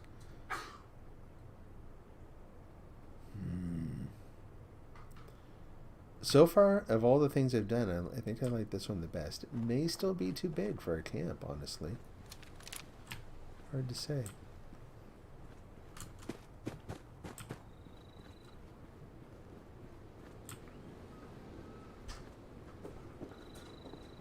I may have to do just an alley on one side instead. Yeah, I think that's it. I think having the alley on both sides is too much. So we close that off. This comes in closer. Dawn dishwashing soap in one of the. I can have an alley on this side for the entrance. That's fine. I have no idea. I can still even find a place for the dumpster. I can put it over in the corner or something.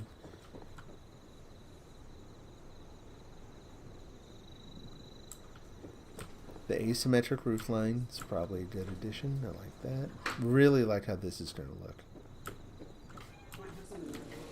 So, and that's the other weird thing. I'll get rid of the roof pieces. Like, if they really aren't necessary, having them jutting off the building like that just looks bizarre. So we'll get rid of those. But then, yeah, so we'll kind of surround this thing in trees, too, so that when people come up, it's going to look like a building that's kind of just surrounded in trees. Ideally, there will be a hill on one side, if I can find a good build site. And so from the trees being kind of on that side and elevated, hopefully they'll poke up over that wall just a little. And I can even do some things to kind of obscure the door here further. Then yeah, you walk in and I'll have lights and all that. I'll have vending machines. With your Chihuahua, she likes to lay on your back as you crawl around on the floor. Fun.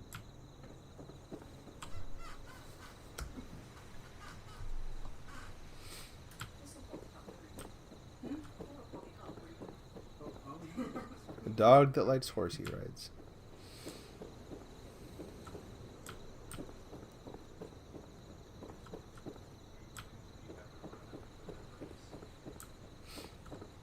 And then yeah, I'll put in enough stuff so that like I can have a scrap bot walking back and forth past some of the windows. I'll have one or two of those the vending machines that are robots, so that they're kind of moving around and making noise. I'll get an ally to live here. Oh, that's the other thing. If I did actually have one of if I can trap the ally up in their room so that it looks like there's someone else living there, then that would be really cool too. And yeah, I think we're getting there. I think we're getting closer. But it's really hard to avoid having both the high walls and a lot of extra stuff on the back. Like I said, I don't know. It might be time to just pack up and move. Like, I don't want to... I'm a little nervous that I'm going to spend a lot of time planning here. And then get to a building site and find out that my building budget is just nowhere near enough to do what I want to do. So that might be... I think that might be it. I think it might finally be time to move. Not on this stream. We'll say that might not be till next weekend. We'll have to see. But you don't say. Speaking of animals, that's Saoirse. So Saoirse, one note, kind of imparting. If you haven't, I don't know if you like this kind of film or not.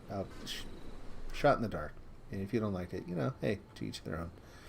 Saoirse is named after a character from an animated film called The Song of the Sea. And if you like folklore stuff, Irish folklore, the Dínashe, Selkies, that sort of thing, it's a really, really good film. It looks like it's going to be a kids' film, and it is kid-friendly in that nothing terrible, nothing really shocking or awful happens in the film, which is yay. But it has a really good story, and for grown-ups, for adults who watch the film, you're going to see parallels in the story that kids are going to miss. It's just going to be over their head. Like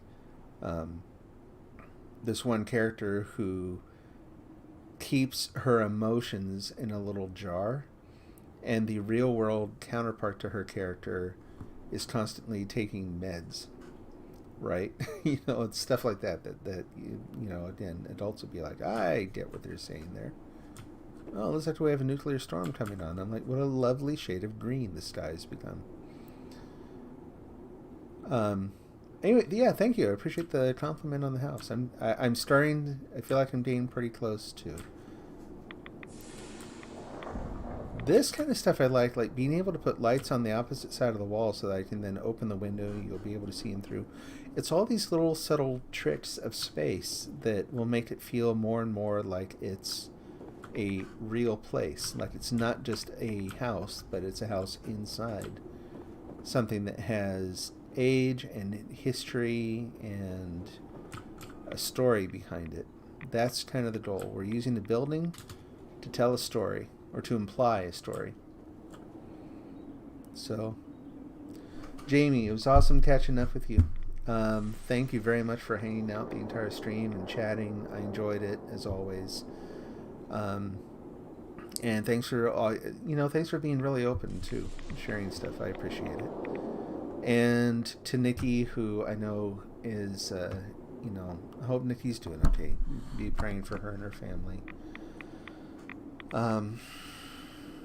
Let's pray that this is never easy. There's no path out of this that's without some kind of grief. But just pray that things go as peacefully for them as they can. That they get clarity around the decisions they have to make. And I hope I will be able to stream midweek. It'd be nice to have enough of my own day back to be able to do these things and also focus on writing and the other things I want to do with my time. But I just don't know. I don't know where things lie right now. It's been kind of day-to-day, week-to-week right now as far as work goes. So all the more reason that I'm glad that we were able to catch up today. Everything's green. Jeez. All right. Take care. God bless. And hope you and your family are doing well. And we'll see you again, hopefully, before too long. Take care. Cookie cutter, and they're huge, and they're mass produced. That's what we got.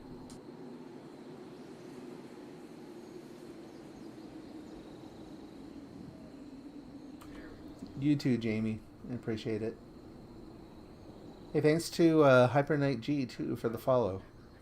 Much appreciated. Hope to see you again.